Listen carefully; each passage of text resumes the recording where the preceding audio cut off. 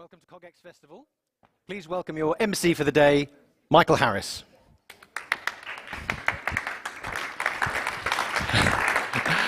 Good morning. Good morning. You know you're in trouble when you have to do your own introduction. It's a bad sign. Good morning. Welcome to CogX Festival 2022.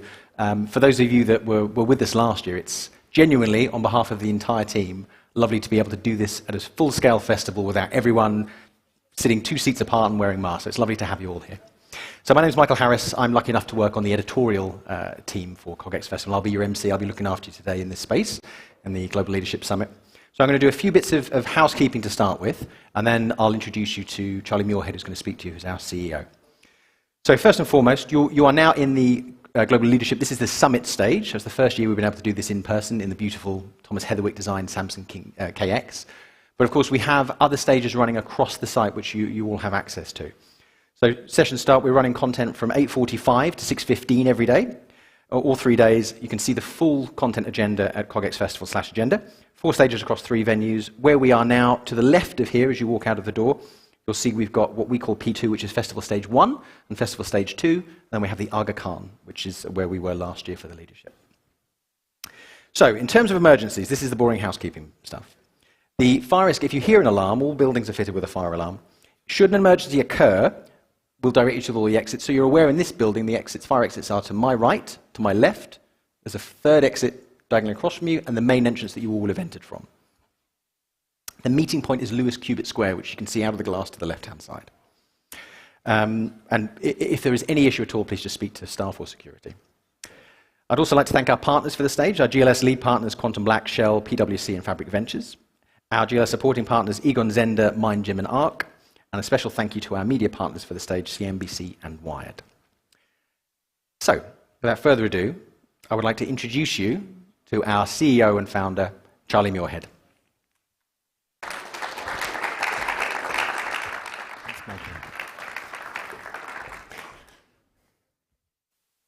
Well, good morning, everybody, and what an absolute joy it is to be here today and see you.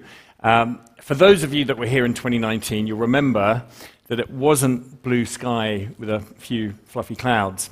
When we started CogX, we had this vision of creating something that was truly a festival, with the spirit of a festival, with a celebration of technology and innovation, while still looking to address the challenges to make sure that we deploy that technology in a responsible way.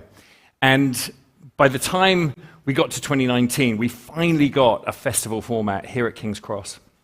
I'm incredibly grateful to Samsung and to Argent, who are our hosts here and have made us incredibly welcome over the last 3 years. But on that day in 2019, June, we actually found out in the morning that we were going to have the single largest day of rainfall in the recorded history of June. And while it was only a joke in 2017 when we said we wanted to build the Glastonbury of AI, my God, did we get the weather as well as the festival feel. So I'm very, very pleased today that we don't have that weather, and it's wonderful to be here in person. And for a long time, we've always wanted to have this experience here, the summit stage, a much smaller audience, and the networking space. And so thank you for joining us. And this will continue all the way through the 3 days. The focus on day 1 today is global stability and growth. For day 2, we're moving to true tech transformation, and for day 3, we're moving the conversation to the future of work and the employee experience. And I'm sure you agree those are all hugely important topics to all of us, and that includes everything from the CEO to, frankly, a student. So please come back and enjoy the sessions here. We have 3 other incredible stages.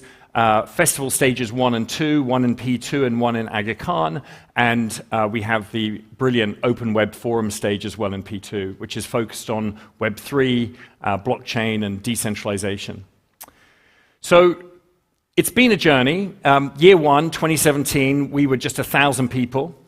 Year 2, we were 6,000 people. We moved to the tobacco docks. Year 3, we were here in King's Cross with 20,000 people. It was quite extraordinary. And year 4, of course, we hit the pandemic. And so we had to pull back and focus on delivering a virtual experience, which we did, and the team turned that around in just 3 months, and we had 44,000 people register online. Now, having gone through that incredible transformation from a physical event, where we always did live streaming, but it wasn't the focus, to something that was streamed, only streamed online, almost like a pop-up TV channel, if you like. When we got to 2021, we thought that was going to continue to grow, but actually something interesting happened. The appetite for people to log in and watch a whole conference through the day started to reduce. And instead, we focused on pushing the catch-up content after the festival out to thousands of people. In fact, in 2021, we had a total audience online of 840,000 people, which was quite extraordinary. And it makes sense, really. I mean, how many people watch live television these days? I mean, it's a much, much smaller community. And so when you think about it, watching a catch-up video is going to be a more helpful way to deliver the content. And so this year, you'll see not just this set, but all the sets. We're really focused on recording this content and making it possible for you to watch it afterwards at your own leisure. And not only will you be able to watch the full-length talks, you'll also be able to watch 15-minute highlights so that you can get through them quicker. So we hope you enjoy not just the experience here today, the magic of the in-person experience, but also of the catch-up experience afterwards. So that's a little bit about the festival. We've got incredible topics on this stage and all the other stages. I'm going to move on to a couple of other things we've done this year. So we had our awards back in March, actually in this same room. And it was an incredible event celebrating 70 different award winners, both organizations and individuals. And on the back of that day, we also announced something really exciting. And that's our patron program. So anybody who's been in the event space knows that one of the challenges is every year it's quite hard to forecast how many people are going to turn up, how many people are going to buy tickets, how many people are going to buy sponsorship packages, and you know it's just one of the challenges of being in the event space. And yet we have an incredible community that feel not only that they want to be part of what we're doing, that they want to be recipients of all the knowledge sharing, but also networking with each other. And so we thought to ourselves, is there another model for this? And of course there is. Patron programs exist all over the world. There are patron programs for universities, for London Zoo, for the Royal Society of Arts, etc. And those are for people that want to get more involved in those institutes. So when we launched this, we wanted to pull out the best elements of those programs. We also thought it would be exciting to experiment with one of the big technologies of our time, which is NFTs. And so we launched the CogX Festival Patron NFT.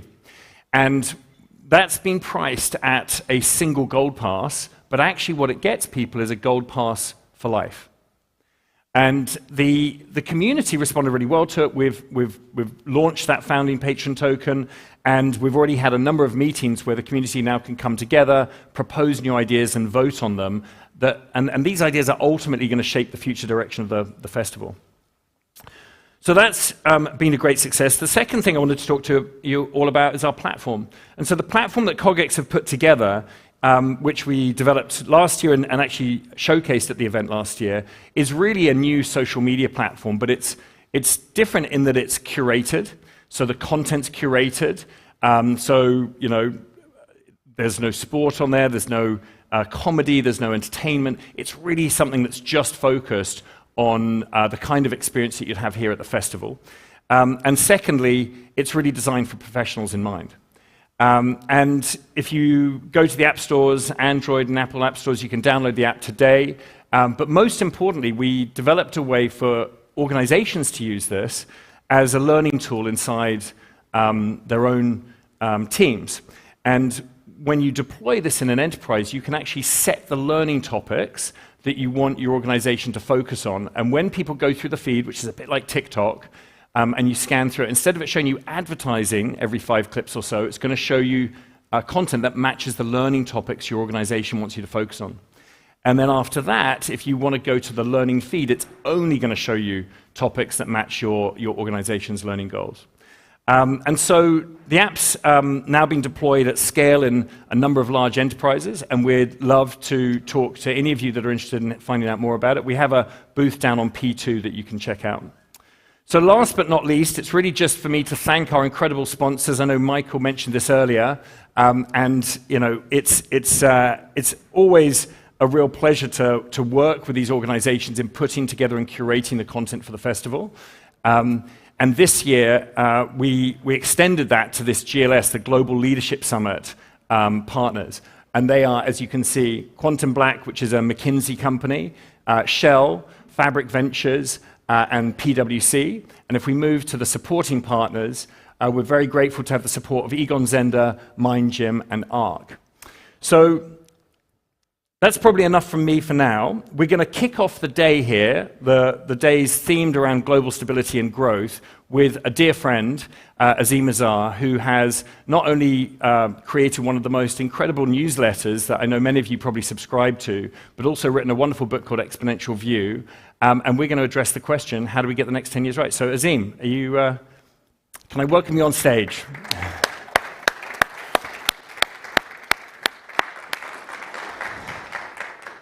Hi, Charlie, how are you?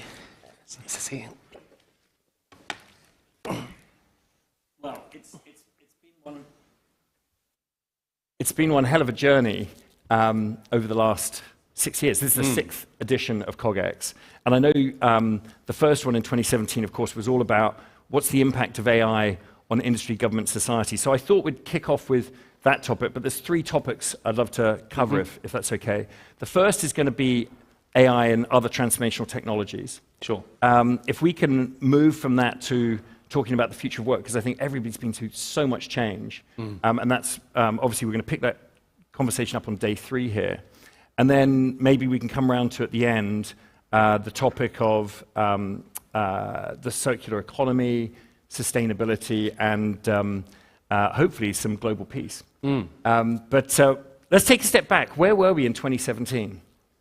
Yeah, well, first of all, amazing journey for CogX. And you know, 2017, it's really interesting, we were chatting before about what were the things that we really cared about at the time. And you know, Nick Bostrom had a book called Superintelligence come out a few years before that. And we'd had some of these breakthroughs in machine learning.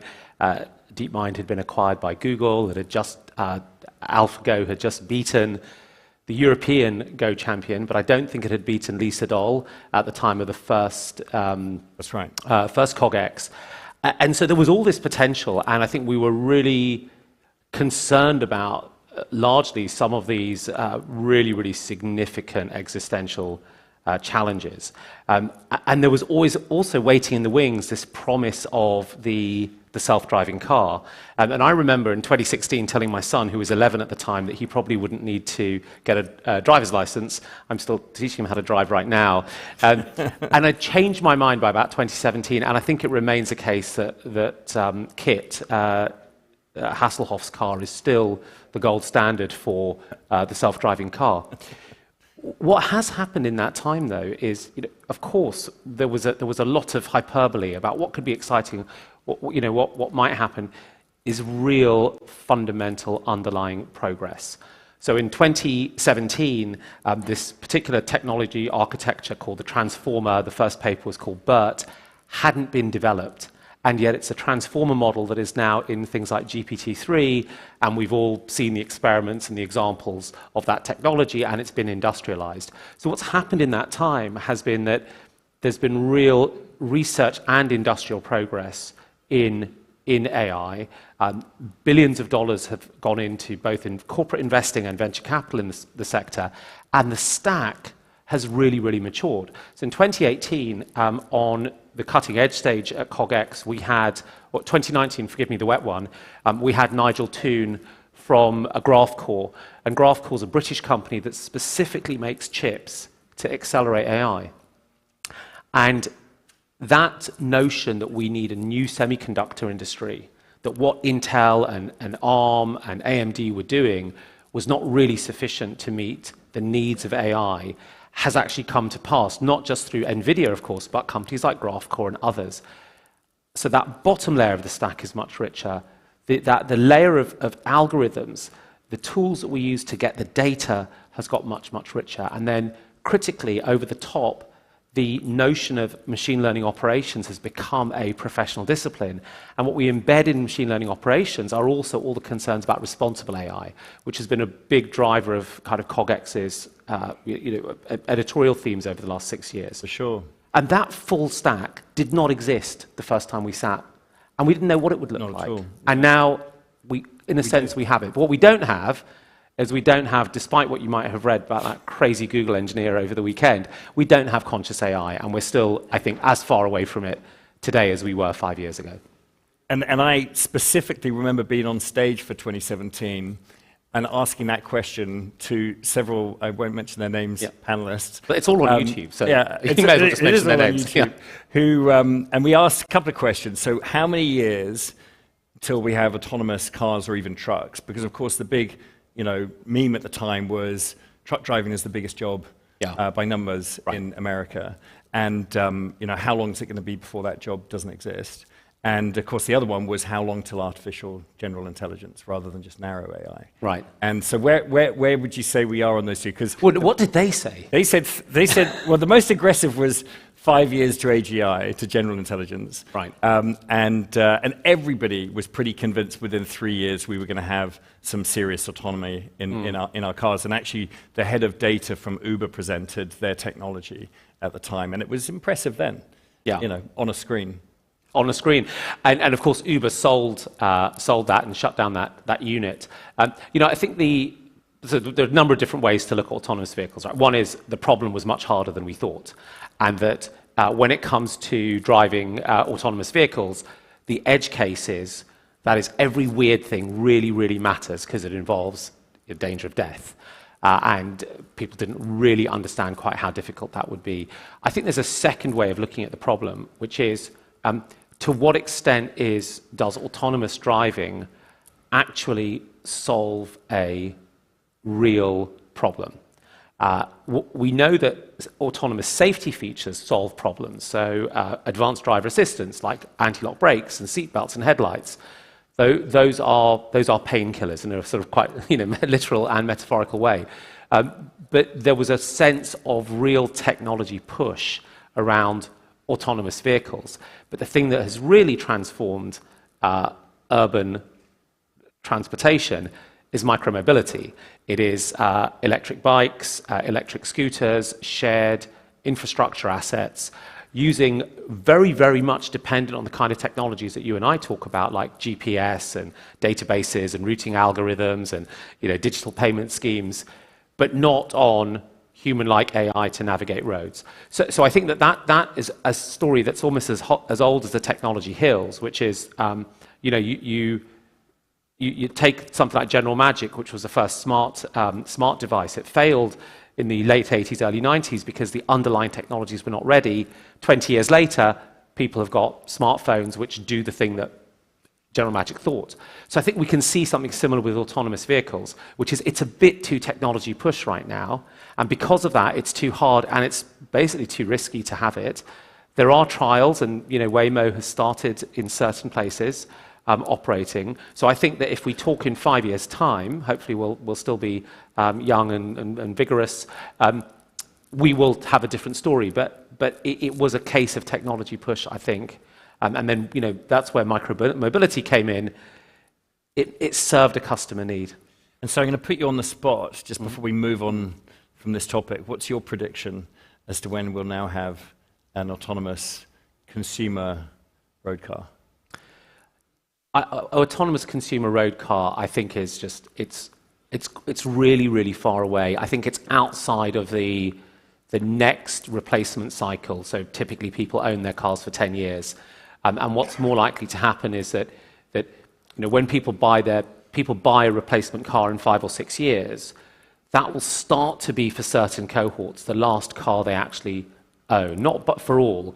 And I think by the time you think about replacing that vehicle, enough of the industry structure will have changed in terms of shared assets, and we would have figured out all those complexities. The big problem with a shared vehicle is, and I'll give you this live example, right? Everyone knows that when we drive around a big city, we drive this 2-ton vehicle with only one person in the car. And the argument is, well, why don't you just take a one-person vehicle for that? And then you go, no, because once a year I go and see my cousin Bob, and Bob lives up in Sunderland, and I've got to go up the M1 with my kids, and therefore I need a seven-seater for that one journey. And so the reason you don't get the one-person vehicle is for that one day. And we don't have an answer, right? You can talk to micromobility guys and go, well, no, we don't know about that. So we all keep these big over-spec'd vehicles with us. And I think it'll take a decade to figure out how to solve that problem, or 15 years, because lots of other things have to come into play. So, and by that you mean an autonomous fleet where you can pick and choose? Where you could pick and choose, or semi-autonomous, and you don't mind doing that. And it may actually just be cohort behavior, that the people who are younger than us, so people in their early 40s and below, just won't mind doing that. And we just have to get washed out through the system. And so you think, so that's beyond 10 years for you? Yeah. Okay. Yeah, but thank you for putting me on the spot.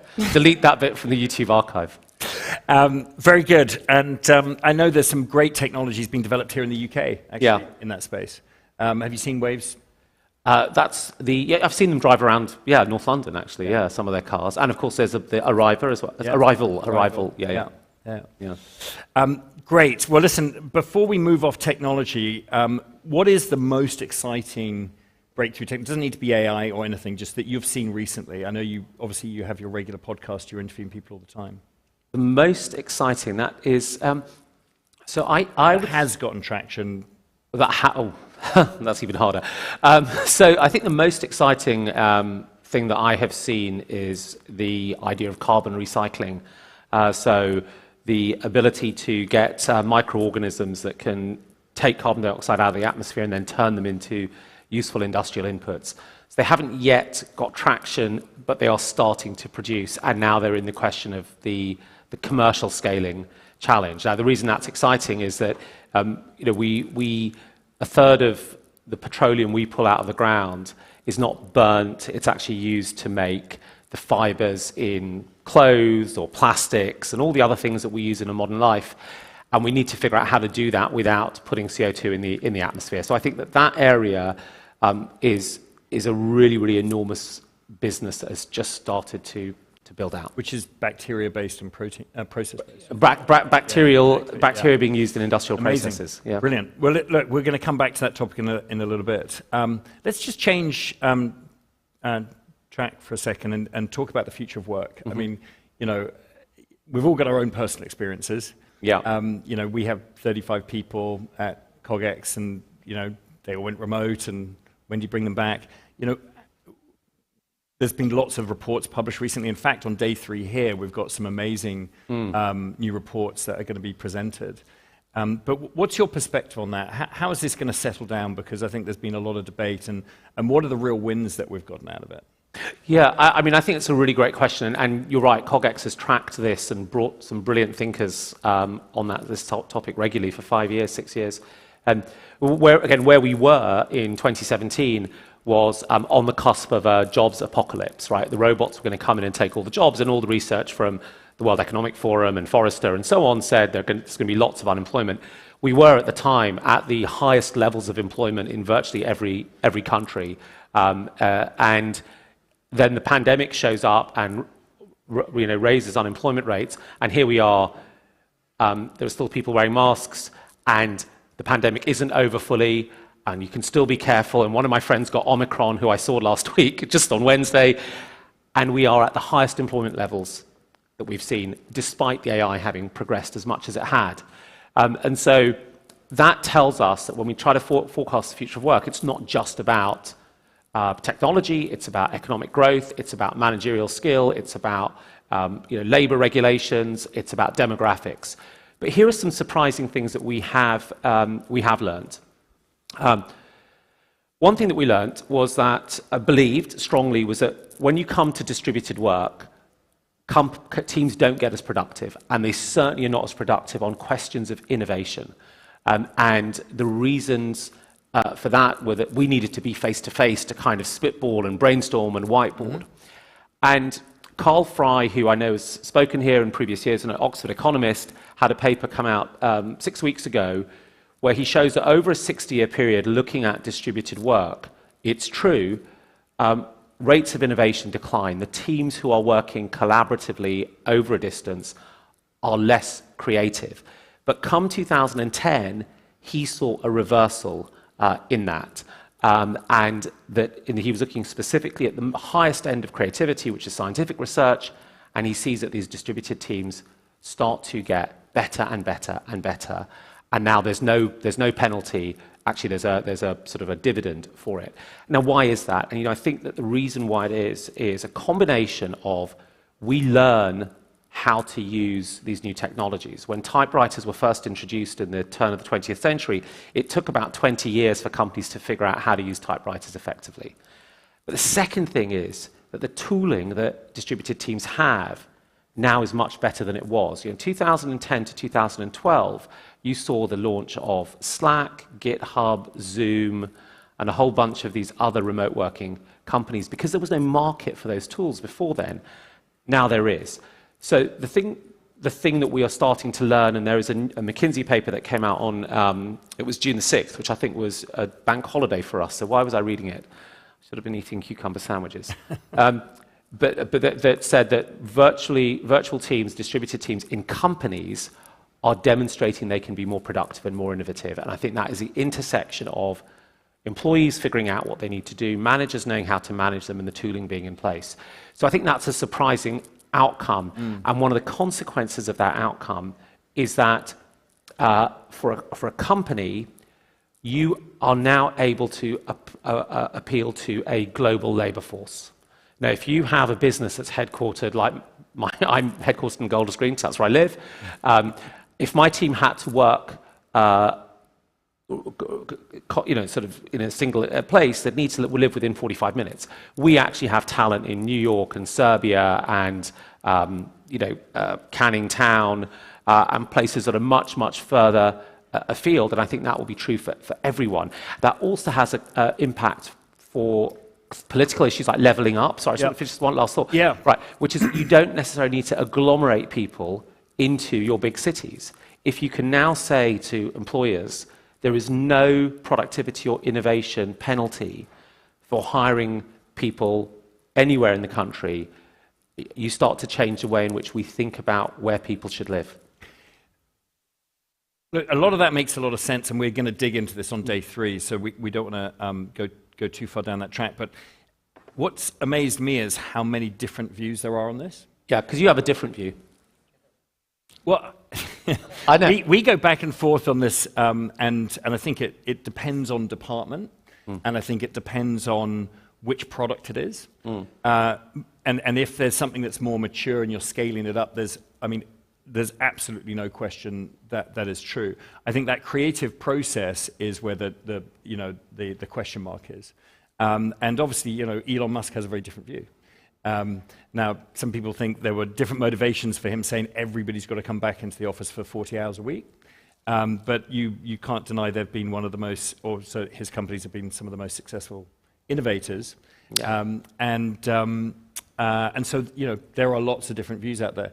But I think there's something that you said to me earlier, Charlie, that I think is really so insightful on this question, which was, if I misrepresent how you've been thinking about CogX, just correct me, but essentially, I think you said, well, look, we'd hired people who were going to work together. And that had been the expectations in our hiring. It had been the expectations of how they were going to work with each other. And there's a lot that needs to change to suddenly say, listen, you guys work in a distributed format. Yeah. And I think what would have happened with a firm like Tesla or Apple is that you've hired people with a fundamental assumption they're going to work together. And that is how you've set lots of internal training and language and culture. It's not so straightforward. And I think that's really a very powerful insight for any other leader, which is the way that you have kind of framed your own strategic choice here. Look, I think it is very situation dependent, but certainly our observation is that once you got people back into the office, the number of sidebar conversations that happen that you would never schedule a meeting for, and aren't the same as having a quick exchange of views on Slack. And those can be 30 seconds to 3-minute conversations that happen constantly across a desk. That's the bit that's hard to do in small squads. Yeah. So it's going to be interesting to see how it plays out for sure. Let's move on to the third topic, because we're going to run out of time in a minute. There's a lot going on in the world. Sure. The economy is obviously going through a lot of change. some interesting announcements in the US yesterday. And obviously, we've got the tragic events in Ukraine with both, loss of life on both sides. We've got the, consequential questions and challenges around food security and food supply. And we've got some sessions later today on global diplomacy on the stage. And I think certainly in scientific research, where we started in AI, there's incredible global collaboration still. Mm-hmm. So it's there's obviously a lot of complexity around that. And we talked briefly about climate earlier. That's got to be one topic where we have to collaborate to address that challenge. Yeah, I mean, it is a really complicated time, and maybe just pull out three themes that connect all of those.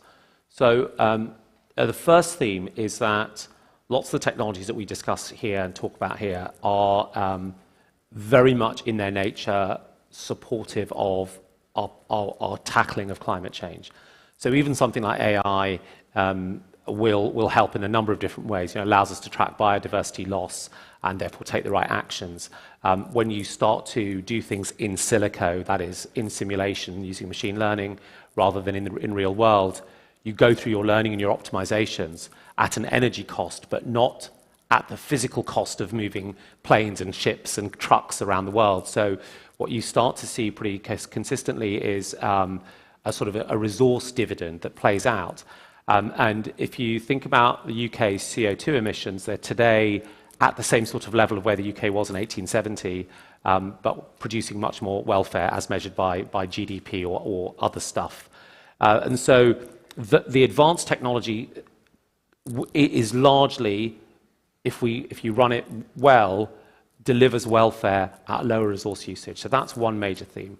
I think the second key theme is that the unwinding that we see, and that's what the Russian invasion of Ukraine also represents, is a pretty common unwinding. I mean, I write about it in my book, where I say the world is not flat, the world is spiky. And then I think the question is, what is the frame that we use to make those decisions? The frame used to be, and had we sat down in 2014 and had this conversation, the frame would have been, it's all about globalization and Washington consensus, massive markets, clear standards, everyone plays by the same rules. But actually that's not the case, right? Nations still have their own individual interest, and we see that now playing out.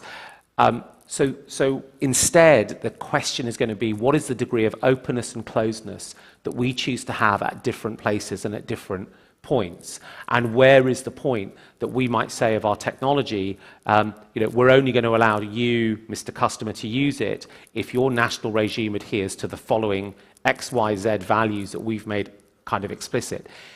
And that is not the way that we have thought about things since the early 70s. And I think that question, that new language that trade negotiators and diplomats and business people are going to take on, is going to be one about degrees of openness and closeness. And that, I think, brings us to the third theme around this, which is so many of the technologies that we talk about today support much more localized behaviors. So the whole synthetic biology approach, which we talked about with carbon recycling, but which we can use to make foods and we can use to make drugs and medicines. All of those things don't require massive industrial chemical plants that you sort of stick on the coast. They can be in buildings the size of a few shipping containers. So they can be at the town and city level. When you think about solar power and wind power, of course, you can have your huge offshore wind farms, but you can also have decentralized renewable power, which can run on people's rooftops and industrial parks that can be town and city level, not national level. And small modular nuclear reactors don't have to be the size of Hinkley B or Sellafield. They will run in the size of 2 shipping containers and again can be localized as a result. And so a lot of the technologies that we look at today have a different model to what we think of the industrial age, which was high extraction. Because you're having to put in so much fossil fuels, you need to be by a port. Because it's expensive to move that stuff, you need to build your industrial system near there. You then need to have a kind of infrastructure that moves it one way. Actually, we've got these dematerialized approaches. The materials can be parceled up in smaller amounts. and therefore you can start to localize much more of what you choose to do. And I think that when you put those three themes together, I think what you can talk about is we can achieve things like energy and food and material security without necessarily having to rely on these single global supply chains, and we can do so at a lower environmental footprint. Now, if enough people believed that, I think we could start to make that happen, and I think that's quite a golden green scenario. So localizing production also ties into the whole vertical farming. Right. So the future of agriculture. I think that's a really exciting idea. I mean, we've got a talk later where they're going to address these small-scale nuclear plants. Oh, have you? Brilliant. Yeah. Oh, who is that? It's Warren East from Rolls-Royce. Yeah. Great.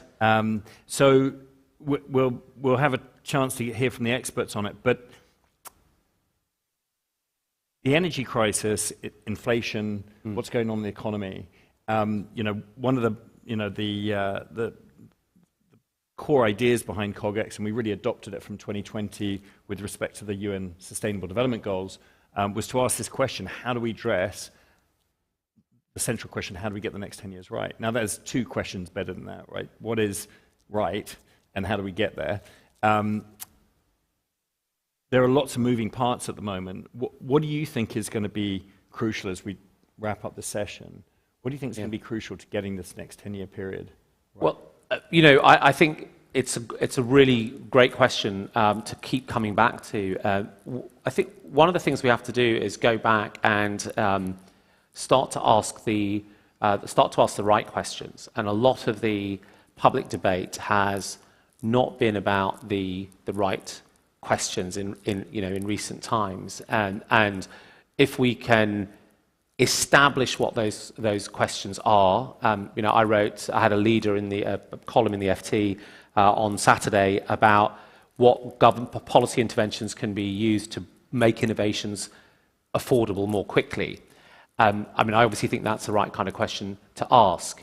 If you look at what happened with Ukraine, on February the 24th, I started to read a lot by sort of Russian specialists that had been written in the period of about 2005 to 2016.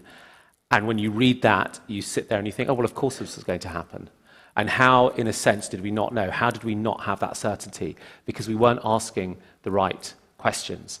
And so I think one of the starting points is to start to ask those right questions. And it's going to take us to some really uncomfortable places because we're going to have to unwind certain beliefs. One of the beliefs that you might have to unwind is this idea of rules-based global Washington Consensus, World Trade Organization type of thinking. And that's not because those things were the wrong decisions at the time. It's because circumstances have changed and we need to be fresh with our strategies. And if I just may, it ties a little bit back to AlphaGo and Move 37, which was a sort of creative move in I think the third or fourth game against Lee Sedol.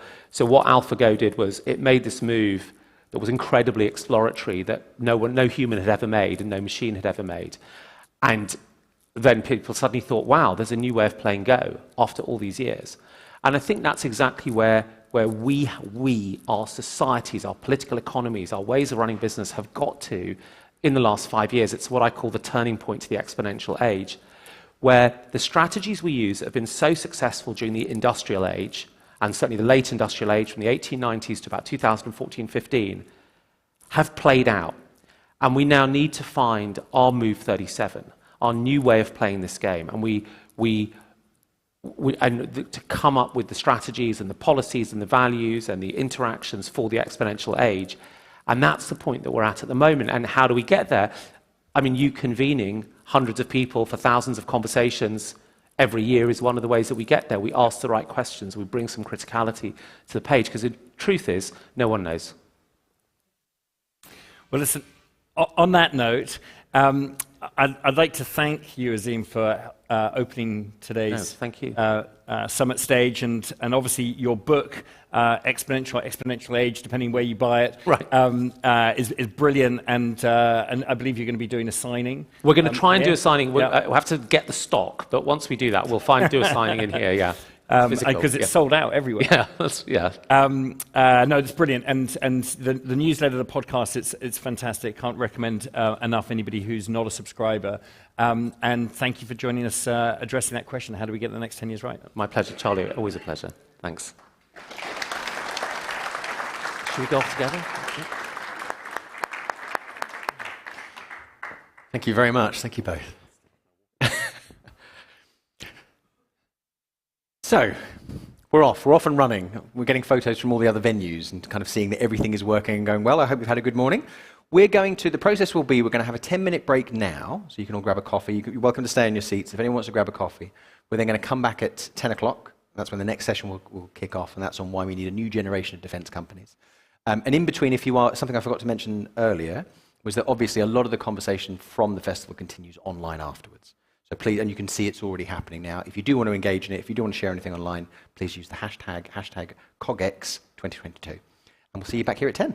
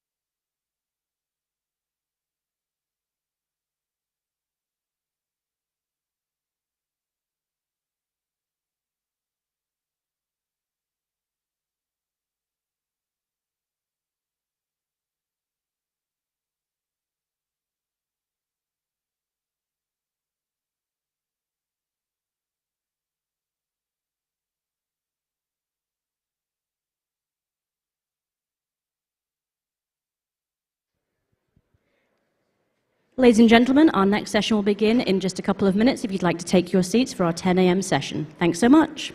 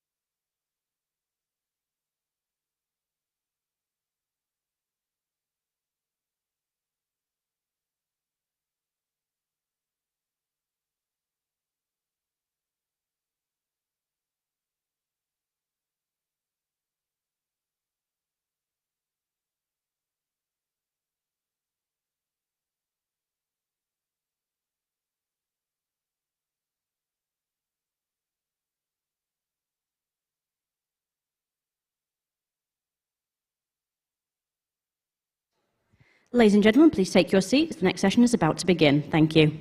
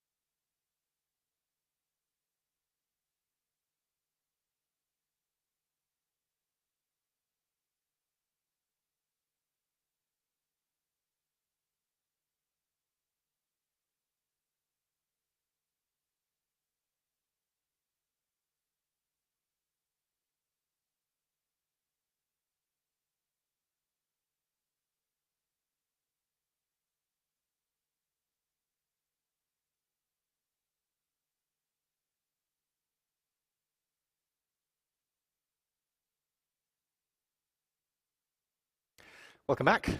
I hope you don't have to applaud. Welcome back. I hope everyone's caffeinated. So just a couple of little notes. One is we're about to go into a series of 3 sessions back to back to back. So again, for the ones you want to stay for, please stay. For any you want to get up, please get up. But I'll jump on in between because these are quite tight sessions and just give a welcome and a goodbye to everybody. But we're back to back. And just so you know, coming up now, the session is Why We Need a New Generation of Defence Companies, hosted by Dr. Stephanie Hare, a great friend of the festival. That's followed by How Leaders Will Mentally Thrive the Next 10 Years, hosted by our dear friend Poppy Jamie. And then followed by a session called The Future of Central Banks and Digital Currencies, which Adam Jackson from Innovate Finance will be hosting. So that's what we're going to be doing. Also, two other quick things. We've had a few questions in terms of accessing the agenda. I know that's come up online using the CogX website. It's because there's so many people using it, so it's slowed down. We've amended it. If it's struggling to download for you or you're finding it hard to log on, if you click on the top left corner of it, we've added a new agenda that takes away all the pictures. So you should be able to access it quicker. If there's any problems, just grab one of us and we'll help you with it. So, without any further ado, please welcome our panel coming up, hosted by Dr. Stephanie Hare. Hello. Hello.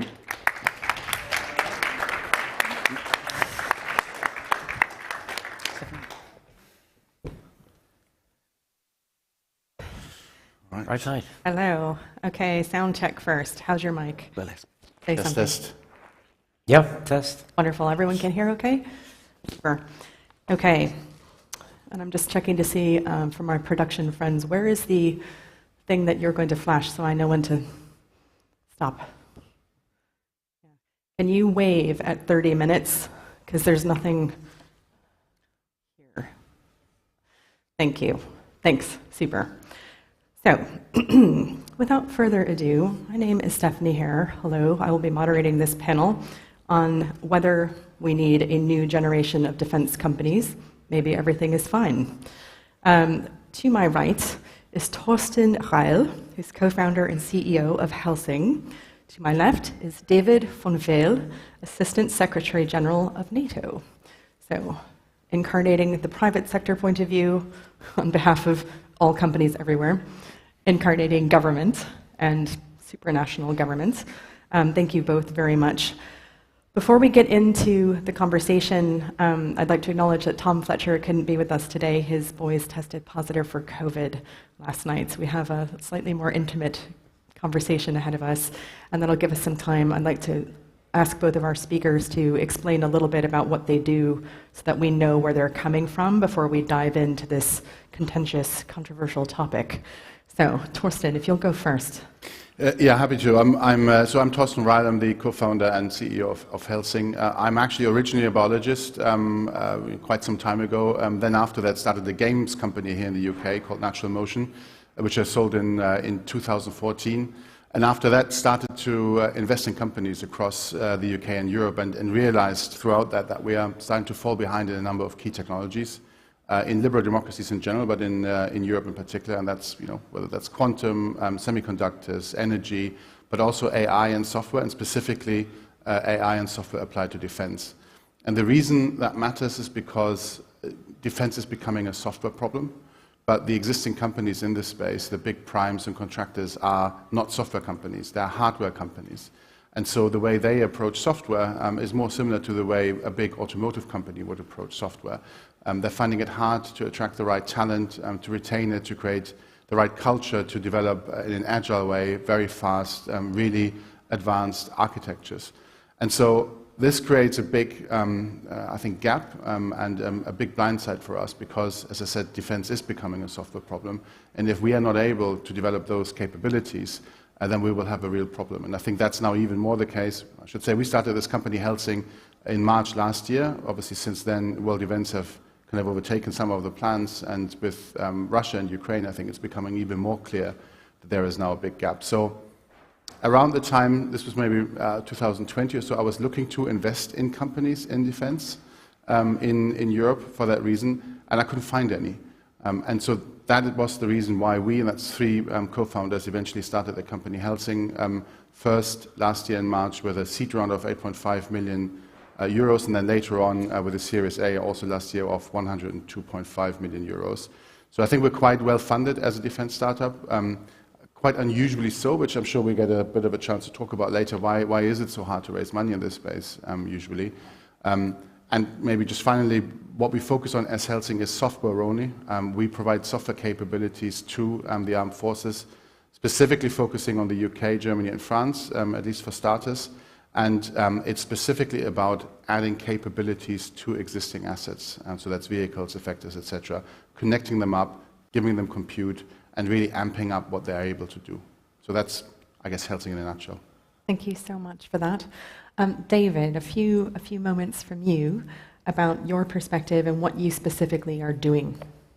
Yeah, so I'm responsible for emerging security challenges at NATO, which is a very ominous job title, but basically what it means is that I'm responsible for everything that's not the traditional hardcore military operations of NATO. So I'm responsible for cyber, for counterterrorism, but also for climate change and the security implications of climate change, energy security, which has become really hot again now with the war of Russia against Ukraine. And mainly what brings me here today is innovation. So in innovation, we've realized that the latest innovation doesn't come from the defense sector anymore. We used to be leading with GPS, with the internet, with duct tape even, but nowadays the new innovation is coming out of the private sector. It's coming out of startup communities. So my mission is to reconnect NATO and the defense sector to where the innovation actually happens. Brilliant. So this will not be a boring conversation. I think we've established that. What I'd like to do then is take it straight from the top. The title of this talk is Why Do We Need a New Generation of Defense Companies? But I'd actually like to even just challenge that assumption and say, do we? So first of all, you just sort of raised something there, which is that back in the day, innovation was coming from military, which of course is funded by government, and then would trickle through into the private sector. And that there's been a flipping of that, and now we're seeing innovation coming from the private sector, and a feeling, we can test that feeling, that military and government's innovation is perhaps falling behind. So can you explain, both of you, the point of view on that, of where did the flip occur, and then do we need to bring it back? Where should innovation be coming from? So, yeah, thank you. I do think we need a new generation of defense companies. I do think we saw that flip. I can't point to exactly when that happened, but what we did do over the years, especially in the 90s, is bring down the research and development budgets of governments in general, but also of ministries of defense. And less R&D meant leaving it more to the market. And that worked pretty well. I mean, we still have 9 out of the best 10 universities in allied countries. We still have 80% of all living Nobel laureates coming from NATO countries. So innovation is thriving. Only the main driver for innovation is now the commercial applicability of innovations coming out. And that has created a gap between defense and the civil world when it comes down to innovation. Just one example, in logistics, we can now see big tech companies using drones or automated warehouses to deliver whatever, whenever, to the user, whilst in the world of defense, we are still driving 10-ton diesel trucks based on Excel web sheets to do our planning. And we can see now in Ukraine how vulnerable something quite essential like logistics is. It's just one example where I feel that we've been left behind, and we need to reconnect to that innovation ecosystem, and we need to do so in a responsible way. We need to show that we are actually part of defending our values and democracies, and we're not in the same line as tobacco companies or gambling companies, which has often been the equation that's been mentioned when it comes down to the defense industry or the defense sector.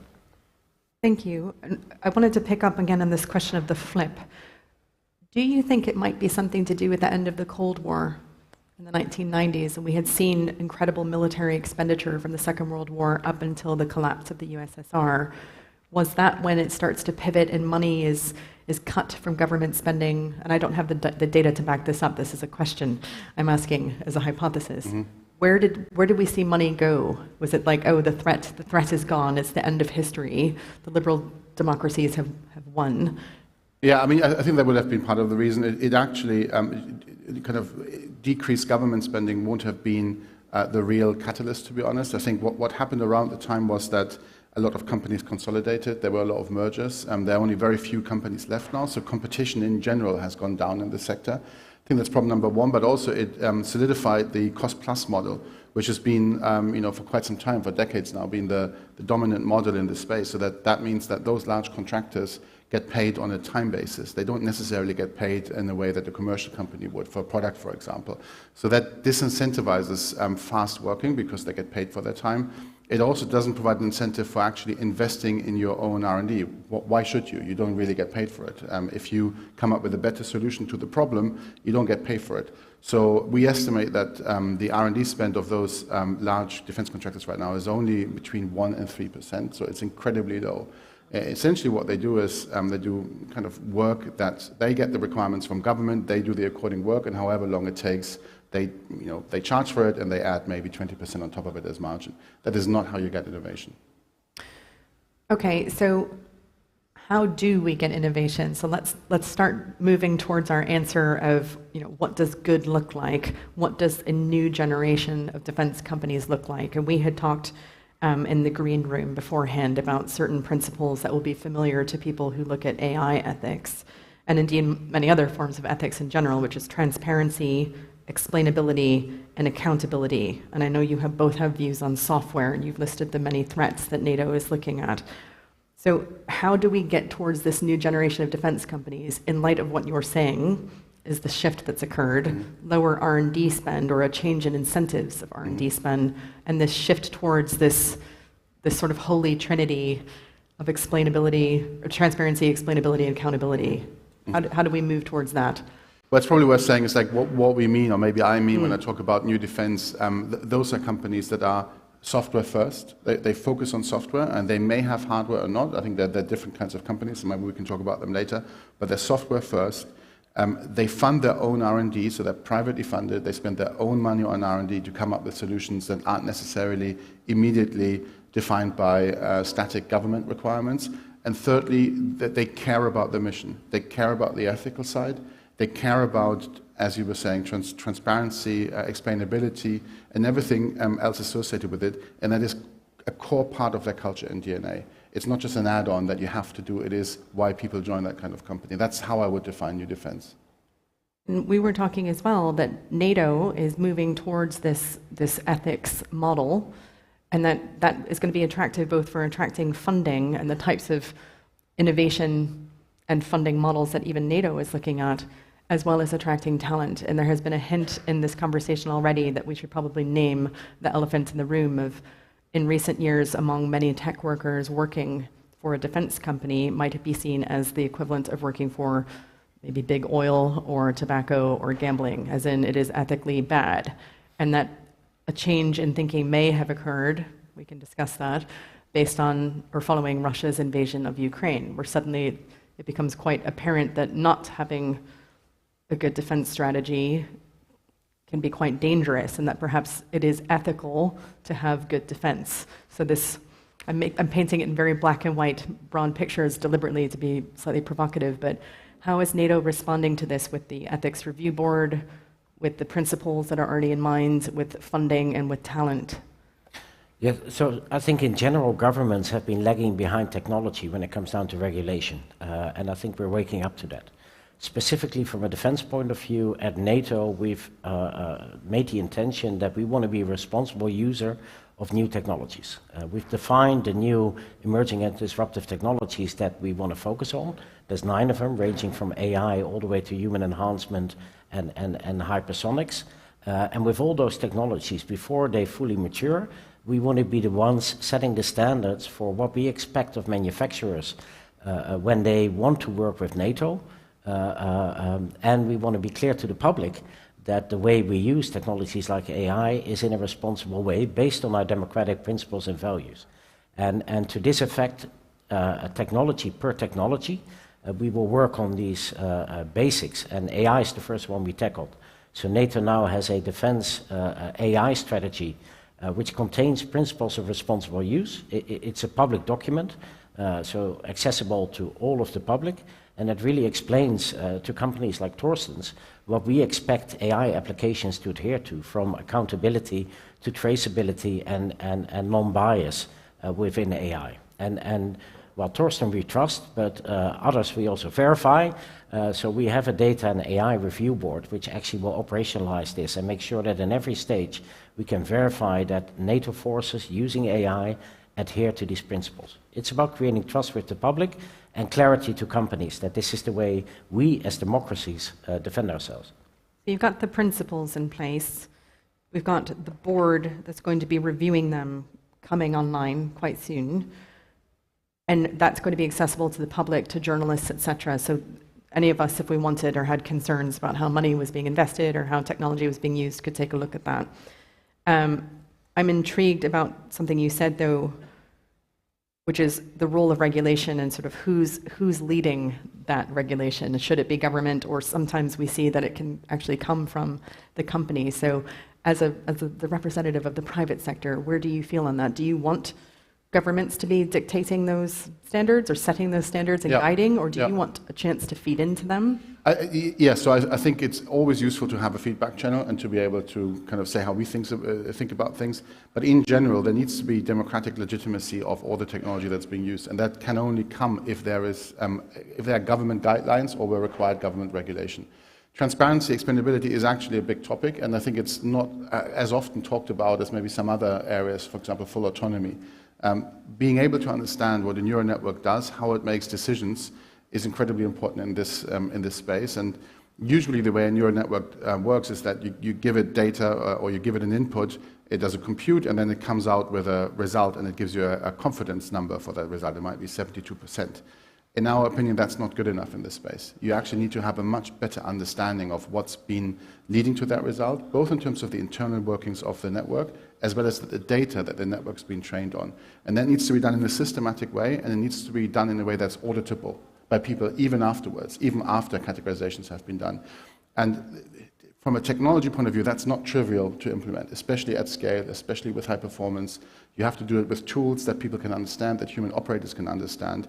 But I think government and alliances like NATO play a big role in saying this is what we expect, so that companies know what to actually strive for.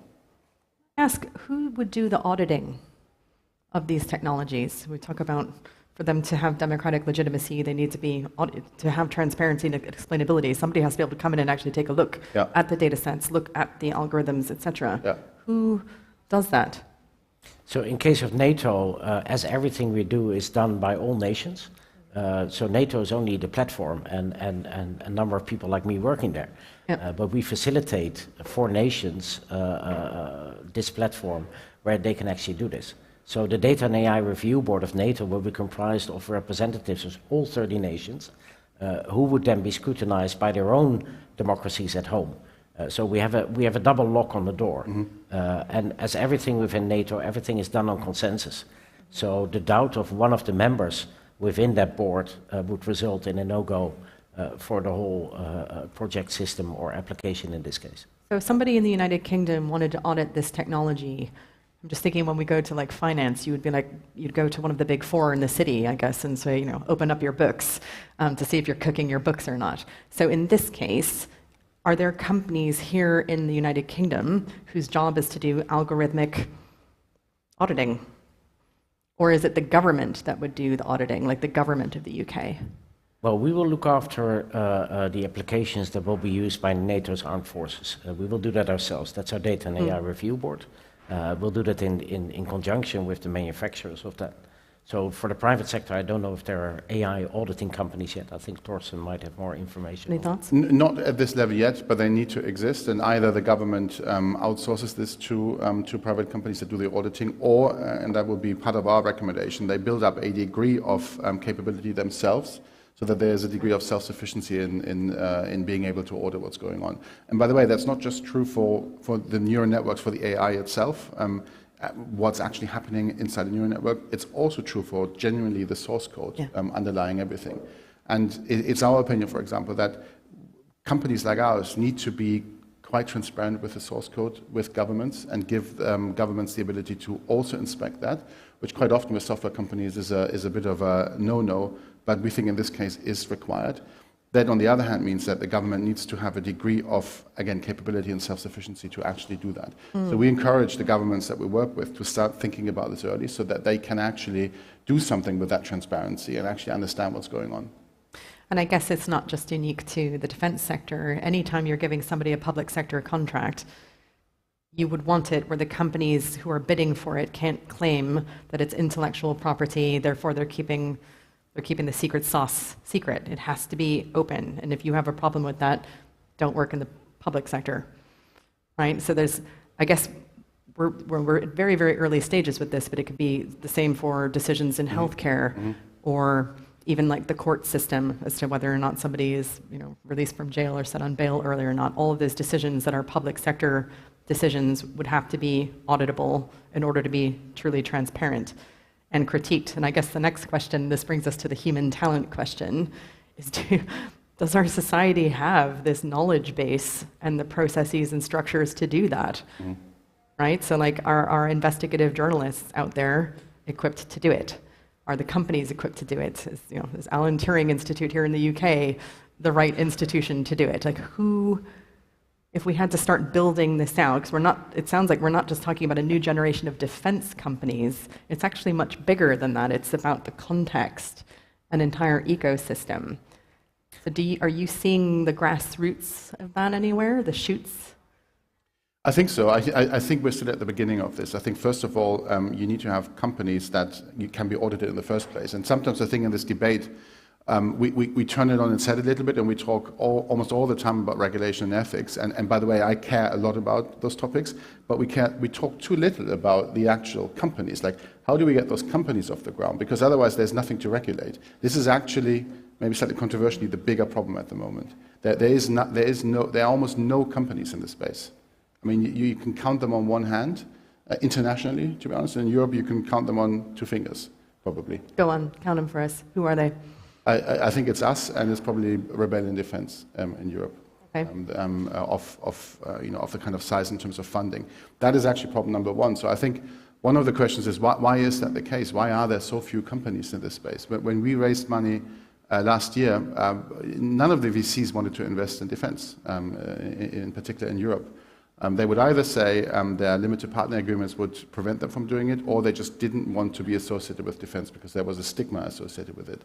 And we felt even back then, I mean, we built this company out of conviction that we need to be able to have capabilities to protect liberal democracies.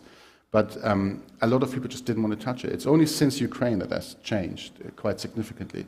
But it's even now, it's not that straightforward to raise a lot of money. And we raised our Series A, which was 102.5 million euros, from Daniel Eck's Prima Materia fund, not from a VC, which I think is quite telling. In the US, it's slightly different. In the US now there are funds that are able to write large tickets in defense, and I think also people who have the conviction that these kinds of companies exist, but that isn't the case in Europe. And I think the VC community in Europe has a lot of questions to answer. It is actually really quite poor, their performance in this space. The interactions that we've had with some of the VCs right at the beginning, when we did our seed round, were quite disappointing because they just did not want to touch the space. And this is the problem. That stigma needs to be removed from defense. I mean, we're trying to do this for the right reason. We're trying to do it to protect liberal democracies. We're not trying to do it to make a quick buck, because this is not an easy space to make money in. It is very complicated, especially when you work in Europe, where you have to work with various governments. And so I think we need an ecosystem that supports this rather than makes it hard. Well, this is a wonderful segue into what I wanted to then invite David to comment on, is the Diana Defense Accelerator in NATO and the NATO Innovation Fund. So it sounds like NATO is recognizing some of the points that you just raised. And I think we have to also, we'll talk about the money side, if you will, first to grow it. And then we need to potentially, I think, open it up to this question of where do defense companies sit? Do we consider them to be in the source of good? Are they ethical? Or bad, as in like the vice products? And I just mentioned that with regards to the problem of fundraising, with a lot of the ESG reporting that's coming out. One of the big debates with Russia invading Ukraine was asking whether or not defense companies would be considered to have good ESG ratings or not. It depends on, I guess, the governance question, but it's also social, and potentially it's even environmental. So let's start with the money first and then move over to this ethics question. Well, you can't see one without the other, and I fully agree with Torsten on what we're missing now, which is interest in working for defense as a customer. And that has an ethical dimension, so we have some explaining to do there to see that we are actually responsible users, that we are fighting for our values and democracies as much as every citizen is. That's one aspect. The other aspect is it actually a good business case to work for defense? And everybody who's worked with defense knows that we have very long procurement procedures. There's a lot of bureaucracy in there. There's not a lot of leeway in the requirements that defense sets. So we need to change that as well. And that's where Diana, the Defense Innovation Accelerator for North Atlantic, comes in. So that's our initiative to actually reach out to the innovation ecosystems. Don't come to us, we'll come to you. We will set out problems that are technologically daring. Just to give you a hypothetical example, how can I communicate over 100 kilometers underwater, which is something we can't do now, thereby stimulating new technological solutions to come in. We will then provide grants for startups for over a period of maximum a year, and then in order to not let them fall into Death Valley, as Torsten mentioned, because VC is hesitant, we're also setting up a NATO Innovation Fund, which will be a €1 billion VC fund, multinationally run by the nations, who will act as limited partners. And that fund can actually do pre-seed or Series A investments into these companies that want to work on dual-use solutions in the defense and security sphere. So what we're trying to do is bridge the worlds and do that in a responsible way, because we know we need to reconnect. And is that also linked then to this question of talent, which I think we have to discuss? So how do we get people who are going to work in this new generation of defense companies? What are the conversations that you need to be having, not just with your software developers and your data scientists, but also with the people who will be funding and running the business side of things, for lack of a better word, the finance side of things? Is it difficult to attract it? Because pre-Russia invading Ukraine, only just a few months ago, there was a way of viewing this industry. Has that fundamentally changed, or is this just a blip and we might go back to, no, defense is bad? Or has Russia invading Ukraine started to get people thinking again, not just about classical defense risks, like might China invade Taiwan, for example, is the easy one, but the ones that you were raising before about things like climate change, refugee crises because of food shortages and the like, energy transition problems that could quickly become defense issues. So it's requiring us to think more nimbly and flexibly about the ethics of defense. We have to think about defense more broadly, I guess, as well. Yes, and I think we have very fertile ground. As I said, we have great innovation ecosystems, we have great innovators. The problem is they often don't know what we need in the defense sector. We don't know what technology can bring. Very small example, a startup was working on GPS-independent navigation because a big supermarket chain had problem with autonomous vehicles in their tin-roofed warehouses. Great business model to work for that supermarket chain. However, you've solved a critical defense problem that we've been working on for decades now, is how do we operate in GPS-denied environments? So a lot of these technologies are out there. The question is, how do we identify, how do we connect? And then the question is, how do we convince that actually working in the defense sector is to the benefit of our democracies at large? And that's what we've been talking about. But I'm pretty hopeful. I now have a vacancy for a head of innovation for those who are still interested, but it brings in hundreds of applications of very well qualified people that want to make a difference for good in the field of technology and do that for an organization like NATO.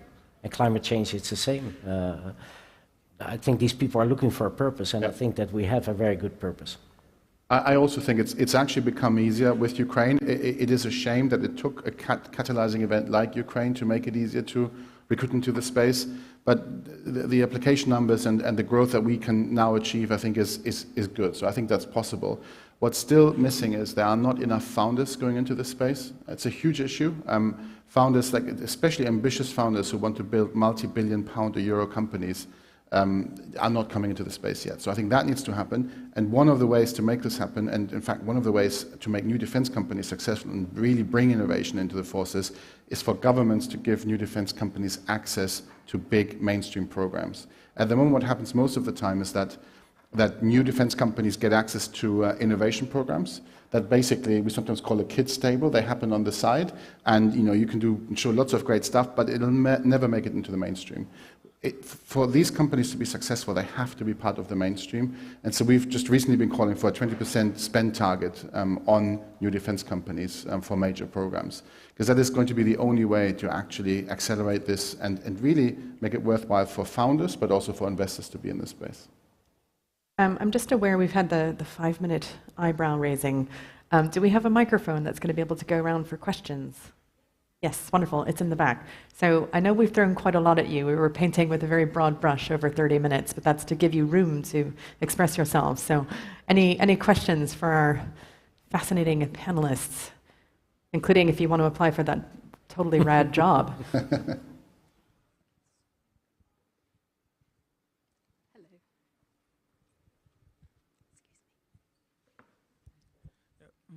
We always hear about Israel doing a lot of defense innovation and stuff. Do you have a benchmark that where NATO wants to see themselves on defense innovation?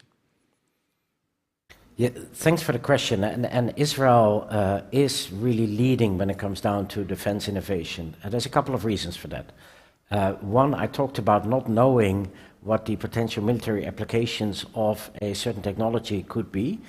Israel doesn't have that problem because everybody is drafted. So everybody spends time in the armed forces, knows what the challenges and problems are that the military runs into. Then subsequently, once they go into university, etc., that knowledge doesn't go away. So it sticks. So they see more of the business model. To be honest, the whole ethics issue that we've been talking about here has been less of an issue in Israel because they feel it as a very essential, basic pillar to have a credible defense in order to defend themselves, because it's proven necessary in the past. So I think the combination of those two are probably the most important factors in why, although we have just as thriving innovation sector here as they do in Israel, that the connection is easier made and the funds are more readily available as well to then follow up on that. So we do take it as an example and as part of the solution to how we can better reconnect and make sure that we get the same out of the large potential that we have here. There's a gentleman in the back and a gentleman here up front, and you. So we've got three. I'm closest to the microphone. Well done. So I've been around this market for a long time, and Thorsten, what you said just at the end there, I think that's a much bigger reason why there isn't investment. I think the ethics is clearly important. But market access, I mean, the procurement process is so slow. And, I advise venture capitalists in this space, and it's really difficult, to Thorsten's point, to get from, oh, that's really fascinating, well done for trying, to actually get past, Rheinmetall or British Aerospace or Lockheed Martin. So, and sometimes it makes sense to put a number on things, Thorsten. So when you say you're asking for 20%, sort of SME input or whatever it may be, who are you asking of that is question one. And then if I may ask from a sort of NATO perspective, does that make sense to you? And is that the sort of thing that you would be interested in actually landing? Because if we don't have that, it's a much bigger issue than the ethics piece. If we don't have that, VCs won't invest because there's no blinking return. Or the return is a maybe in 10 years' time. Yeah. So we're asking governments to do this and to set a 20% spend target, and it's specifically to create a forcing function to allow people working in procurement to take risks. Because at the moment, everyone is very risk averse. It feels very risky and actually dangerous for one's career to go for a new defense company. It's always safer to go for an existing company, even though it actually isn't safer, obviously. The end result might not be what you want, and it might take much longer, but it is safer from a career point of view. So that's why we think there needs to be this kind of shorthand of actually setting a target on the government side to go for the 20%. The one thing I would say is, so I agree with everything you said about procurement is very slow. There are all kinds of issues. I think we also have to be realistic that we're not going to make a lot of changes of that culture. That culture will hopefully evolve and improve over time, but we don't have that much time. And so this is, to my earlier point, that's why we need extremely good and ambitious founders in this space who find ways and levers to actually, I always say, to be unreasonably fast in this space, to surprise everyone how they manage to get to a particular contract. And I hope that we'll be able to announce soon that I think we have been able to do this. And we're trying to do this across multiple countries and want to encourage other founders to enter this space as well to show actually this is possible. You can actually make progress. And a 20% target will help, but we're not going to rely on it, just to be completely clear about that too. Thank you, and good questions, and I recognize everything you say, and we're here to change that. So I think the average NATO procurement process is 16 and a bit years, which is rather long if you have a startup and you want to feed your people. So I think Diana and the NATO Innovation Fund are two very concrete initiatives that have to change that. So within Diana, at the end of the pipeline, we're also looking into rapid adoption service, and we're looking into procurement within month. And I won't go into technical details here, but that is the timeline that we're looking at. And in order to show that we have skin in the game, we have the NATO Innovation Fund. And that fund will actually be able to take equity in these companies, hopefully thereby creating a halo effect and showing confidence to the VC market that we're actually doing what we're preaching. That VC fund, by the way, will be completely non-political. So there will be a general partner running this as a private entity. The countries will only be limited partners, and they won't have any influence on the individual investments made. So actually the fund will make sound business decisions, but based on dual use companies that either come out of Diana or are being seen in another sphere. I mentioned dual use because we feel that it will be very difficult in the future, exceptions being given, to have defense as your only client. And I think a lot of the technologies that we're talking about in the field of EDTs, AI, quantum, human enhancement, biotech, they will all have dual use applications. And of course, the commercial market will always be bigger than the defense market can be. So I really admire Torsten, and I think that he's found a field where it is actually feasible. But for a lot of these companies, I think we will stimulate them to also have a dual-use commercial arm because it keeps their innovation going. It's for an easier business model, and we just want to be. We don't want to be the sole owners of technology. We just want to be the first adapters of new technology from a military perspective. Mm. Thank you. There were a couple more questions. Yeah. Hi, thank you very much. Tim Ensor, Cambridge Consultants. Torsten, David, thank you very much.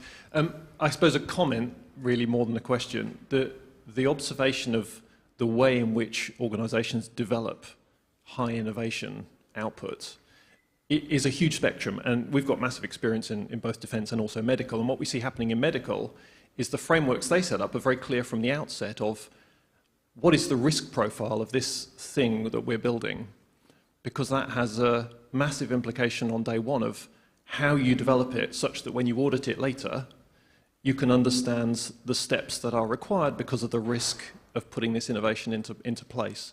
And to the conversation earlier, in the US and Europe take very different approaches to this. The FDA have built up a large organization, and you have to submit all of your details of how you built this product before they sign it off. In Europe, it's self-certification. And so just interested in your thoughts about how the framework for submitting and auditing your innovation might play out in defense at that kind of detailed level. That's a great question. I love the tension of self-certifying versus having to submit to something like the FDA. And I guess in this question it would be, to whom would you submit, if not the FDA, who's the equivalent in this space, and particularly for NATO, because that involves so many countries. It's so many countries, and to add to the complication, we don't make any hard law at NATO. So we're not a regulatory body like the EU is. We can't make any laws. What we can do is provide a platform for nations to agree, transatlantic in this case, on what they want those assets and safeguards to be. That's what we've done with our AI strategy. So all 30 nations, including the US, signed up to these principles of responsible use. As NATO, we will make sure that we have the mechanisms in place to actually provide a service there in the data AI in review. And we're hoping that, for example, the EU, working on its AI Act now, will take this into account when drafting their civil legislation on the limits and potential of AI. Because from a NATO perspective, to have different regulations in the US and Europe is very complicated, because we all need to be interoperable when it comes down to defending our countries. I want to make sure we've got there were a couple, sorry, because of the light, I can't see all of you so well, but put your hand up. Yeah. Thank you very much. Hi, everyone. Nick Kerrigan from Swift. So I work in the financial services space, but I'm fascinated by the conversation here. And I think what we saw in financial services was an incredible blooming of new startups and also venture capital investment. But it was only really once, I think, the larger players in that space actually figured out how to do a path to production for these kind of either new technologies or capabilities that those startups were developing, that we actually saw that sort of innovation really ramp up. So I'm kind of curious, and what it sounds like NATO is getting on in that, to figure this out, but how you see a kind of real kind of integrated path to production happening for new innovations in the defence space.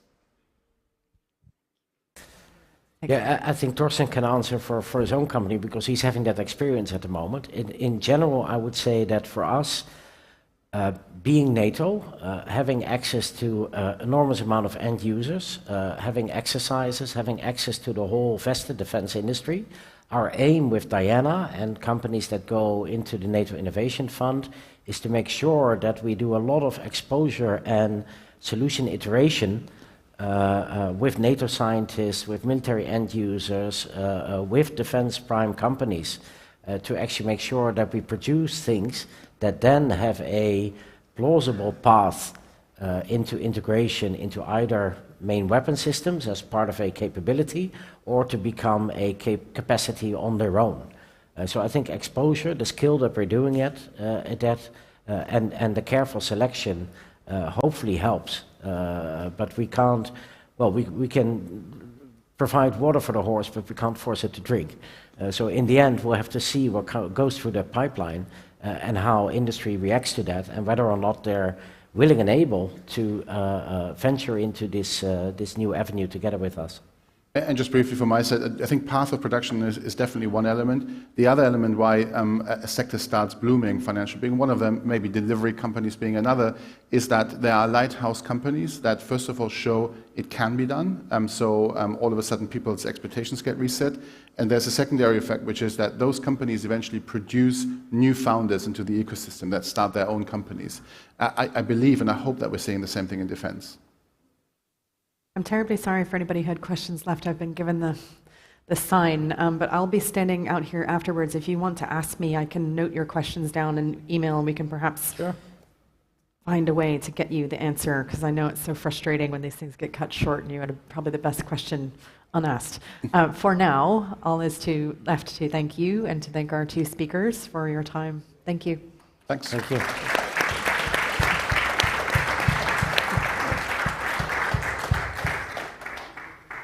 We go? Yeah. Thank you very much.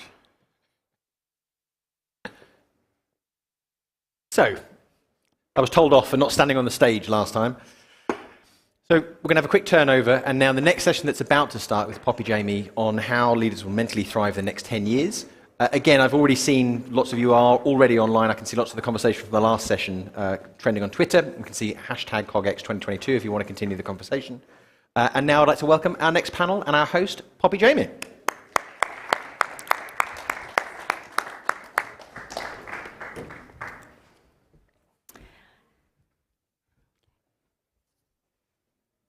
Oops. Hi everyone, really great to be here.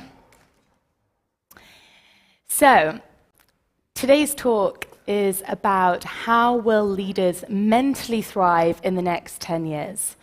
a discussion focusing on human-centric growth in the face of global change. How to mentally thrive in the next 10 years is a question I've been asking myself consistently since 2016, when I first launched my mental health technology platform with the aim to digitalize cognitive behavioral therapy. For the last 3 years, I've asked world-leading thinkers the same sorts of questions on my podcast, and last year I published a book with my research. I'm often reminded of the quote, "The human ability to create is so much faster than the human ability to adapt." We create, we build faster planes, trains, rockets, and virtual worlds, and we spend such little time thinking how we're truly going to adapt to the wonderful things that we create.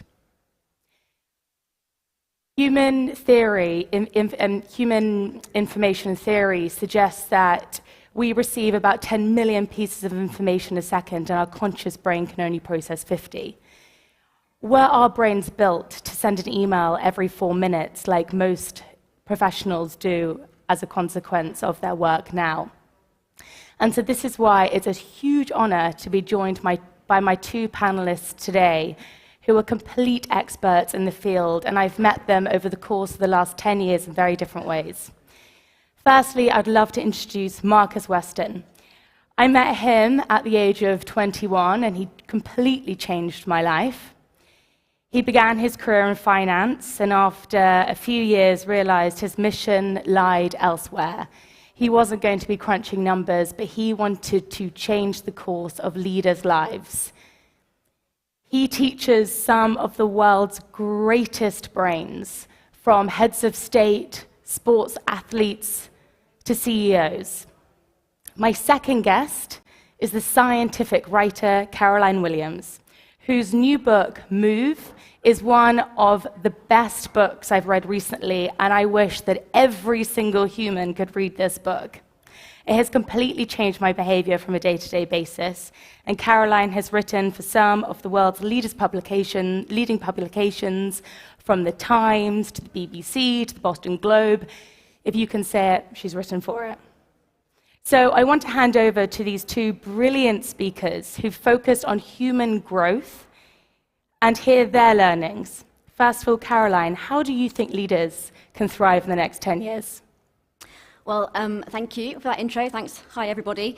I think it's a very interesting question, how we mentally thrive. And it's one that I've been looking at I've been a science journalist for about 20 years now. And my reason for doing what I do is to look at how we can get the best out of these amazing bits of kit that we've all got in our heads. You know, the human brain is the most complex object in the known universe, and we don't understand how it works, and anyone who tells you that they do is mistaken or just sort of lying.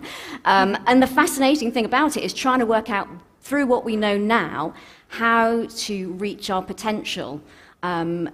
So things, and also to work around the glitches that come as part of the package. So things like, you know, why can't we always focus when we want to? Why do creative ideas turn up when they feel like it and not necessarily when we need them for, you know, some kind of big meeting that's coming up?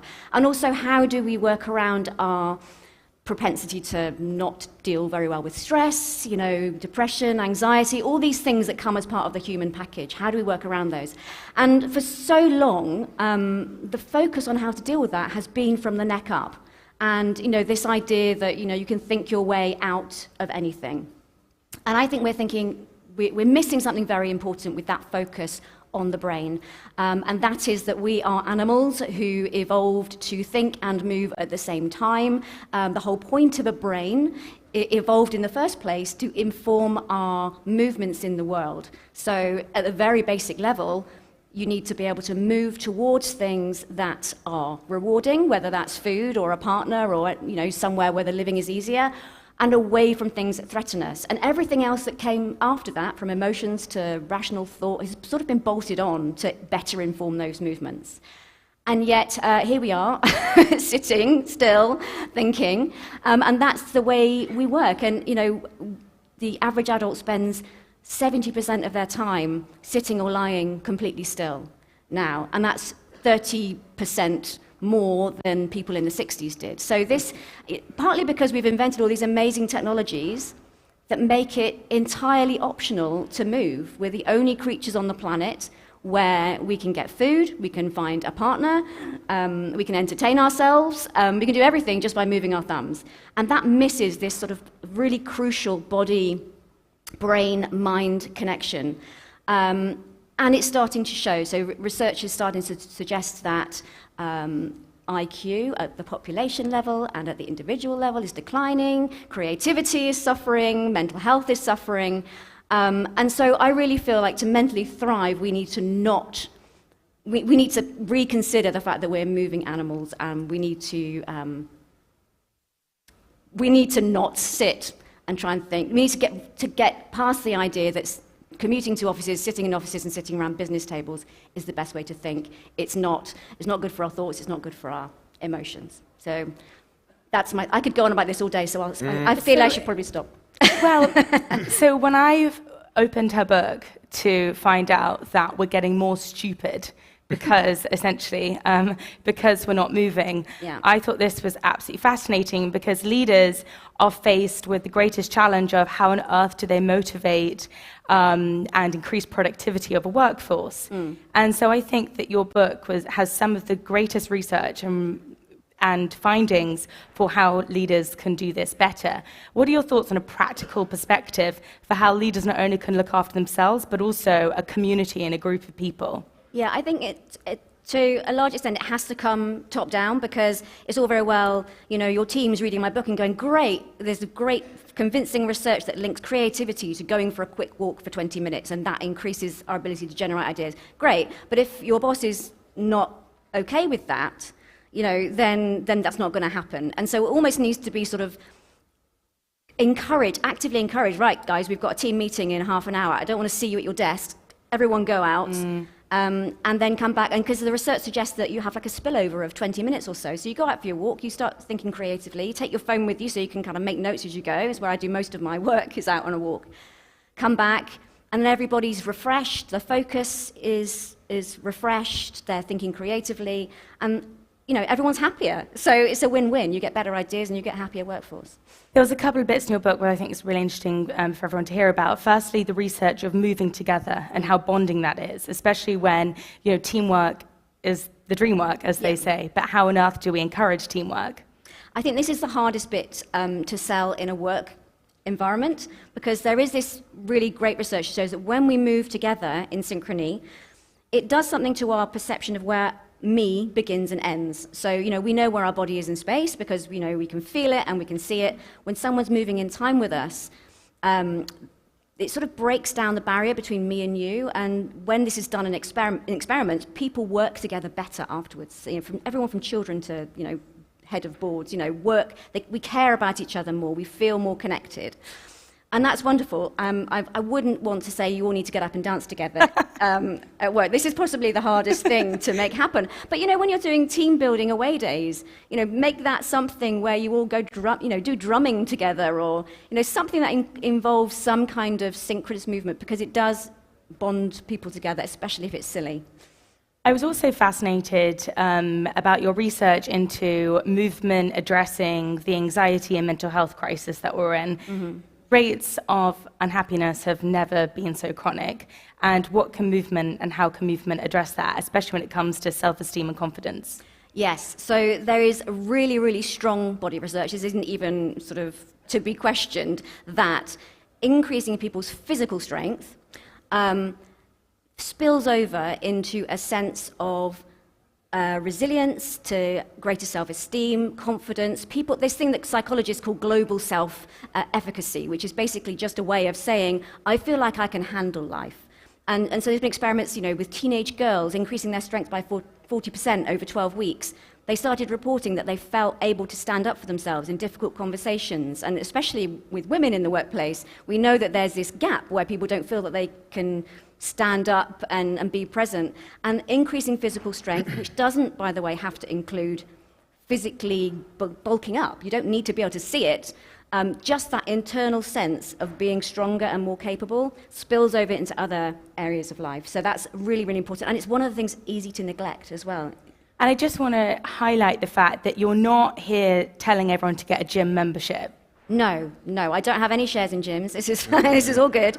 And in fact, the research shows that when you look at long-term brain health, so the health over the lifespan, people's cognitive decline is steeper, correlating with the amount of time they spend sedentary, regardless of whether they also do exercise. So the way we think of it at the moment, you go to work, you sit still, and then you go out at lunchtime, you go hell for leather, and then you go back and you sit again, and then you go home, and then you sit again. That doesn't offset the damage of all this sedentary time. So it's kind of about building in movement breaks, and that's another thing you can normalize. It's like, I've been sitting for a while, go and, do something, anything, walk up and down the stairs, go and get a coffee. Normalizing the fact that you don't always have to be present at your desk goes a long way. So yeah, little and often is the way, not necessarily spinning and running and weights. I feel presentism is such a disease of office going, this idea of like, if I'm there, then I must be being productive, and as the consequence should be, put forward for a promotion or whatever. But lastly, before I move to talk to Marcus, what's the research saying about kind of long-term brain health when it comes to Alzheimer's and dementia? Because inevitably we are moving into an aging population, and longevity is something that a topic that's becoming even more interesting and more important for all of us to know about.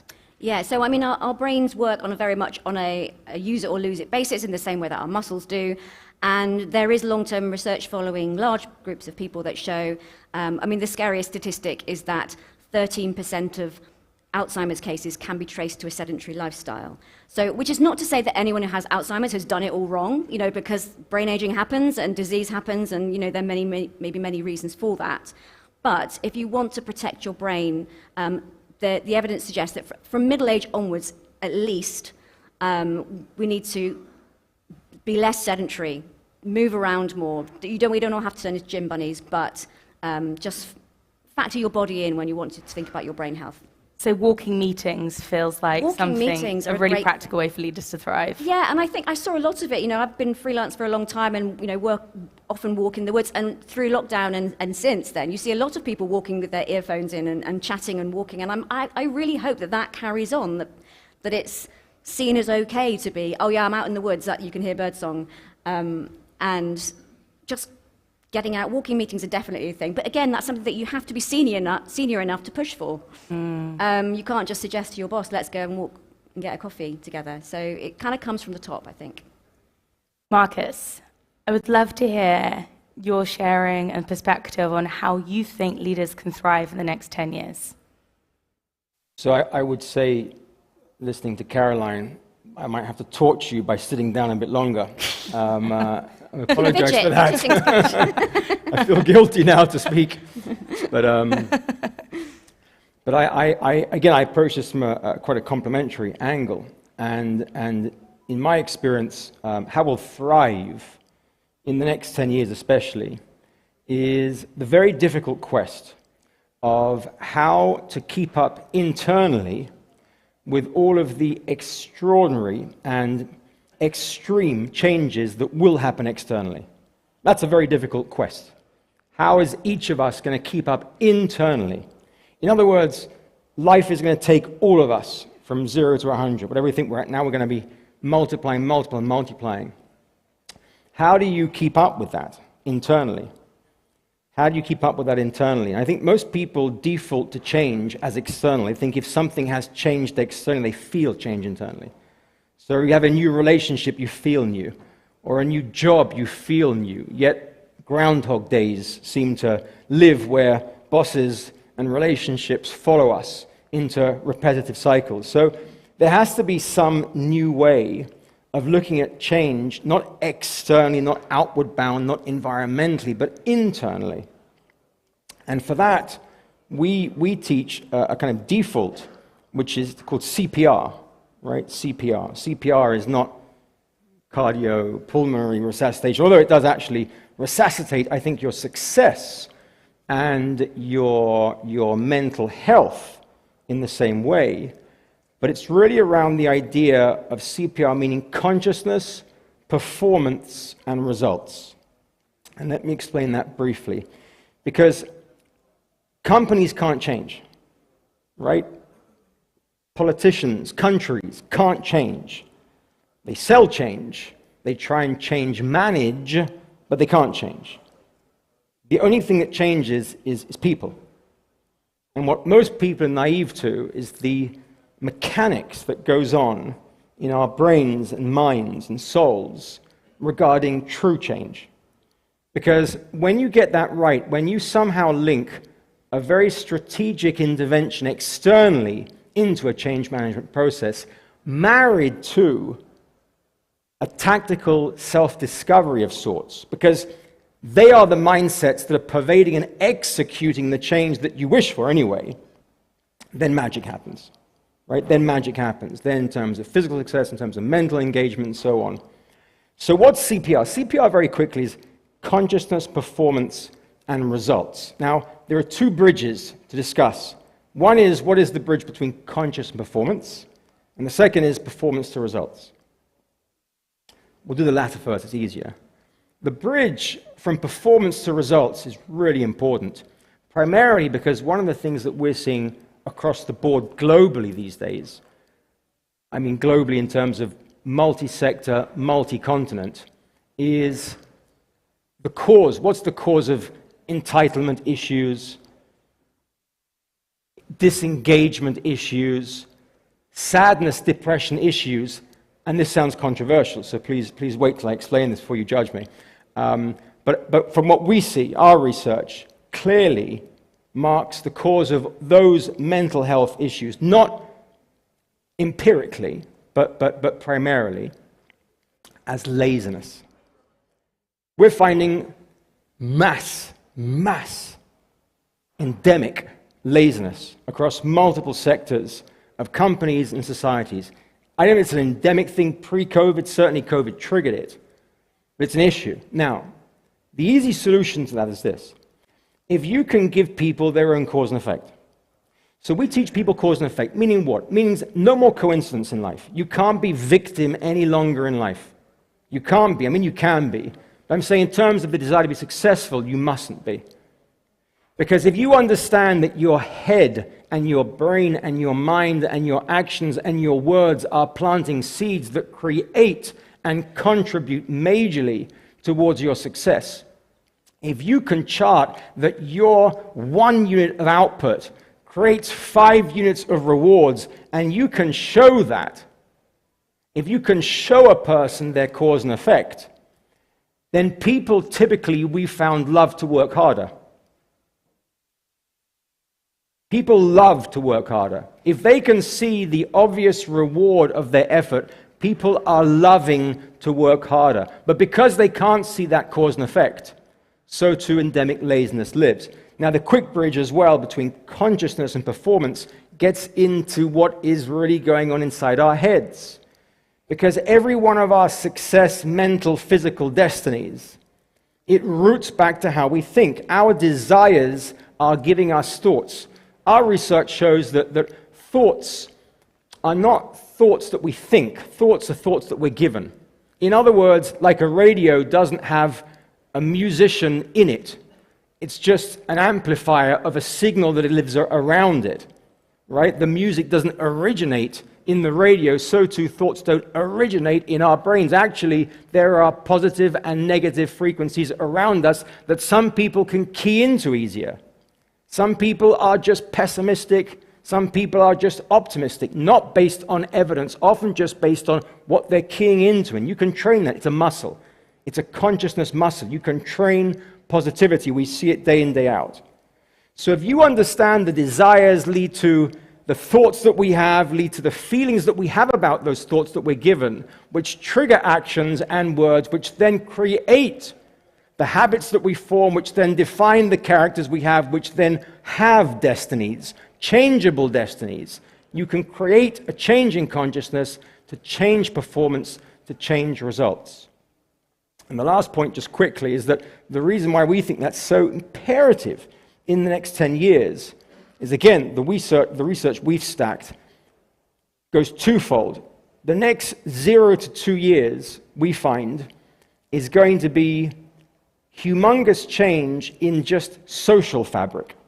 in that there are extremes and polarizing extremes of social fabrics, individual thought cultures that will slowly elect leaders to represent their extremity, which causes a greater chaos from 2 years onwards. And that 2-year to 10-year onward, I think incredible political change, incredible economic change, financial change, the monetary system. I sound perhaps too extreme. I know England is quite a balanced country, but I mean this without holding back. I think the systems that have provided for us, certainly post-war, those very traditional monetary power systems are going to dismantle. They will dismantle. I think the power structures will change, royal structures will change. Everything that we thought was a stalwart of authority, I think, will default into the power of people. And that is very scary, considering the consciousness of people. But it's very exciting, considering the changes that you can imbue into the consciousness of people if you get it right. So probably that's enough for now. Wow, that was unbelievable, and so many thoughts, and I'm sure everyone here can relate this personally to what your cause and effect in your own life is playing out at this moment in time. What seeds have you put into your own life that you're seeing the effect of, which is very interesting. Marcus, you get called up by people on all different time zones, sometimes at 3 a.m. to 5 a.m. to 12 in the morning. And often when people are in crisis because they really don't know where else to turn to, and they're often, as I said, leaders with tremendous responsibility. What do you think are the greatest mistakes leaders make? Well, I'll answer twofold. I think the biggest issue behind the greatest mistakes that leaders make defaults to one thing. There's a question that the greatest threat to global leadership, and by the way, in some level, all of us are global leaders. You haven't got to be a president or a prime minister to be a leader. In fact, very often those hands are tied much more than we are to affect change in life, unquestionably. So each one of us needs to see ourselves as a leader, evidenced not least by the fact that there's not that many, and forgive me if you're in the audience, there's not that many global leaders these days who one would look to for tremendous example. I'm still hunting. But that said, I think the greatest threat to leadership in general is singular. And it's my favorite word in the entire English vocabulary, and it's one that I've researched for the last 25 years, possibly obsessively, and it's the ego.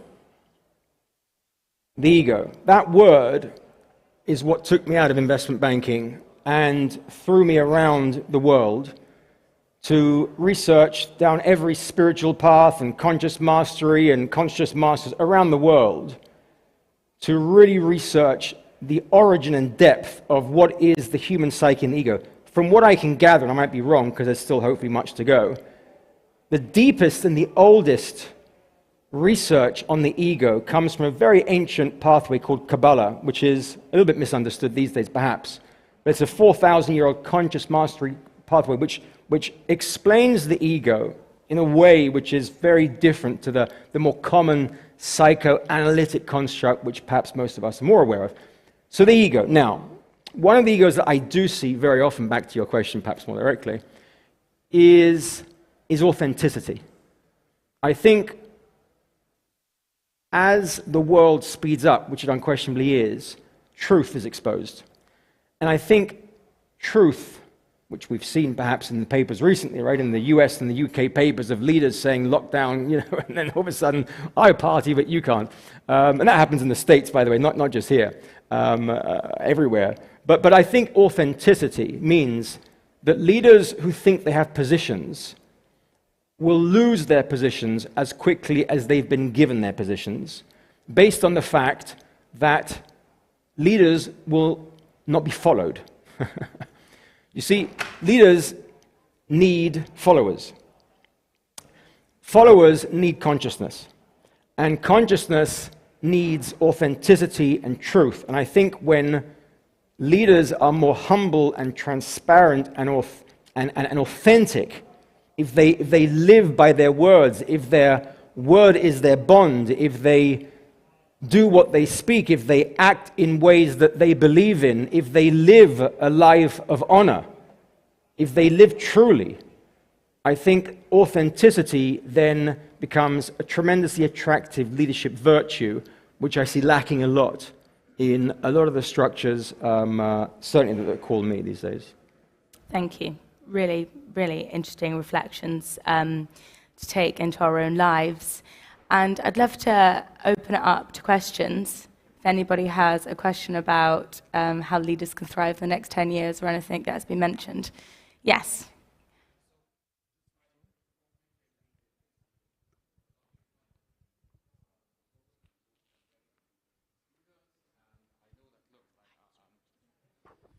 I am telling them what or asking them why. Do you mind repeating your question? Sorry. Yeah. So the question is, I see this a lot, ego. How do you help leaders get over this? Because very, very often they just don't want to hear what's in front of them and is going to kill them. Be it transformation, whatever the topic, it's in front of them and they just don't hear it because... Yeah, I agree. You know, you sit down with someone, you say, listen, you know, the first thing I will talk to you about is your disgusting anger issue and the way you treat others. And by the way, you're really resented in life. And, you know, I think most people will say, find me someone else. What's interesting to me about how the Kabbalah presents the ego is it's not this mental negative construct. It's your best friend. It's actually your success guarantor. Because when you can identify what within you to change, you have built a greater fortress to your success. And what you do is you sell people on their success, not on their ego. And people buy into that cause and effect whereby they're willing to make some effort if you can show them, certainly as a coach, the greater reward. Right? If I say to you, your services will cost me £1,000 an hour, then my first default is, well, I don't think so. But if you guarantee me £10,000, then I'll be silly not to. Right? So the reward, the transformation of their ego will create financially, spiritually, in every sense, a reward that everyone finds attractive. Yeah, that makes sense. Right. Yeah, but there are mechanics to it. That's the headline. Yeah. Hi. Can I ask, how do you think the younger generation should be trained to be good leaders in the future? Because obviously they're very different to us, the teenagers, the schools and the universities of today are very different from when we were younger. Great question. Caroline, do you want to take that first? I mean, I'm a movement ball, obviously, but also a brain ball. And I think we need to teach them how to feel their emotions in their bodies, because there's a real thing, people are disconnected, we're all up in our heads, and if you can't feel in your body how something is, then it's very difficult to take action to change it. And that can be really simply done in schools. There's studies with very young children where they teach them, you know, can you imagine you're a snail? Can you breathe into the shell of the snail? Can you feel what that feels like? Can you imagine being an elephant and holding everything in and then letting it all out? And there's been studies that suggest that translates into better sort of social interactions between them, and things like focus and grades, you know, all these measurable things seem to improve. So I think we need to get children young, get them hooked back into their bodies, because with the best will in the world, they're not doing the running around and climbing trees and doing stuff that maybe we did when we were kids and falling off their bikes. So it needs to sort of be put back into their lives. I think there's a real opportunity to do that. And then by the time they get into the workforce, they're going to not tolerate this crazy lifestyle that we have of, you know, sitting on a train, sitting in an office, sitting on the way home and wondering why we feel like crap and we can't get anything done.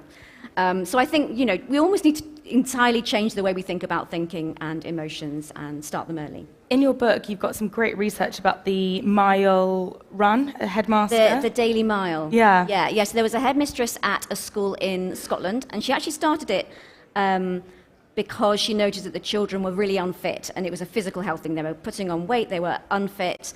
And so it's a woman called Elaine Wiley, and she decided that she was going to have this time in the day where kids will just throw down their pencils. You know, the teacher could decide when it was, so when they were looking bored or restless or just not listening. And we're going to go outside, we're not going to get changed, we're just going to run around the playground for 15 minutes. You can go whatever speed you like, you can make as much noise as you like, and then you go back and we carry on. And lots of schools have taken this up. The kids love it. I talked at a festival in the summer, and this little girl at the front was going, me, and she was like, I do this and I love it. And they absolutely love it. But there's been studies done of the thousands and thousands of children that this is now spread to, and their focus has improved, their behaviours improved, their grades have improved, they're happier, they're fitter, you know, everything is a win-win-win. So, I mean, we can do this in children. I would love to see that happening for the adults as well. But if we get them started early, then they make that connection themselves between movement and thinking and feeling, and hopefully that will carry on. Amazing. Marcus, how do you think we can look after our children better? So it's a really important question. Not because of the PR, it's good to talk about kids. I think if we get consciousness right in business leadership, and you get consciousness right in primary school education as a backup, the failing business leadership, you change the world. I really, really do think you change the world. Certainly next generation. The way I relate to what you say is through my son. And the answer I'll give you is not necessarily the textbook answer that you should replicate. I quote no liability for what I'm about to tell you, but it's the way I believe. So we just relocated from New York, and in the States, the teacher called us and said, you know, your son is lively, which we kind of knew. And they said he's been, you know, he's ADD, he's this, he's hyperactive, he's, you know, everything that they can throw at us. And on the phone conversation, my wife was very concerned. You know, and so she was, you know, I'm so sorry, almost apologetic, and what can we do, and what should we do, and how would you suggest we treat this? And there were all sorts of treatments, you know, therapy and perhaps even, you know, chemicals. And so the teacher said, you know, Marcus, you're very quiet. So I said, well, I couldn't be happier, actually. So she goes, well, I just told you your son has a few issues. I said, I couldn't be happier. I said, instead of taking your chemical suggestion, I'll put the phone down, thank you very much, and I'll be partying tonight. Why? Because I think the world is going to get so immensely challenging unless the kids we're bringing up have edge to them, real edge to them, unless they're disruptive, they may well suffer from being conformists. And that scares the living daylights out of me.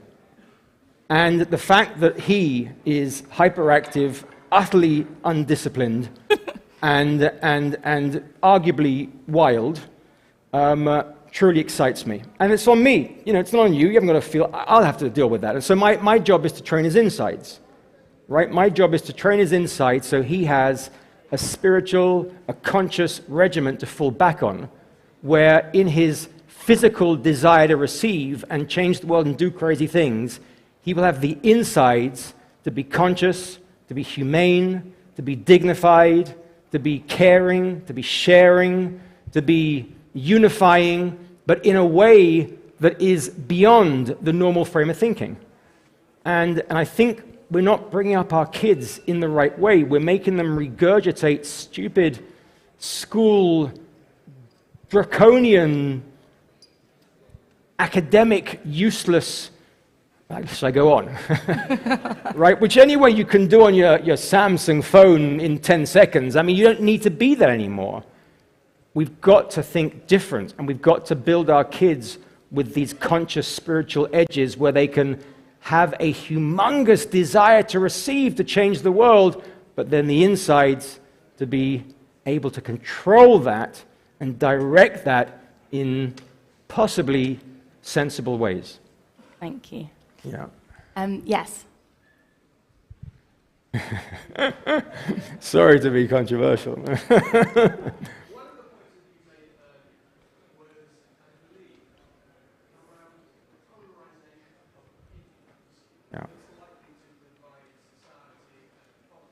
Yes.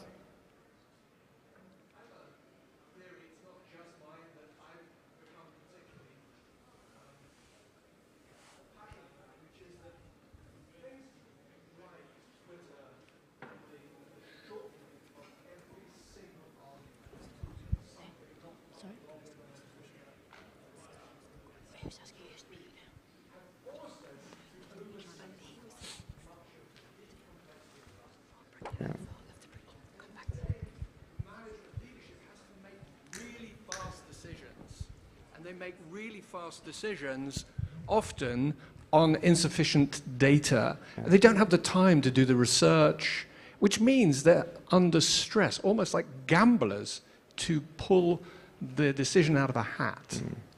Now, there's a great book, by the way, if you haven't read it, Stolen Focus by Johan Hari, which is filled with research about where we are all becoming ADHD. My concern with both your children, my children, the world's children, is that by over-shortening complexity and forcing people to make decisions, we are inevitably going to fall into a more adversarial world, poorer decisions, driven by emotion rather than logic. And Brexit and Trump and the other things which are constantly waved at us in this regard will be nothing when people are pushing nuclear buttons. How do we stop this gross simplification and the shortening of decision cycles? Interesting question. Yeah, I mean, so I have a 12-year-old son who is just going into the joys of social media and TikTok and everything like that. And I do see this, you know, constant making a decision, well, that's bad and that's good and this is that. And I don't, I worry about it. But on the other hand, I think this next generation, they're going to get savvy quite quickly. Because when I say to him, why do you think that? He can then step back and see the wider picture. And I think they know a lot earlier than we did. When I was 12, I wasn't thinking about, you know, what Russia was doing and World War III and all this kind of thing. But I do agree with you that going deeper is an issue, and that our school system is all about regurgitating and not necessarily getting people and saying, be creative, you know, go out there and kind of go deep and see what you can learn. I wish I had an answer to it. I don't know. Maybe Marcus has got the answer. Well, I mean, I don't kind of have an answer. I have an opinion. And I agree with you. Depth. I think depth is the opinion I have. And I mean by that this. I give you an example. So we teach not just in businesses, in governments, but also in schools. And one of the games you run in schools are games, because you can't teach classroom theories to kids, you teach games. So one of the games we teach is this. You put a bunch of kids into a kind of field, and you give them 20 footballs and a goal that's maybe 5 feet away from where they are. And you ask the kids, who wants to score a goal? And all the kids say, me, me, me. And so you say, go for it. You know, so you line up the footballs, and every kid just knocks the ball into the goal. It's next to their feet almost, and everyone scores. And after 15 or so balls, the kid who's scoring the goals looks quite dejected. And so you ask, you know, what's going on? Why are you upset? And they say, well, it's quite boring, actually. So you say, well, you know, how can we help that? What should we do to make it less boring? I want a goalkeeper, right? So, okay, kid who wants to be a goalkeeper, right? One of them goes and goals. Kid shoots, misses. Kid shoots, misses, kid scores, elated. And we ask the question, what was your joy in your elation that you're celebrating having just scored? Well, I scored a goal. No. You scored a goal 2 minutes ago, and you weren't elated. In fact, you were dejected. What's your elation due to? The goalkeeper? Exactly. The fact that the goalkeeper existed to threaten your ability not to score a goal gives you the ability to become the cause of scoring goals. Meaning, what's happiness? Happiness is the effect of becoming the cause of something greater in your life. Now, if you start seeing every challenge in your life as just a goalkeeper that you've chosen, to give you some springboard and elevation towards that elation which you can create and you can achieve in your life, then what you do is you build depth. Into that depth, when those short, demanding decisions need you instantaneously to think of something to represent the masses or long-term business future, you'll have the insides to make far better decision-making from than the gamble that I agree mostly happens in business boardrooms. It's a gamble. I don't think we have depth. I think you can build depth. I know you can build depth, but I don't think we do that very well.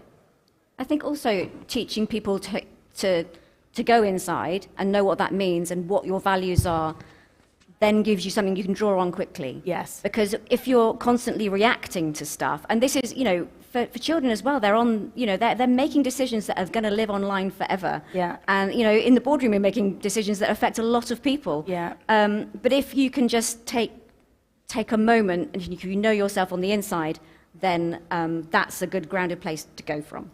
It's also tricky because they just don't care, right? That's the biggest issue, by the way. Lack of desire, lack of care, the biggest issue.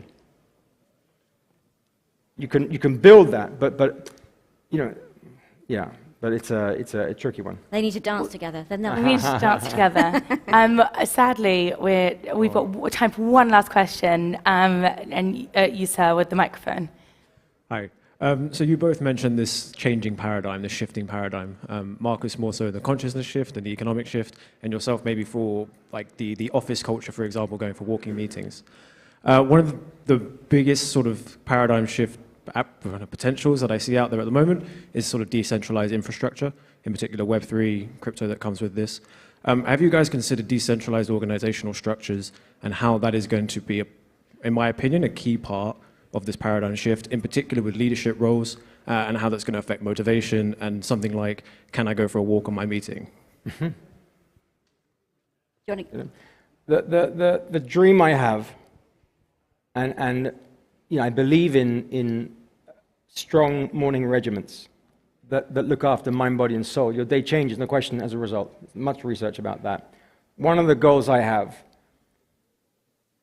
is that I'm no longer wanted nor needed in life. Meaning, the fact that a conference or a company or a leader of sorts calls me means they haven't got that structure or toolkit themselves.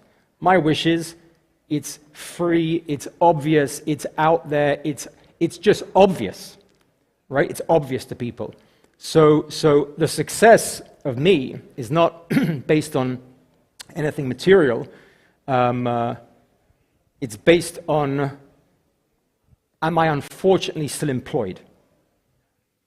That is the most decentralized wish I could wish for. The fact that wisdom, that kids grow up and they just know.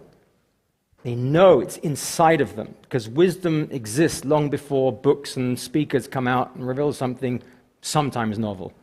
Wisdom exists. We have to tap into that, right? That's the ultimate form of decentralization. And I agree that even DAOs and Web3 will be nothing. Child's play compared to what's coming. Yeah. From my point of view, I feel like what we've just been through as a society has been hideous, but also a gift in that it's become very clear that things can be done when we are not necessarily all doing the same thing in the same place at the same time. On the other hand, it's also taught us how much we need each other and how much we connecting in the same room means to us. And so I think where we need to go is some degree of flexibility. And I don't know how to make that happen whilst also, but we know that it can be done when everybody's out.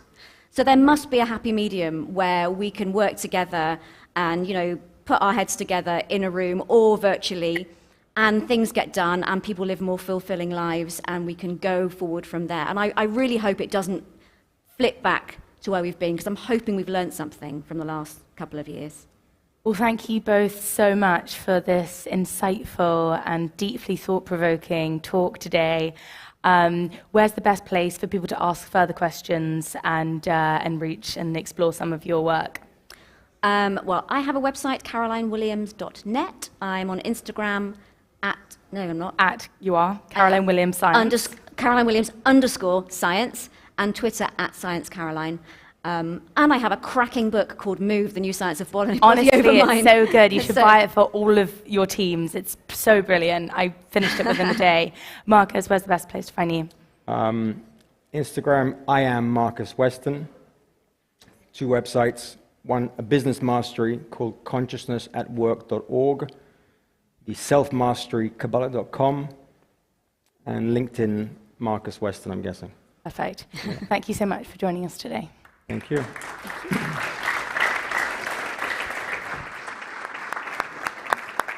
Thank you very much. Thank you very much. A brilliant session. So we've got one more left. The first morning is nearly over. We have one more session left. I'm going to do a quick changeover of the stage. Just a couple of quick points, by the way. The Yuval Harari book that was mentioned, the new one on Focus, is absolutely brilliant. I highly recommend it. Caroline's book, I'm not quite as fast a reader as Poppy. I'm only slightly through it. Also highly recommend it. So the next session we have coming up is the future of central banks and digital currencies. That will be the last session of the morning session. Then we have a big lunch break for you. Please feel free to go out, get lunch, enjoy the sunshine. You should also check out the House of Quantum Black, which has been built just to the outside of this building. You'll see it. There's free coffee in there. It's a beautiful space. If you do want to go to the other stages, obviously those of you that have passes that allow you in there, and Gold Pass members won't have to queue, I should give you a heads up that the other stages are all full currently, but hopefully after lunch there'll be some more spaces freeing up. But do go and check them out if you can. And now I would like to welcome our next panel and our host, Adam Jackson. Thank you. Good luck. Good luck.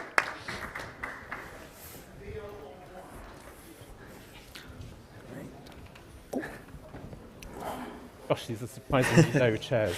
Yeah, surprisingly comfy. Right.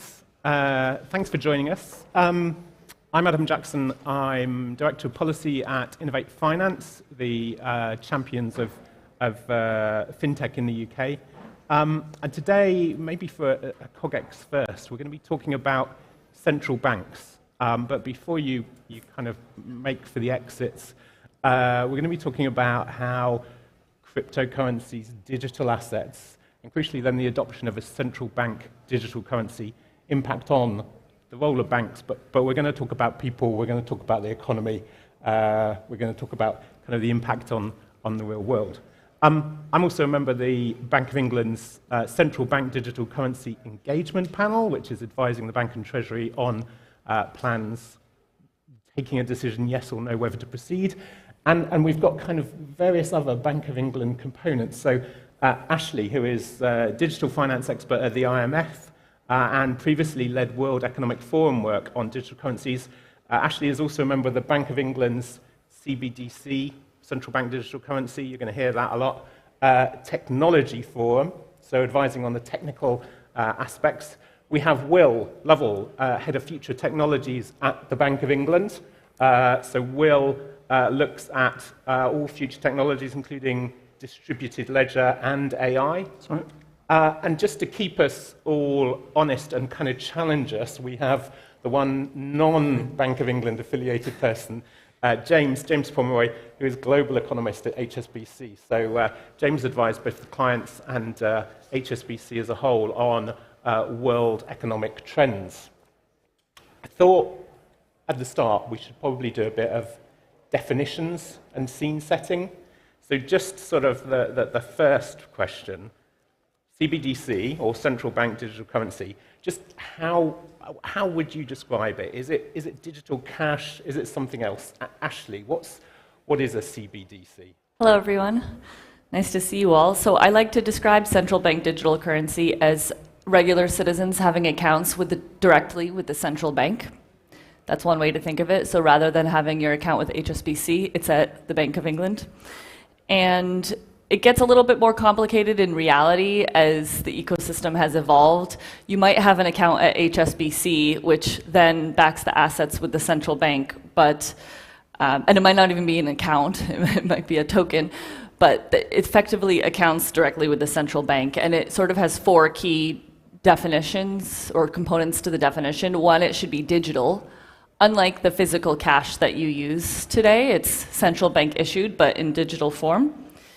And it's issued by the central bank, and it's a direct liability of the central bank, and it's accessible to the general public. So it's basically the physical banknotes meets digital money.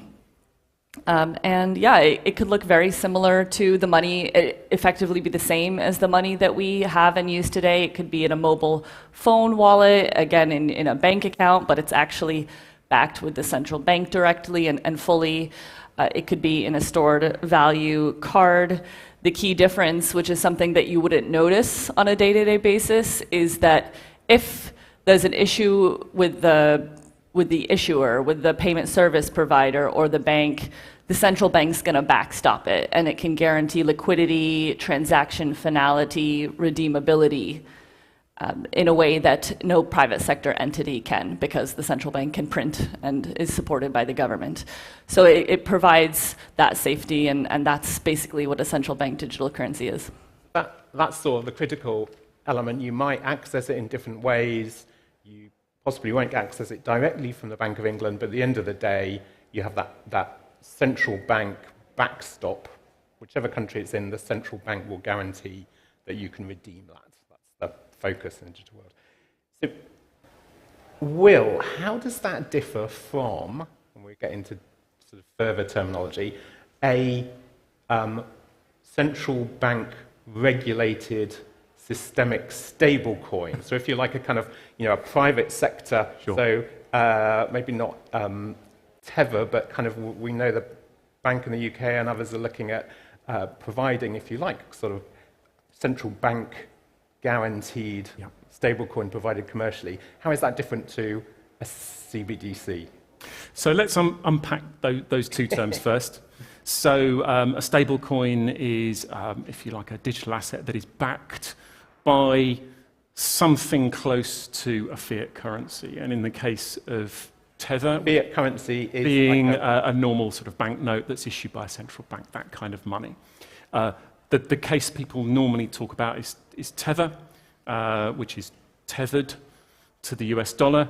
And what we've learned recently is that some of the assets that they were actually holding didn't quite have the same value as dollars. So there's this question about whether the stable coin is actually stable, whether the assets that it's based on are as stable as they should be. A solution to take that and make it stable is to actually use reserves in a central bank, which is the ultimate risk-free asset. It's the same as having a banknote in your hand. And once you start to do that, the stablecoin starts to become a bit more like a central bank digital currency. And from a user's perspective and from a consumer's perspective, it might look exactly the same. But just picking up on some of the things that Ashley was speaking about there, at times of stress, suddenly things start to potentially look a bit different. When people start to question and want to realize their money, change it into a different form if they find that they can't. That's where the regulatory model, were we to do this stablecoin thing, would need to be really, really strong. So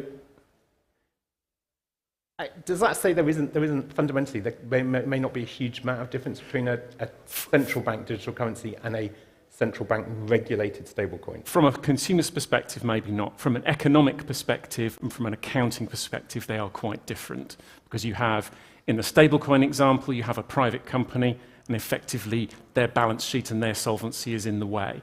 In a central bank digital currency, you're dealing direct with the central bank, which is ultimately certainly a public entity and is set up for the public good rather than a profit-making entity. So the commercial one, a lot of the risk has been taken out because they're required to maintain very rigorously assets, but there's still some risk there. Exactly. Gotcha. Brilliant. And I can come on to James in a minute, but in terms of central bank digital currencies, is this all future stuff, or are there some out there at the moment? Kind of looking around the world, what does it look like? So we'll start with the UK and then we'll move around the world. In the UK, we are minded, the Bank of England is minded to introduce a central bank digital currency, which might be the most British thing anyone's ever said. But what that means is we haven't taken a decision yet. because in an economy like the UK with a mature payment system, it's quite a finely balanced decision, but we're working very, very hard on it, and that's what minded to decision means. Elsewhere in the world, it looks quite different. China is an example a lot of people give. They are running a pilot of the digital yuan, although it's at a scale of, I think, 100 million users. So it's a pretty large pilot. I think that's a sort of response to the private payment systems, Alipay and WeChat Pay. So that's quite specific to how their economy works. Likewise, you see things like the Sand Dollar in the Bahamas or the e-Naira in Nigeria. In more developing economies, there's an opportunity to leapfrog, if you like, straight to the latest technology. In places where there maybe isn't a huge bank population, where there maybe is not a very mature payment system, they're actually jumping straight to the latest thing, which is very similar to what we saw with telecoms in the 1990s. Digital mobile phones, for example, were available in Nigeria before they were in the UK. So there's a lot of activity, but I think it reflects the local conditions, if you like. It's quite different depending on where you look. Yeah, I think that's the challenge for the UK. We've got a very established system, albeit we've also had huge amounts of innovation in payment systems. Kind of whether we build on that or whether that sort of accumulated stuff gets in the way. And what you've talked about there is particularly kind of looking at domestic markets, I suppose, and that maybe brings us just to the difference between a retail central bank digital currency and a wholesale one. You hear quite a lot about retail and wholesale. I think we're going to talk about retail primarily, but James, just again, final definitional question before we then get stuck in. What's the difference between retail and wholesale in this context? So in very simple terms, a wholesale CBDC operates in the background, almost between banks, in the system that most of us in this room would never ever see. And you will have no idea this thing exists. Now, we could have wholesale CBDCs and most people in this room wouldn't have a clue at any point in their lives that this is what technology is behind the system. A retail CBDC could end up being exactly the same, as we've just heard. You could not notice that anything has changed behind the system.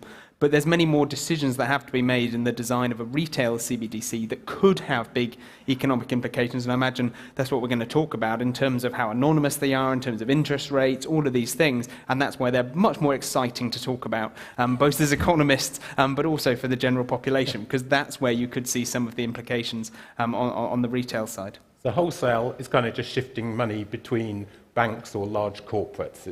Pretty much, yeah. So that there's probably less of the kind of innovation in then, the add-ons, It's a different sort of innovation. Exactly. Yeah, in the wholesale space, people are looking for, the large banks are looking for efficiencies. They're looking to reduce their risk. I would say it's very exciting. I've spent a lot of time in wholesale payments, but it's a different type of innovation and it sits in a different place. Well, one thing that the two do have in common, to the point, is that it's all about cutting wastage. It's all about efficiency. And going back to the very, very first question, that I'd sum up as CBDC is the perfect means of payment.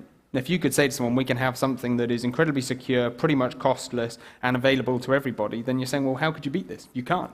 And that's essentially the journey you're going on. And all of this is about cutting out wastage, making the economy more efficient, both in the wholesale stage and in the retail stage. And if we can do that, that's really good news. We need some good news in the world at the moment. And yes, this isn't going to happen immediately. But anything that cuts wastage out of the economy is a good thing. So is that the primary, moving on to kind of benefits, use cases, is that the primary benefit of, and if we focus on a retail CBDC, one that we would use as consumers, is it just about being cheaper than using cash or any of the other payment systems, digital payment systems we already have? I wouldn't necessarily say it's the sole reason, but every different government or every central bank has their own reason for bringing this in. So we've heard about what's happening in China. It's because of competition from within the private sector that could create financial stability risk. One of the great examples, I think, is in Sweden, where the Riksbank said, well, cash isn't really used in our economy. So we don't provide, as a central bank, a means of payment that's both universally accessible and universally accepted. And that is a fundamental problem we have to fix. So that's why they're interested. So they're looking to provide a means of payment that is both of those things. Other places, in most of the emerging world, the advantage is about getting people banked. Now, if you can leapfrog the technology, get people connected to bank accounts, get people access to savings, to investments, to credit, all of these things, that's really powerful as well. So I think it does depend on where you are in the world. There's a lot of different reasons to go down this path, but in all cases, what you're trying to achieve is a better financial system that allows the economy to work better, that probably raises your potential growth rate as well.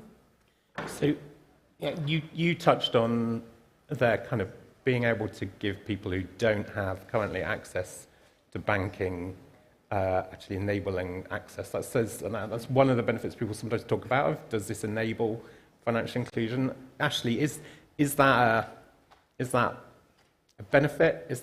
Are there real, is there a way of kind of bringing that to life of how it could tackle financial exclusion, or equally, is the flip side that it could make things worse? Yes, it's a very complex issue, and as was said, the emerging economies are really excited about financial inclusion with CBDC. They have a lot of populations who use a lot of cash, who don't necessarily have bank accounts, who might not even have mobile money accounts. So the question is, can CBDC do something better? And they're hopeful and currently evaluating, I would say 80–90%, are evaluating whether CBDC can help improve financial inclusion. And so the key question has to be, what are the drivers of exclusion in the economies today, which could be lack of digital identity so that people can't get onboarded with compliance requirements for the banks and other services. It could be limited internet, limited mobile phone, either feature phone or smartphone access, which is where people can get to accounts. It could be lack of this first mile, last mile digital infrastructure, or the on-ramp or off-ramp to move from cash to the digital money and move from the digital money to cash, or for payments, low digital and financial literacy, and high fees and costs. So it could be the case that central bank digital currency addresses 1 or 2 or 3 or 4 of those, or it might not, and it's a very local situation.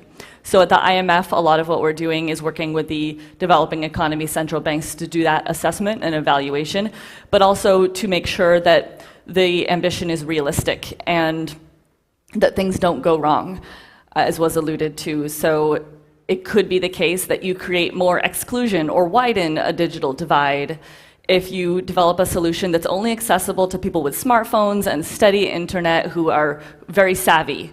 Then it doesn't resolve a problem, right? And inequality and access to financial services could widen.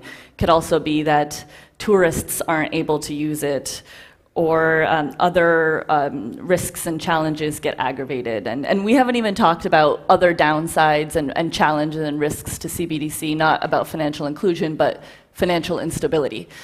But that's a quick take. It's a two-sided opportunity and risk with a lot of factors to consider. And just as with digital currency and cryptocurrency claims about financial inclusion, it's important to move past the broad claims and really study why people are excluded in the economy and what's different and additive about the tech.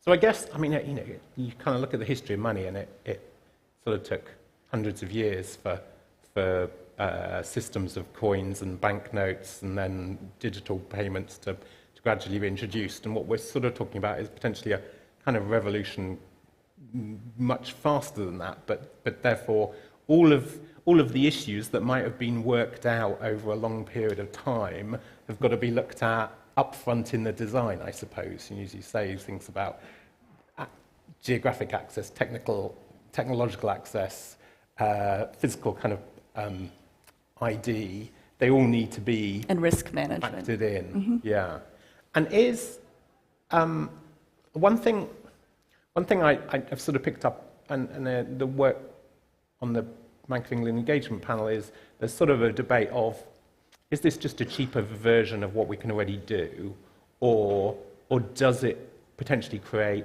more innovation? So people talk about cash that's programmable, that you can kind of build rules into or systems, and instant payment versus there always being a delay, and being able to make micro payments that, because it's so cheap, you can, potentially, I don't know, you could go around scanning, paying for each item as you scan it in the supermarket rather than waiting when you get to the checkout.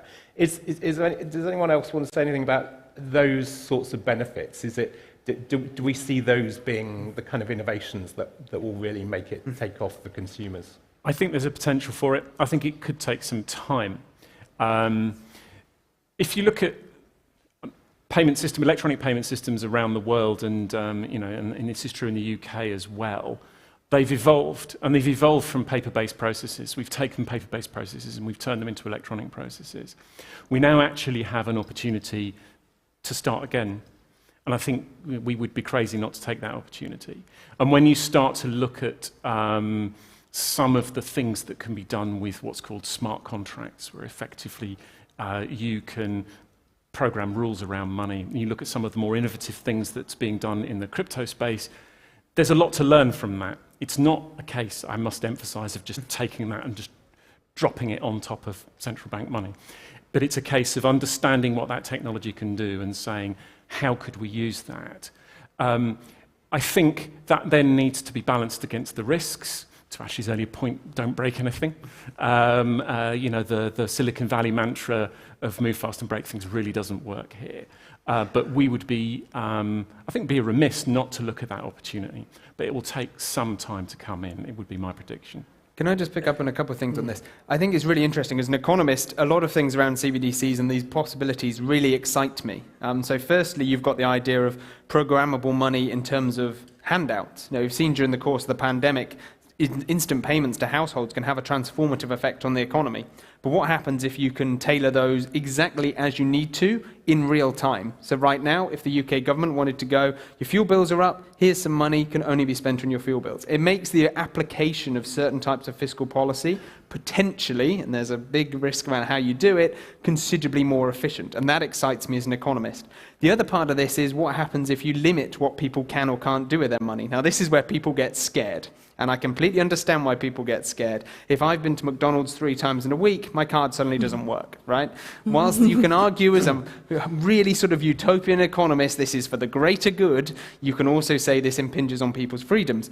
But this also plays into the broader question around how anonymous a CBDC is. Because you can essentially pick the whole spectrum, from just completely anonymous like cash through to the central bank or whichever government or authority you want can see every single line item of consumer spending in a given minute even. Now, I get why people would be horrified by this. Completely makes sense to me. But at the same time, as an economist, I'm sat there going, well, imagine if you had all that data.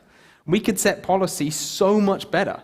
If the central bank knew exactly what was happening in the economy in real time, we could set interest rates to just be a formula. It would automate away a considerable part of my job. This is actually progress in this sense. But I completely get why people are scared about it, but at the same time, there is a beautiful macroeconomic utopia out there that we're not going to get to. But we're going to be somewhere between those lines, and where we end up is a decision that every central bank's got to make. So almost that starts to join up thinking about crypto and digital currencies with the debate about data and AI. I think often we sort of look at those two separately. We think about there's open finance and data and application of AI, and then there's cryptocurrencies. And actually what you're saying is, particularly with a CBDC, it starts generating huge amounts of data, or you can use data, you can apply algorithms, but that then takes us bang into the debate of how is it used. Yeah. And I guess particularly how are individuals protected and privacy issues. Ashley, is that kind of the biggest risk, do you think, the privacy question in the long term? To CBDC? There's a lot of risks, and I mentioned financial instability, and James could talk about that more, but that's basically that banks don't have any more deposits or have fewer deposits because now we're all holding CBDC accounts, and thus they can't provide as much lending in the economy because the deposits are their cheap funding source for lending. There's various ways to mitigate that risk, but that's a big one, or that suddenly in panic crisis situations, people pull their money out of the banks. Then that not only creates that loss of deposits, but also just instability that can shake through the economy. But on the privacy side, this is an important policy question and issue, and there's maybe 3 key items to unpack at first. One is that it's about protecting from the authorities, but actually even more so perhaps protecting and shielding data so that if there's a breach or an attack on the CBDC system, that all the people's data and funds aren't compromised. So that's one of the reasons why cybersecurity is one of the fundamental, key foundational requirements, good cybersecurity for CBDC. But you can also mask to protect the funds and data. But also, trust and adoption can be higher if there's good privacy, if people are confident that they're not being spied on when they go to McDonald's 3 times a day or whatever it is. And privacy preferences change around the world. They're different all around the world. So in the Euro area, the ECB did a survey recently, and privacy was the #1 priority for the citizens surveyed. I think it might have had a little sample bias in Germany specifically, but 43% of the respondents said privacy was their #1 concern, followed by security at 18%. And so that looks different all around the world. And there's different ways to provide the privacy. I mentioned masking techniques. There's different hardware and software privacy-enhancing techniques that could be used. One that's discussed pervasively, it's also discussed a lot in cryptocurrency, is a cryptography approach called zero-knowledge proofs. And what that does is it makes it so that the information is masked, but certain details can be revealed about it. So you can ask, is this account balance greater than $10,000? And it won't tell you the balance, but it would say yes or no. And what that means is that a certain interest rate could be paid if it's greater or lower than $10,000, probably higher if it's lower, because you might not want people to have balances that are so big, because then we get into that financial disintermediation issue. It could be that if people have low balances, they get some government subsidy, because maybe that indicates that they need the funds. Or different things like this. But there's always trade-offs in life. So these privacy-enhancing techniques are generally accompanied by slowness. So it takes the transactions longer to happen, and they're more computationally intensive. So the costs could be higher, and that's the same with their use in cryptocurrencies.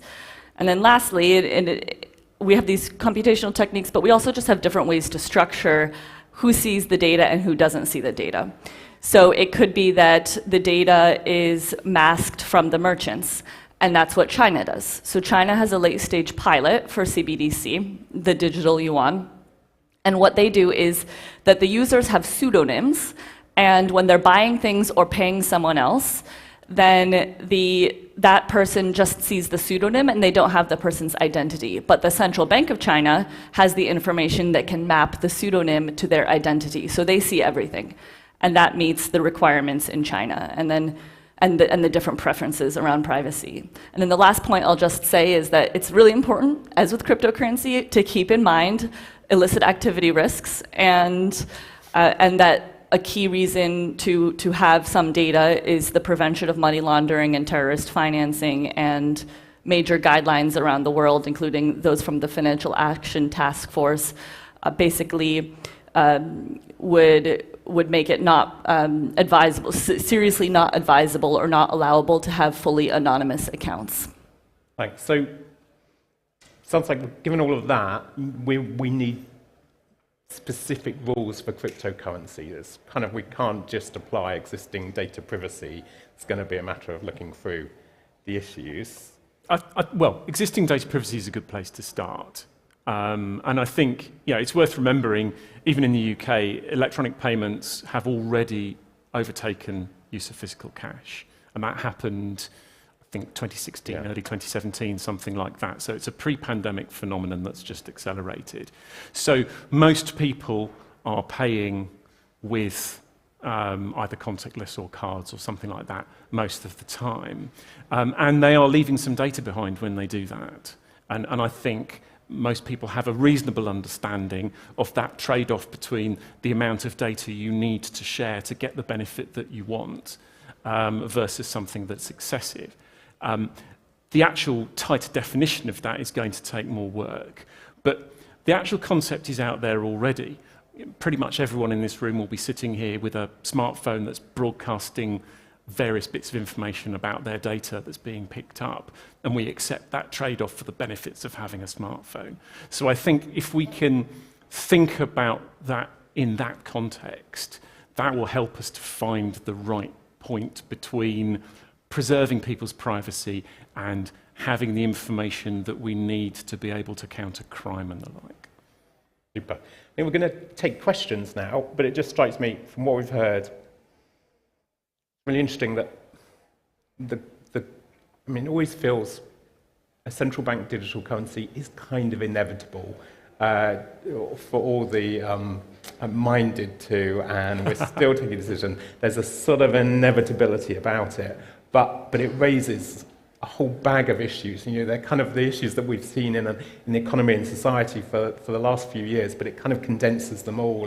There's kind of questions of competition and private versus state, big tech or dominance of a few players versus diversity in the market, financial inclusion, privacy against, particularly with this, then government as well as the commercial sector, and then kind of crime, security, etc. And it's kind of all bundled in, and it's interesting that I don't think the Bank of England in ordinary times or previously would have necessarily been looking at that whole bag of issues, quite a lot of it, but particularly starting to look at privacy issues as well as everything else. And for the techs, they're having to think about financial stability and a whole set of issues as well. So I guess there's just a richness of complexity, but the benefits are kind of the prize that's driving. Definitely, but that's why we have the engagement forum and the forum and the task force going across UK government as well. That I think it reflects just how broad a subject it is. You said just before we came on, big challenge is going to be communicating and engaging with the public. At Innovate Finance, we flagged that's probably the biggest issue of just engagement. So as a way of starting that engagement, albeit with some experts out there, we've got questions. So I'm going to go for the lady in the polka dot top first, and then the gentleman behind her after that, and then we'll come to two people in the front row. Awesome. My name is Kamala. I'm from CoinDesk. So James spoke about how CBDCs could perhaps help the welfare system and ensure that funds are given for specific causes. I'm curious to hear from Will if a UK CBDC would be used for that purpose. If not, what purposes would a CBDC issued by the government serve and to whom? Right. Okay, so first and foremost, I don't want to tell anyone how to spend their physical banknotes. We don't do that now. And I've got no intention of telling people how to spend their digital currency either. That's not something that we're researching at the moment. The technology clearly allows it, but that's not on the list of what we're looking at. I think, to pick up maybe the second part of your question, who's it for? Well, as we've heard, there's a financial inclusion point, there's an innovation point. I think there's also a recognition that the economy is changing, goods and services being traded online that just didn't exist when most of our current payment methods were invented. If you think about a payment, it's only ever 50% of any story. There's always something else moving in the other direction. And we're probably due rethink, if you like, of how our payments work to see if it reflects that as well as it should do. And just, I guess the other question is, so the bank isn't going to sort of tell people how they can spend their money. James's version has maybe the state possibly doing that. I always have this example of, well, kind of one benefit could be if you're a grandparent giving their grandchildren some money for Christmas. And at the moment, you give them some cash, you don't know what they're going to spend it on, but potentially you could program it, so I don't know, it can only be spent on educational material or can't be spent on booze.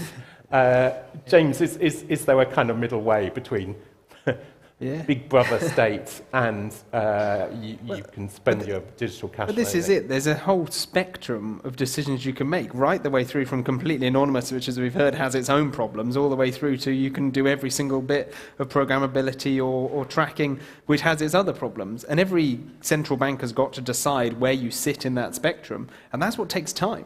Because there isn't a right answer. You could put all of the smartest minds in the world in terms of payments, economic policy, all of these things in a room, and they will not agree on what the right answer is. And so some central banks are going to have to take a bit of a gamble, I think, and essentially go, this is what we think the answer is, but is it? And actually, that's why a lot of central banks, I think, are being a little cautious about doing it, particularly in the developed world, because you don't want to go first. Because if you go first, you're the one who's got to take a bit of a gamble. So I keep saying to people, have a look at what's happening in Sweden, because they're the developed market furthest ahead on this. And what works in Sweden may well work in the UK or the US or the Eurozone or wherever, because they're probably similar-ish types of economies compared to, say, China or some of these emerging markets. So it's worth keeping in mind, and what others do, whether that works, could well inform the thinking of other central banks. But there is not a right answer, and that's why it's so complicated. So there's a phrase you often hear, central banks should take a gamble. We've got another question. The guy with the beard yeah. behind the previous question, and then I'll come to the two at the front row. Hi, I'm Joshua, and I'm coming from Spool. Basically, we're a DeFi protocol that offers exposure for clients, permissionless exposure to stablecoin portfolios, yield-generating stablecoin portfolios. So this is really interesting for me. I do want to ask, obviously there's two different adoption curves right now. There's one which is decentralized stable currencies, which is more gradual, but still arguably going up. And then there's obviously the centralized digital currencies, which would be much more steep and hasn't really begun yet. How do you see these adoption curves sort of playing out over time? Do you see them sort of combating each other, in any way complementary? Just as a bit of reference, there was a BIS summit on this maybe about a month ago, and there was a really interesting conversation on there where they mentioned CBDCs might end up being integrated into DeFi systems. I don't know if you have any thoughts of that. James or Ashley, and I guess this is the big question, are central banks doing this just so they can kill off stable coins and cryptocurrencies, or can they live harmoniously together? I'll give a very quick answer. Essentially, if we go back to what we were saying earlier, a stable coin still has an element of credit risk. But if a central bank issues a CBDC, there is no credit risk. So by default, it's better.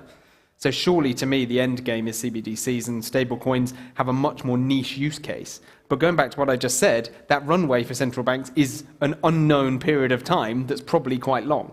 So there's almost a big, fat air gap for other payments products to exist in and maybe to grow and maybe actually end up evolving in a way that means they become much more complementary around a CBDC. But that's my sort of quick answer.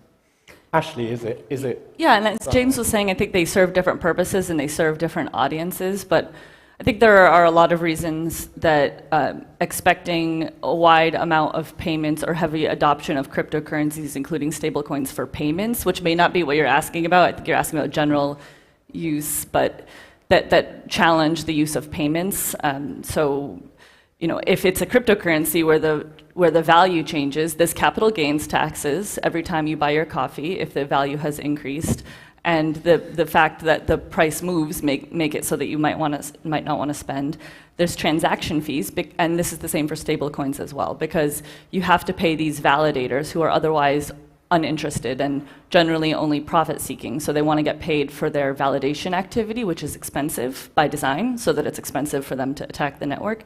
Bitcoin has had transaction fees ranging from $1.75 to $60 this year, within the past year. Ethereum, $1.60 for a basic transaction, to $75. And then there's other challenges depending on what the underlying consensus algorithm is, which you're of course well aware of, but if it's a proof of work algorithm, which is what Ethereum currently uses, and Bitcoin and many other major cryptocurrencies, there's significant costs, as I think is generally understood, but maybe not the degree. So for one Bitcoin transaction, that has about 1 or 1.2 metric tons of CO2 footprint, which is the same as going from London to Addis Ababa, Ethiopia, or from London to Washington, D.C. for one payment. And that's also 1,000 to 2,000 kilowatt hours of energy, which is one US household for 1 to 2 months. So these need to be factored in, their negative externalities. So it sounds like quite a challenge long term. That's right, yeah.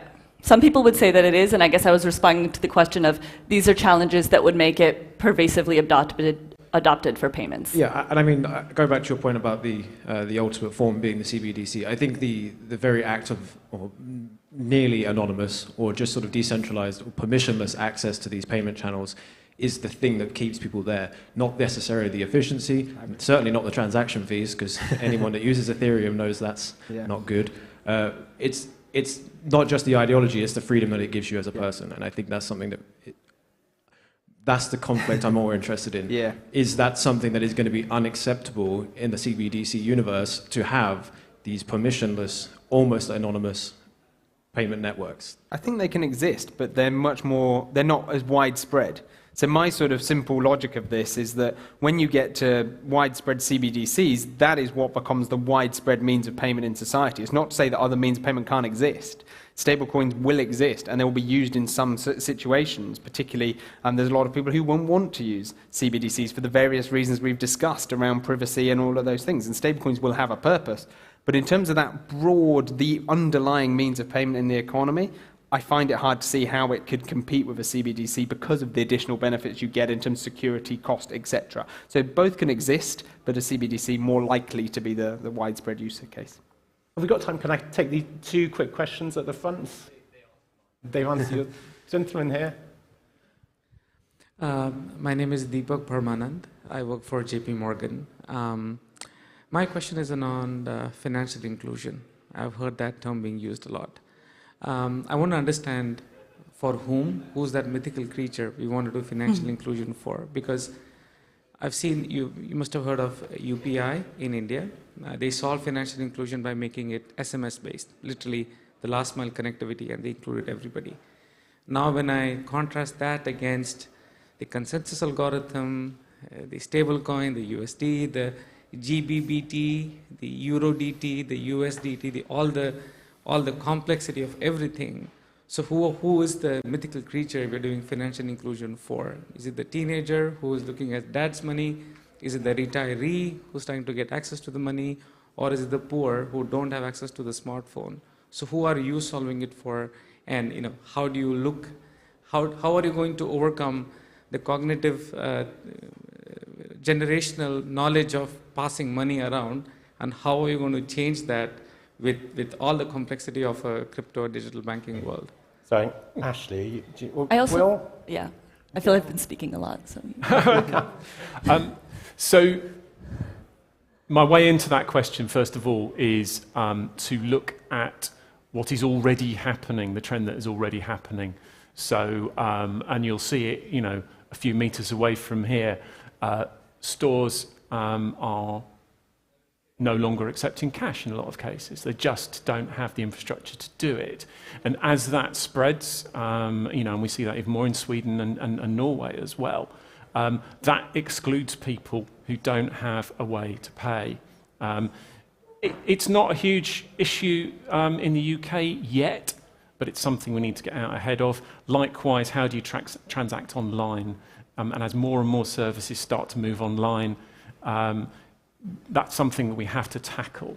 So, as I say, my starting point is that this is going to happen whether we like it or not. I think it then takes you out into some of the use cases that you've talked about, for example, giving money to children and so on. This is where we need to start looking at form factors. It can't just be a smartphone. What other sorts of devices do we need to include? What happens in the event of telecom failure? What happens in the event of power failure? There are lots of different scenarios. But as we start to sort of work through those, I think we'll start to include more and more people.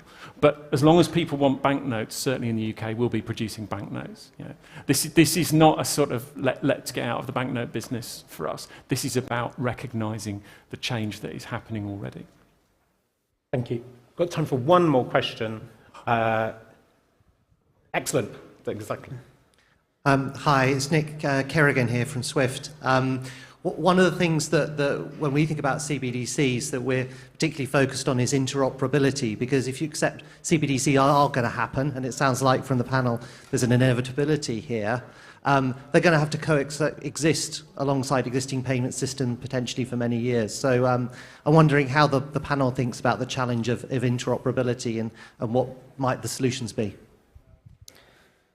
It's probably one more so for the other guys, but it's just something that we're seeing and we're looking at sort of what's happening across the world is the central banks at the moment are focused on solving the first problem. And solving the first problem is how do you design this thing and all these questions we've answered. and then you suddenly go, well, what do we do next? And that seems to be the secondary consideration, and that even feels even further away to me. And a lot of central banks at the moment are very much focused on their domestic payments. How can we get that right? And then the next step will be thinking about international payments. How can we use CBDCs across borders? There's some pilots going on across the world on this front as well. So we'll get there, but it feels, to me, feels a little further behind than domestic payments. But these guys are So I think in interoperability, so this is another, maybe we should have covered in the sort of definition of terms section, because there are so many different ways to think about it. I think what you were talking about there is just within, in my case, sterling, and just within the existing banking system, current payment system. Yes, it's right up there, very high on our radar. For the starting reason that people have got to get into CBDC. How does the first person get their CBDC? You've got your money in a bank account. How do you flip it in? Or you've got some physical cash. How do you transfer it? So there's simple questions like that.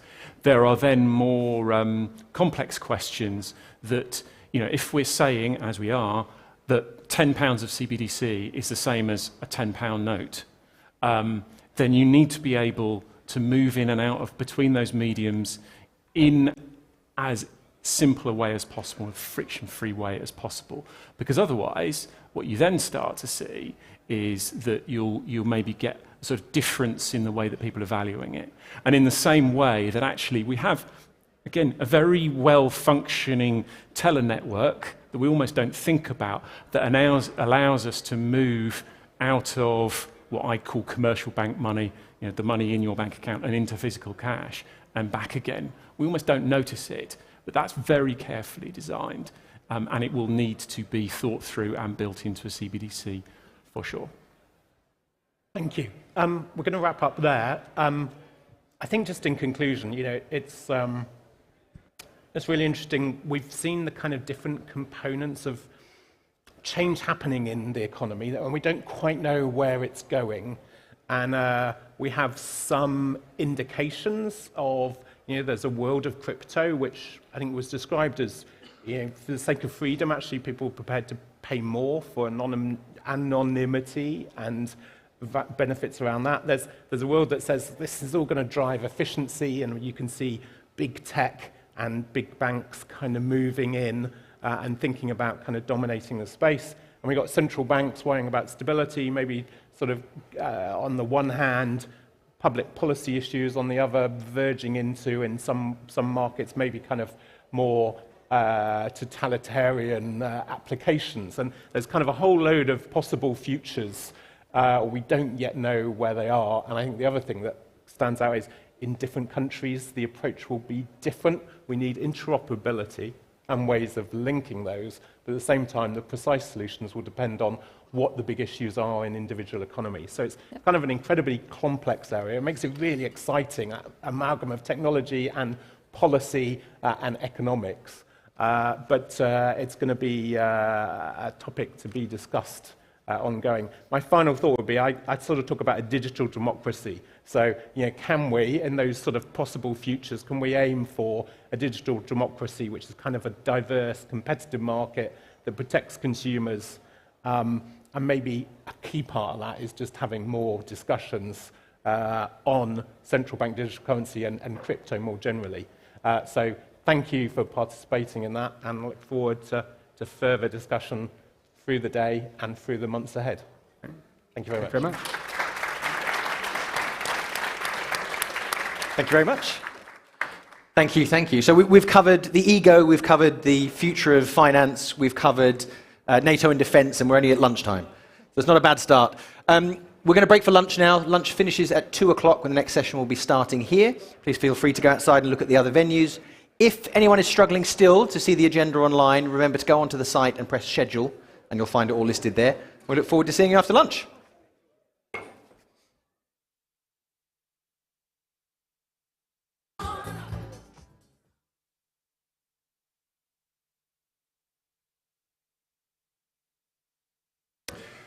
Right.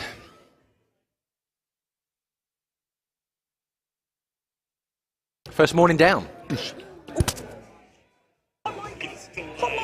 That could have been so much worse. That could have been so much worse. Stop it, Charlie.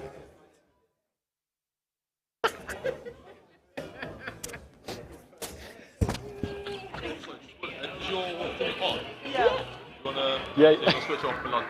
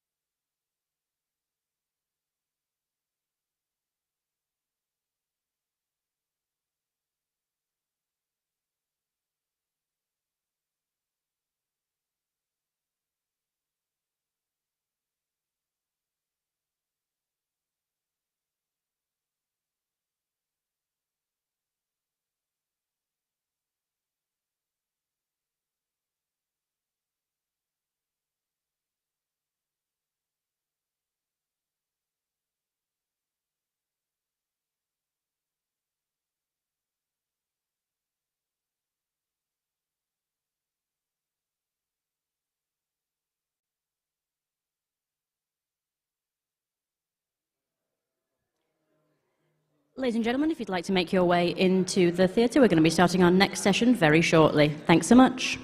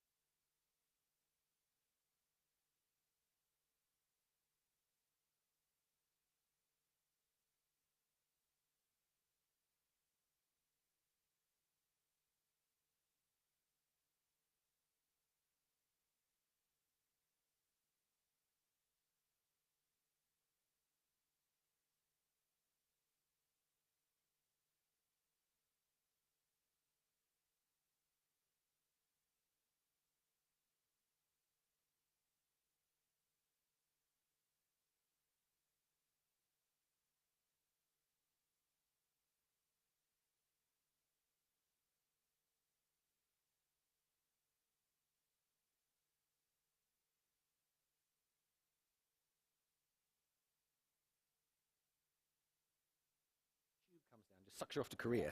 That's literally, I think that's what my understanding is that's what happened. They're very serious about it. They really are.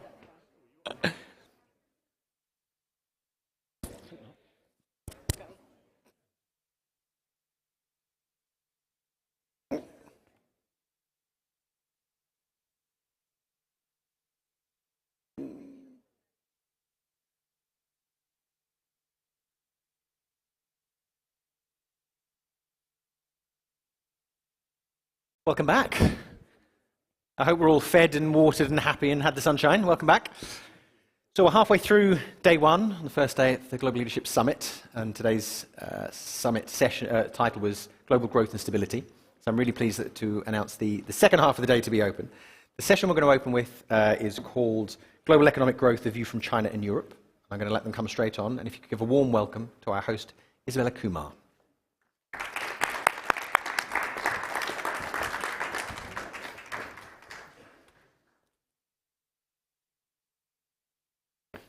Hello, everybody. So, yeah, I'm Isabel, and I'm delighted. Whoopsie! Whoa, that was kind of the economy falling off a cliff. It is, yeah. So, well, falling off his chair next to me was Nick Forrest, who is the UK Economics Consulting Leader from PwC UK, and Steen Jacobson here, who is the Chief Investment Officer at Saxo Bank. And we have a European view here and a China view here, but they will mix together as we kind of give you a broader macroeconomic look at what's going on. Because the overarching theme of the festival is how do we get the next 10 years right? And when I was looking at that, I was thinking, well, that's kind of a tall order, considering it's difficult to know what's going to happen in the next 10 days these days. So that kind of gives you a sense of the resilience the economy is going to need to have to basically get through the amount of shocks and uncertainty that we seem to be faced with and the overlapping crises that are just kind of unfurling across the world at the moment. So let's begin by just a quick opening question to both of you.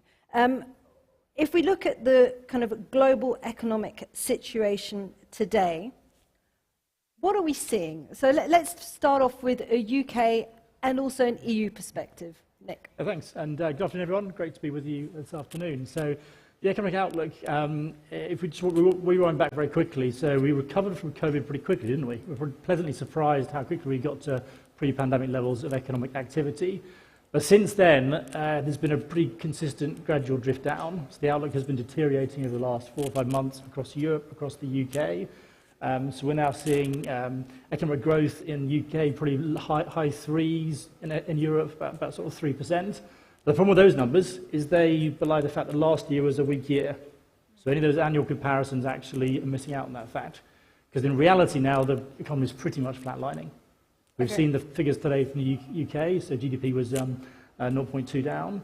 So the economy is now in that kind of position now where it's hard to see where growth is coming from. The consumer squeeze in terms of high inflation and supply chain challenges mean that, we'll come on to where's growth going to come from, because at the moment it's pretty much flatlining.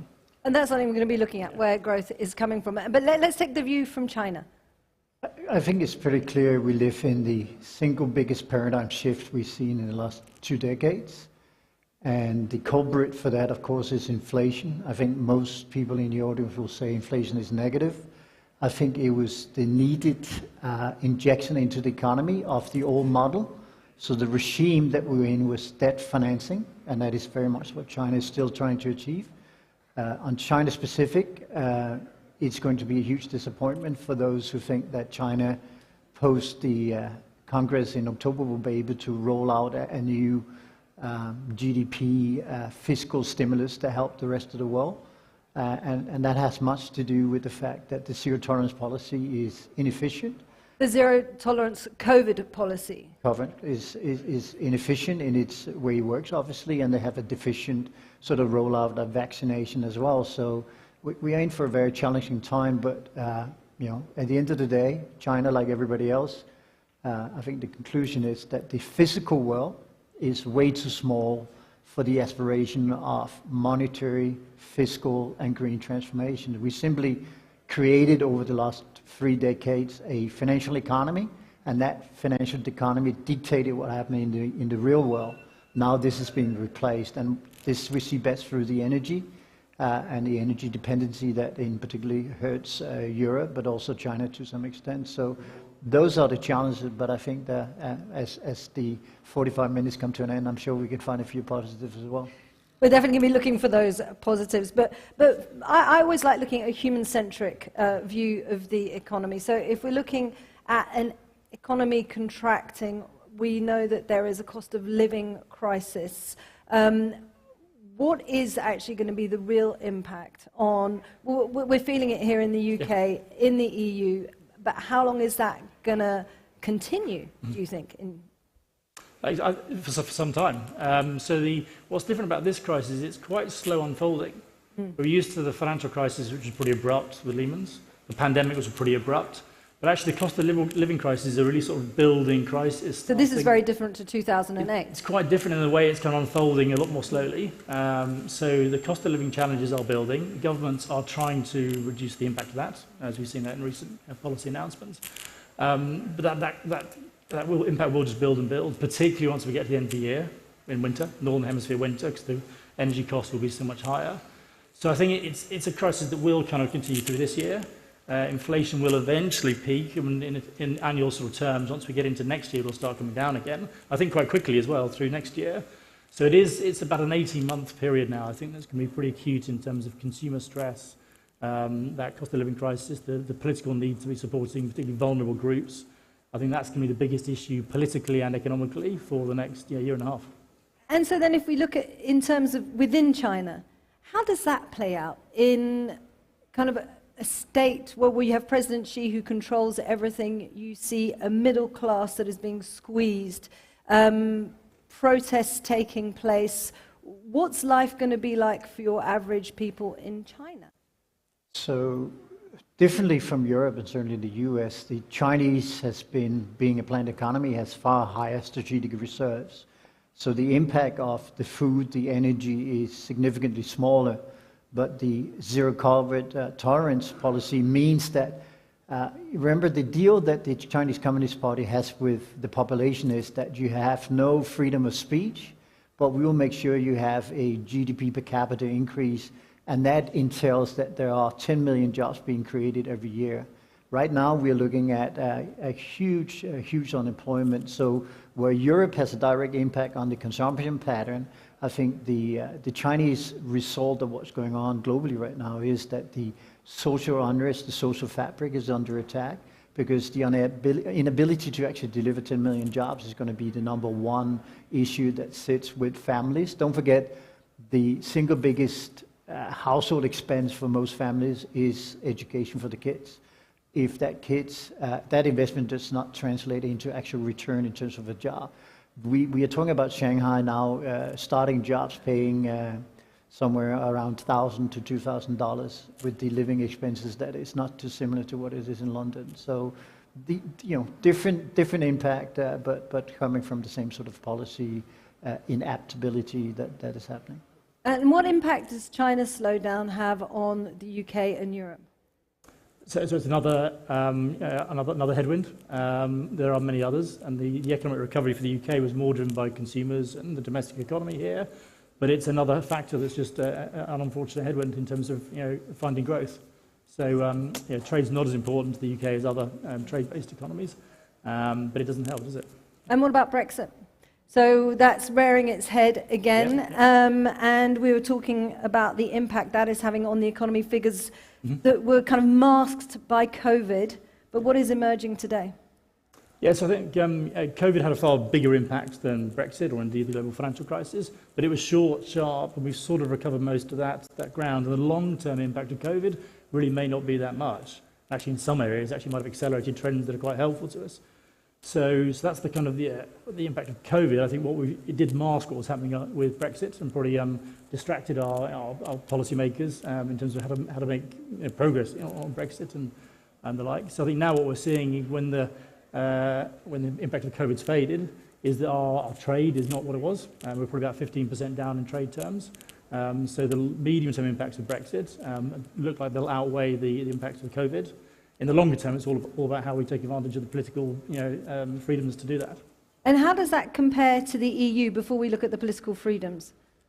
The impact of Brexit on the EU? Yeah, far less by virtue of the size of the EU. So obviously it has a more concentrated impact on us than the EU. Yeah. So the EU hasn't felt that. So then you said that your kind of the whole argument was the UK being untethered from the EU, so it gives it greater freedom. Does that give it greater freedom to get out of an economic crisis?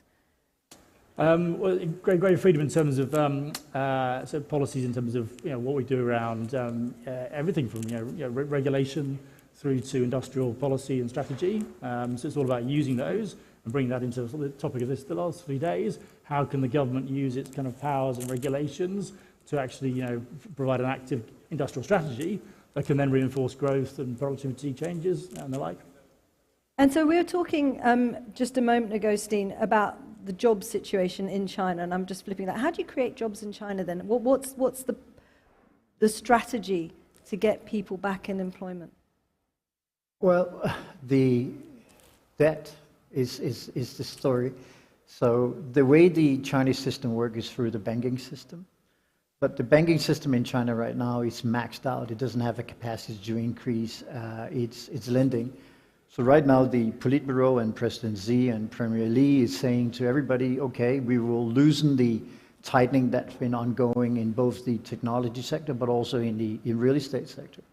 But for that to actually translate to real new jobs and real new activity, it needs to come with credit and credit facilitation. And if you're maxed out on the tier one capital and all of the regulatory capital constraints that you have, you end up in a position where China basically will talk a lot like European central bankers, and they will not be able to deliver the credit because they trade at a price to book at 0.5. So even going to the market and raising capital will dilute the government, and the government has only one really lever in the economy, and that is the banking sector. So it's going to be a very interesting autumn in terms of what goes on, because we have two simultaneous events: the zero COVID tolerance policy, when is the sunset on that, and then most importantly for the political agenda, the single most important event over the 5 years is what happens in October when Xi, of course, is trying to become president for life in China.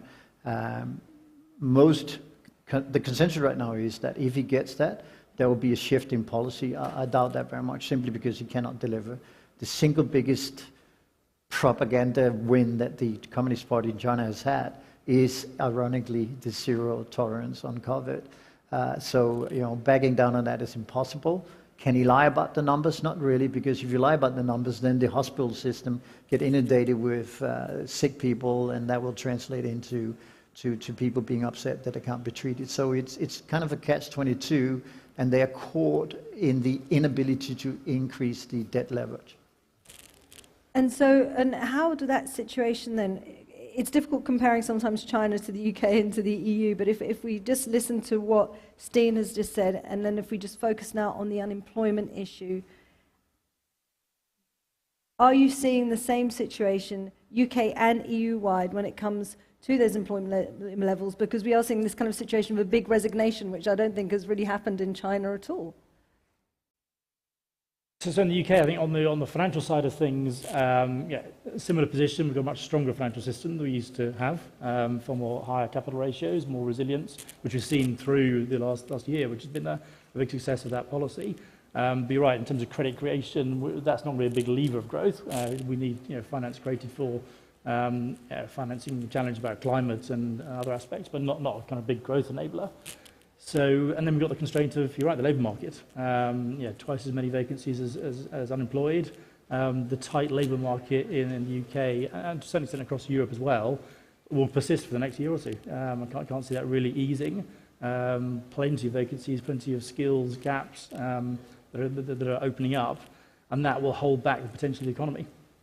So two very different situations, really. I think it was quite interesting seeing them juxtaposed. But then, we're looking at the kind of the very negative aspect of growth, of the growth picture and the economy. If we look at the positive side, I think maybe there's more convergence.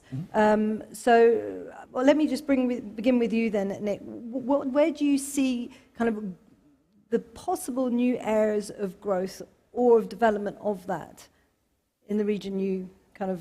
Yeah, so I think the old options, I think, have fallen away, haven't they? You know, the government debt at 95% to GDP can't really be the driver of growth. Government can be an enabler, it can set the vision, the legal and regulatory landscape, but can't really be a driver of growth. The trusted consumer across Europe and the UK, we're looking at real reductions in incomes this year, probably going into next. So that's not going to be a driver of growth. Trade, we talked about, is lower than it was pre-Brexit. That's not going to turn around quickly. Trade agreements take years and years to not only kind of agree, but also then really kind of make the most Any of. interesting trade agreements on the horizon, though? Just as a... I think it's slow progress, but I think slowly we can work through those, but they just take a while to have a real economic impact. So they're the sort of traditional levers. We talked about credits. So I think, being an economist, I come back to technology. I come back to in the longer term, it's new technological innovations that make more productive use of labour. Great time to be putting in technology to save on workforce, better now than any almost. So it's those technological improvements across many sectors that I think can both provide economic growth, efficiency, productivity. And these are issues that have sort of fallen away in the last couple of years. We've been a bit distracted by, understandably, COVID, and before that Brexit. But I think we're now entering a world where the economy is going to be pretty stagnant, and actually we're going to have to bring back those ideas about skills, productivity that really make a difference into the longer term. And that's where I see the opportunity for growth. And if we just kind of dived into that a little bit more deeply, is there any kind of, we were talking about AI, but is there anything that really kind of captures your interest and you think, well, this is really the area that I think is going to be a game changer? So I think it's a combination, actually. So at PwC, we've done a number of studies on the economic impact of drones, whether that's kind of through sort of monitoring or through last mile delivery. We've looked at the economic impact of blockchain, whether it's payments or contracts, artificial intelligence, AR and VR. They all play a role, and each of them, I think, we've in our studies come up with economic impacts of tens of billions of pounds. I think the drones was 45 billion. I think the AR and VR was at 62 billion by 2030. Add them all up, it's quite a powerful shift. Yeah. And the fact they all interact as well, they're not kind of unique, distinct technologies. They can kind of create a system that's just more technologically advanced, where that technology is reducing, making people and workers more efficient, where it's creating new products and services. All that adds to growth, whilst at the same time other societal challenges. So there's some examples. I don't think there's one killer technology out there, but it's that combination. You put them all together, it's really powerful. And if we look at R&D hubs in Europe, and I'll come to you in a second, are there any kind of areas and zones that you're just going to go, well, these are the areas that are really thriving in Europe or the UK, but when it comes to that kind of R&D? So there are, and the Golden Triangle gets mentioned a lot, but I think it's also about trying to spread it out. So whether it's clean tech, we're seeing greater representation of green tech firms outside of that triangle, whether it's on the East Coast or the universities that are finding specialisms. So I don't think it's about concentrating it too much. You need a nice ecosystem of academia, business with a local market strategy or regional strategy, but it shouldn't all be in one place. I think actually trying to spread that out would be more consistent with levelling up and spreading that kind of activity around the country. And so then just give us the picture from China then when it comes to investing in technological improvement and the kind of correlated economic growth. Is that something the Chinese government, President Xi, has kind of up his sleeve, because it tends to be something you associate with China when you think about Beijing? Unfortunately, he's using the European Commission's green washing of everything to create a story about potential growth. So China wants to be CO2 neutral by 2060, and he thinks, and his advice, that the advice he's giving is that that's going to change it. But the problem with that is that, if you ask me the same question, what is the best investment over the next 10 years, I have absolutely no doubt it's going to be energy, energy, and energy. So this digitization, this talk about green transformation is really relevant, because if you look at the world today, we have a deficiency in energy globally. We have underinvested in CapEx structure. We have underinvested relative to regulation. We are underinvested relatively to every single factor that you can find. And that's the reason why we are where we are at in terms of prices. And for the record, when we look for the winter prices, when we look at freight rates, LNG, we are at all-time high. So, if you can hedge your long-term energy cost as a company, as a person, 5 years out, because the energy is going absolutely north. To put this into perspective, the S&P energy component was 2% of the overall valuation. The 5, 6 biggest company, all the platforms that we all know the name of, they were 25%. So you had a financialization of the market. We're all going to do platforms. Unfortunately, to do that, you need electricity, you need generating utility functionality in grid networks and the likes, and this going. So what the world has come up with is a world where, today at CogX we celebrate digital AI and all these things, and they are, in my best at sort of analysis, really is marginal utilities that can improve at the margin. The problem is that the basic problem we have is the inability to do baseload energy. All of the energy alternatives that's been created, or all the new investment that is promised, will come online at the earliest in 2026. So in this period, we're going to live what we in the market calls, how do you get lower prices? You get that through higher prices. So in order to change the dynamic sort of substitution culture between taking money out of CogX sort of broader theme and move it into energy is the only thing that's going to mitigate it, because simply that's where productivity is going to be. On the flip side, the positive side of this is that if you think about the AI and digital and green transformation, it's really a technology boost, and is all about having faster internet or better databases. But the problem for the next 10 years sits with actually having better people, better education, better apprenticeships, and more productivity in the real economy. So I'm not saying that I'm not saying that AI and digital and everything else is not important. I'm just saying the net contribution marginally over the next 5 years is going to be marginal and very small marginally, because the focus, the capital, the allocation, despite the green taxonomy of EU, despite the green government in the UK, it's not going to be even what people need, which is that when they switch on the electricity, it's supposed to be on, and when you want to watch your Chelsea lose on the weekend, you got to have it on TV, and you're not going to be able to do that unless we change fundamentally how we set up society. So this is, to me, the single biggest wake-up call in my over 30 years of doing this job, simply because we remain extremely naive on what is productivity and what is not. Productivity only correlates to one thing, that is basic research and education in terms of skill. It's not that we need just engineers. We need companies being forced to do apprenticeship across the board. We need to reallocate capital to local communities. In the old days, if you were in Sheffield, you would go to the local bankers. If the local bankers didn't deliver, some of the local business people would get together and actually fund it. Now you go to a bank in London that puts it into a computer and say, no, thank you, we're not going to take that risk. So I think fundamentally we sit in front of the most exciting 10 years ever in history. And I think this is the opportunity where we grab productivity and we create a more balanced economy. And that's when AI and digital and green transformation will start to work, when we have the fundamental sound approach to it, which is that people generate growth, people generate productivity. Okay, well, so let's break that down a bit. So Nick, first and foremost, what's your reaction to what Steen has just had to say? Because it's quite involved. But ultimately, if you want to kind of grab that productivity, what are the keys for you? So I think I totally agree that the sheer numbers involved, the amount of investment that's needed in rewiring our energy system, whether that's new sources of supply, renewables, or whether it's just system resilience, pipelines for gas, battery storage, the list goes on. Those numbers, I've seen the trillions globally. So the size of the problem and the amount of capital that needs to be deployed in that space is huge and will dwarf anything that probably goes into some of the technologies I've mentioned.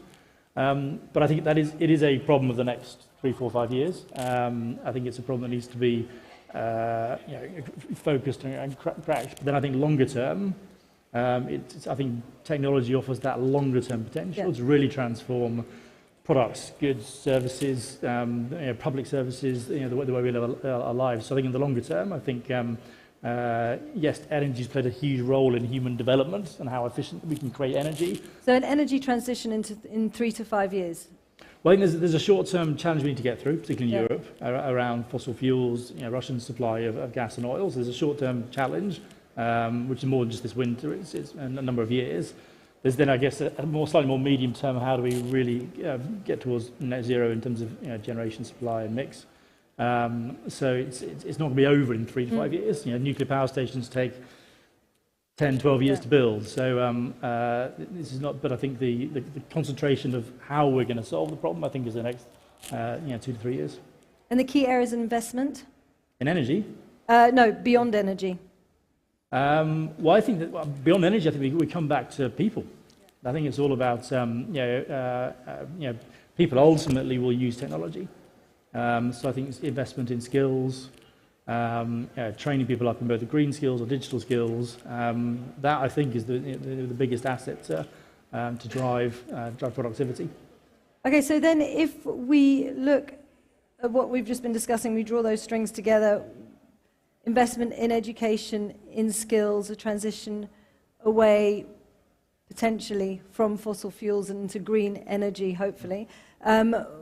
What would you say healthy growth looks like, and what does a healthy economy look like?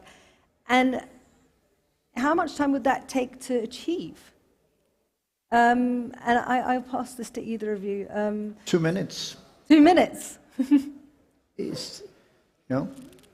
Show me a country that has a strategy of what they want to achieve for the next 10 years.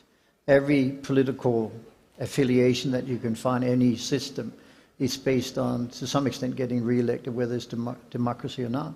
But I think the day you take the decision that you want to live in a productive world, you take that step that is needed to do it. I think every single conversation, including with your husband or my wife, needs to start with the fact, what I'm about to say, is that going to be productive or not? If it's not productive, it has a certain alternative cost that needs to be measured up against the productivity. So yes, I always say my wife is right, because ultimately that is the most productive for me in terms of what I do. But making fun of it, it is also the same. Imagine every government meeting started with, we're going to do X, Y, Z because of productivity or not. I mean, Boris Johnson would be out of office in like less than 2 seconds, right? And so would the majority of all politicians. So it's a matter of, in 2 minutes' time, deciding you want to be the most efficient economy, and to set that into stone, of course, you need a constitution which is strong. And if we look at Europe, we're under massive attack across Europe. I spent the last 2 weeks in the CE, very big attacks, very big concern about Moldova's ability to sustain what is potentially coming next from Putin and everything. So at the end of the day, we are rich. The UK society, European society is rich because we've got a constitution, equal access to education. Let's build on that. So it's not very complicated, and that's the problem.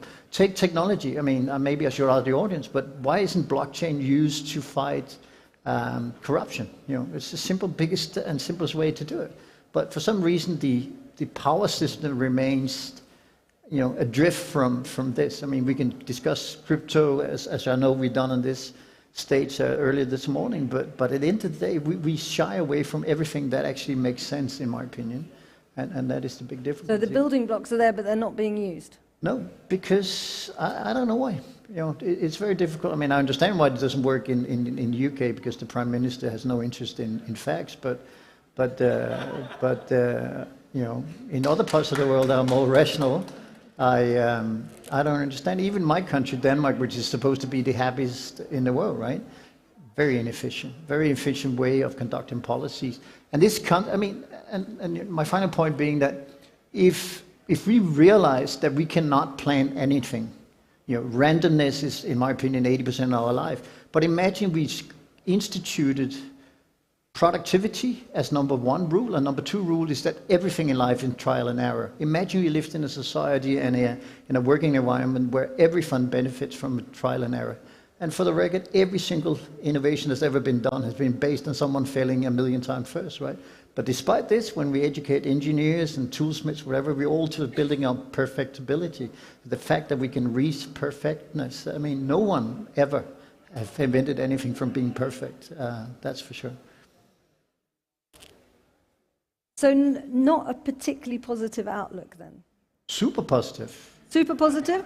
Yeah, I mean, I am the single biggest believer in people and people's innovation, people's skills, and investing in people. I think anyone who wants to be a technologist and invest only in online and platforms, whatever, they're the most negative people I'm ever going to meet. They are disassociated themselves from productivity, from the greatest thing in life, which is sitting down with friends and disagree about everything. But keeping the respect and learning every single day. So the trial and error, I think, is a super compounding positive way of approaching life. Okay, so trial and error, a positive way of kind of improving our lives, but trial and error with a global economy, trying to achieve growth, reduce inequity. Just tell me, what could some of those methods to achieve that be? And what does that healthy economy and healthy growth, what does that look like? And how is it achieved? So let's stay realistic. So I think a slightly different take on the question would be a healthy economy, I think, has to be balanced. And this is where I think we can be a bit more optimistic. I think we're sort of learning and moving towards that a bit better. Whether that's balance, or whether it's inequality, whether it's kind of, economics is not all about GDP, companies are not all about profit. I think we're learning to kind of incorporate those wider stakeholder perspectives in running the economy and in running our companies. So I think a healthy economy is more balanced, and I think we are moving towards that. What are the steps that we can take? Well, I think it's we're now doing a lot more work on things, topics like ESG and understanding what's important, both the E, the S, and the G. That's a very practical level of the. And COVID's accelerated that. Yeah, I think we've seen the inequalities rise in COVID. We've seen the need for sort of social, both policies by government, but also businesses taking a lead on that. We've also seen investors really actually seeking out those kind of investment opportunities that do deliver an ESG outcome as well as a financial outcome. The two can go hand in hand.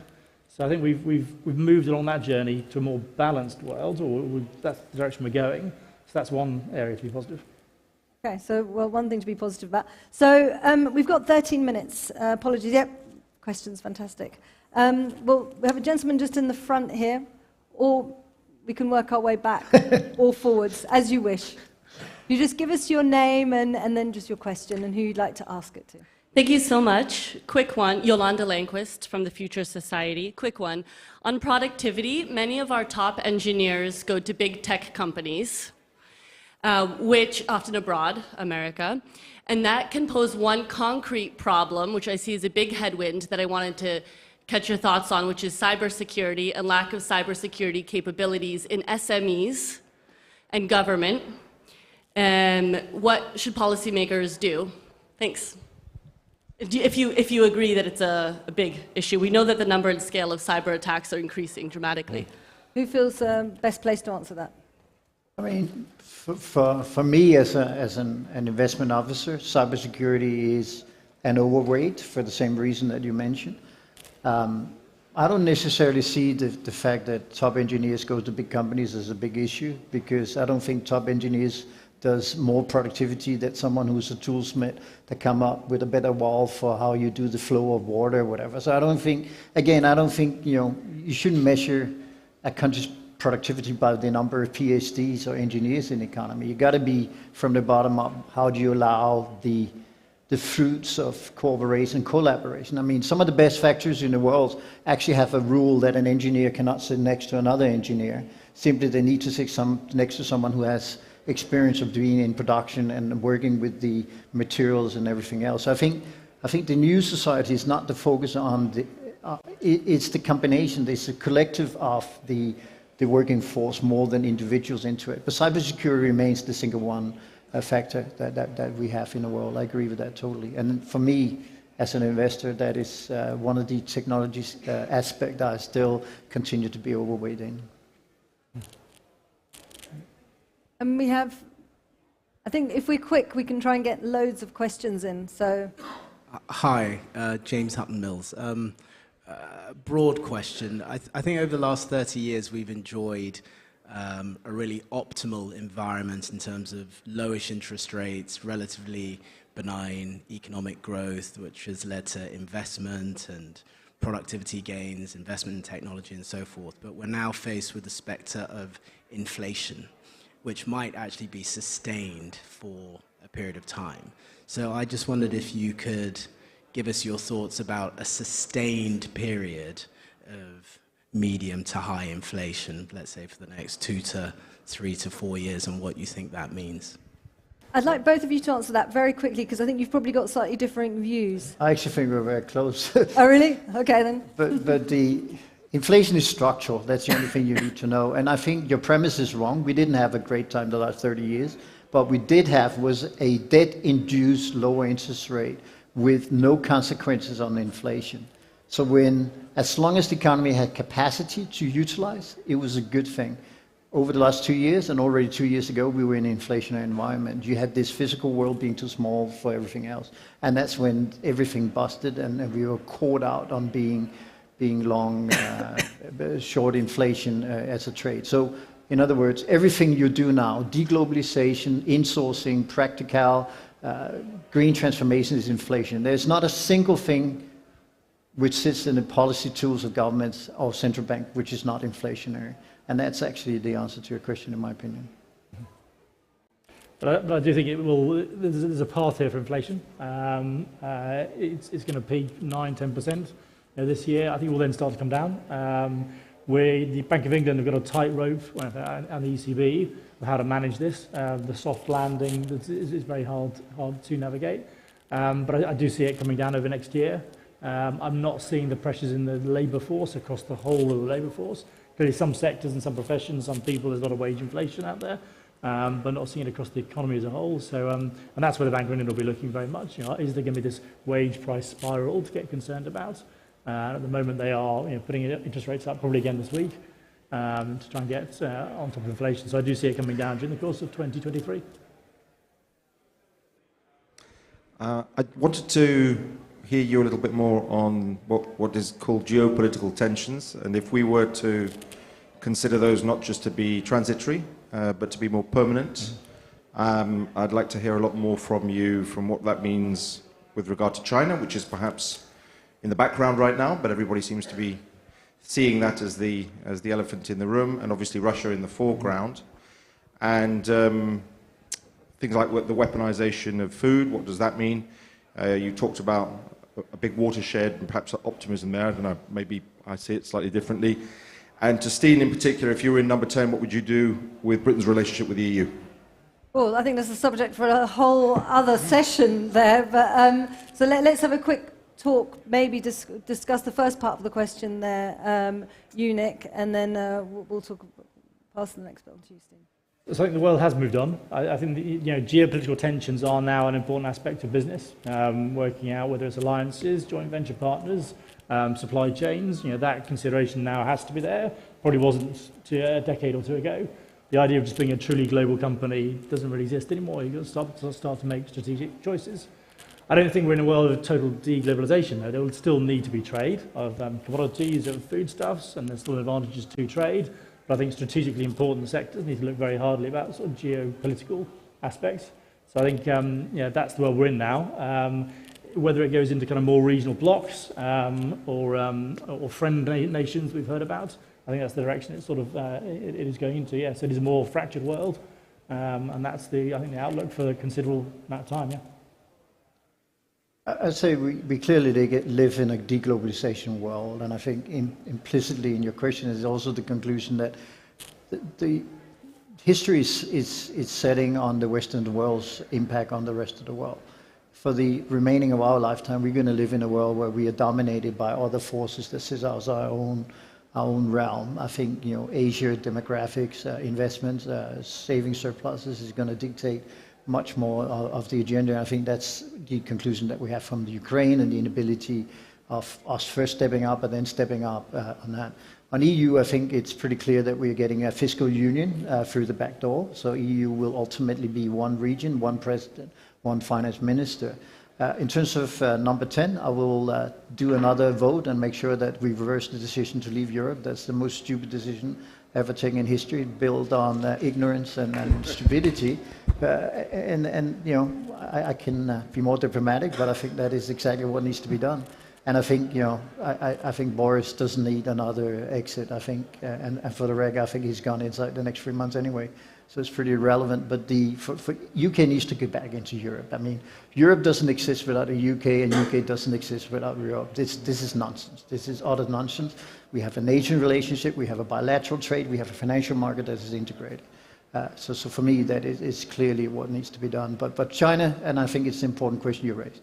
The second biggest issue in China right now is the nervousness about being treated like Russia was treated, getting off the SWIFT system, not being able to access the global payment system.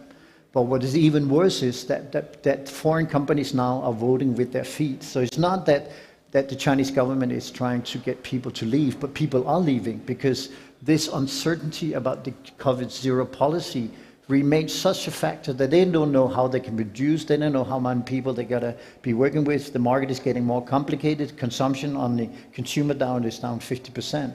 So what is happening is that people are fleeing Shanghai in particular, but overall we have bigger ramifications for the voluntary sort of bailout of China that is happening by private companies. And this is across the board, but in particular European companies leaving. So massive impact.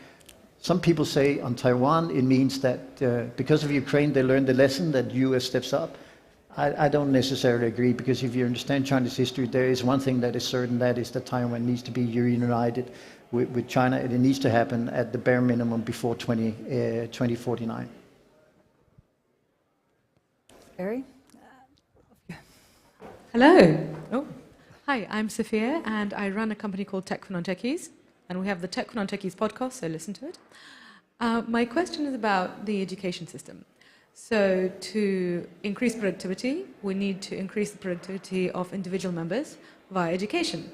So what would be your suggestions for how to increase productivity via the education system, going from literally schools up to actually business schools, but also what I'm really interested in is what are we doing with the population, 30s and up, who probably when they were graduating, I know when I was graduating, the cool things to do were investment banking and consultancy, or maybe if you're weird, media.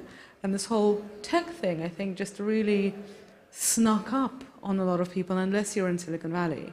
And so there are a lot of people who are high achievers, but who are really feeling left out of this digital revolution. So what do you suggest we do with that?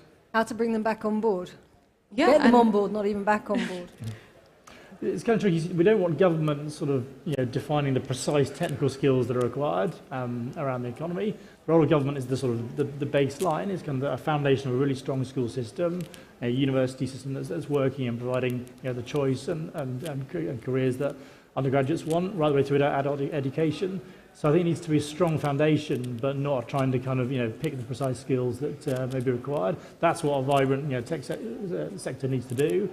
The government can also, the wider landscape for regulations or access to finance, all those other enablers being in place, that will then draw in demand for people and the skills. So I think the government can do two things there to support the tech sector.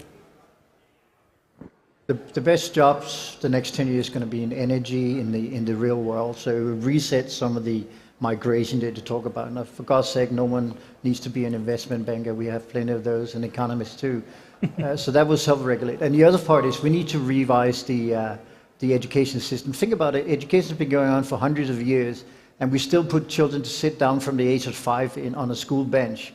I mean, every sociology study shows that we can improve in that process. We may need to make it from year 5. It needs to be trial and error. It needs to be fun. It needs to be an education that sets us up with a flexibility and agility to perform in what is needed, because no one can predict the future. We cannot predict what is needed, but what we can do is revolutionize the way we think about education and just make sure that, like defense spending, it's a fixed amount of capital in the budget every single year, because that is where all the growth in the UK and the world is going to come from.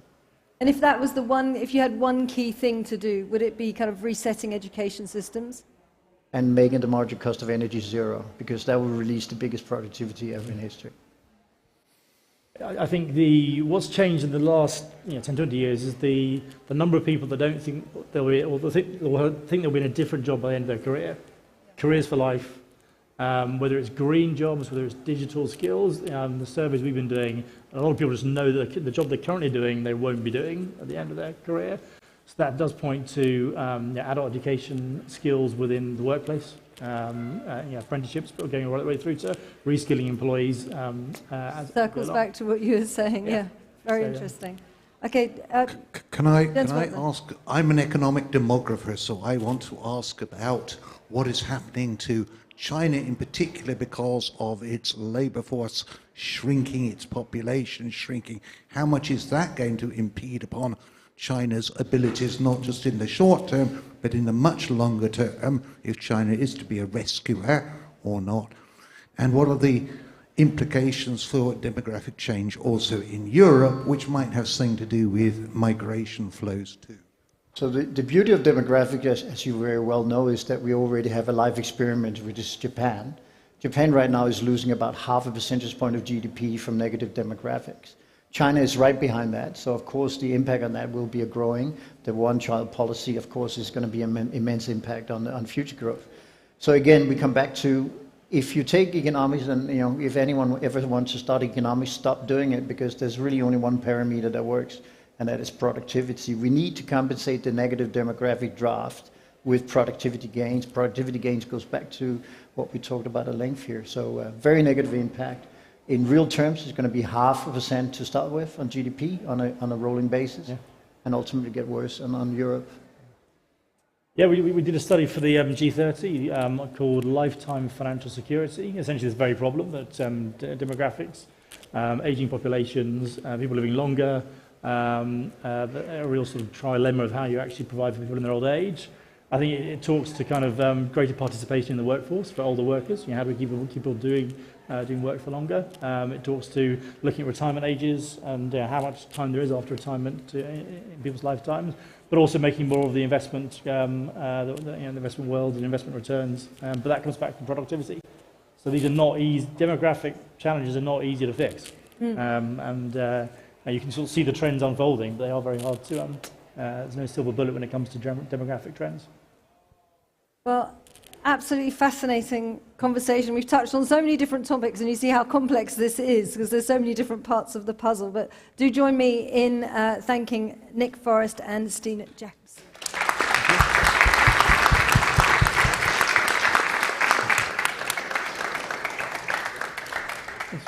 Thank you very much. I'll try and not fall over them out.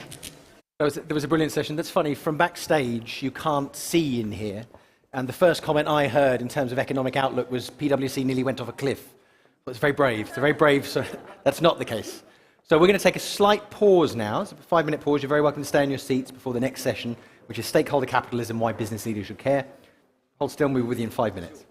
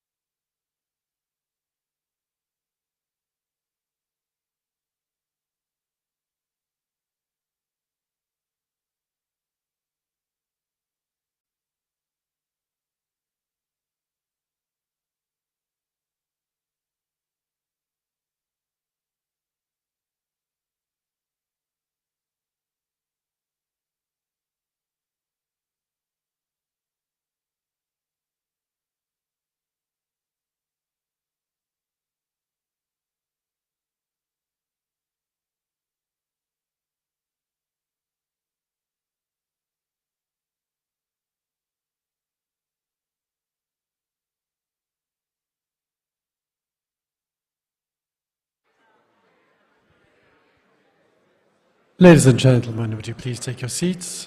The next session is about to begin. Thank you.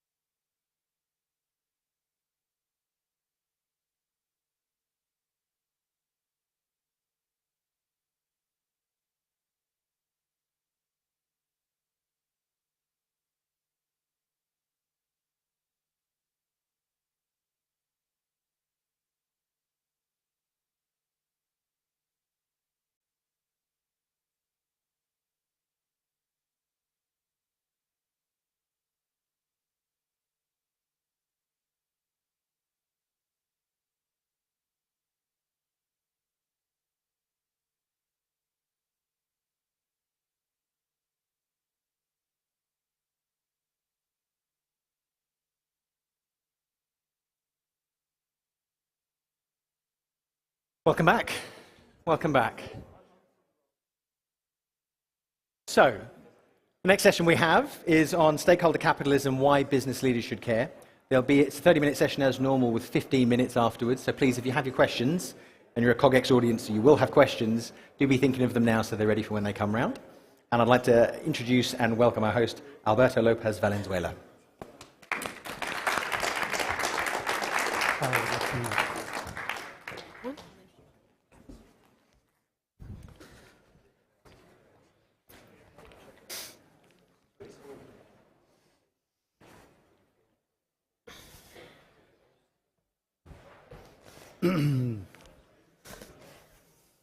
Hi, good afternoon. I'm Alberto Lopez.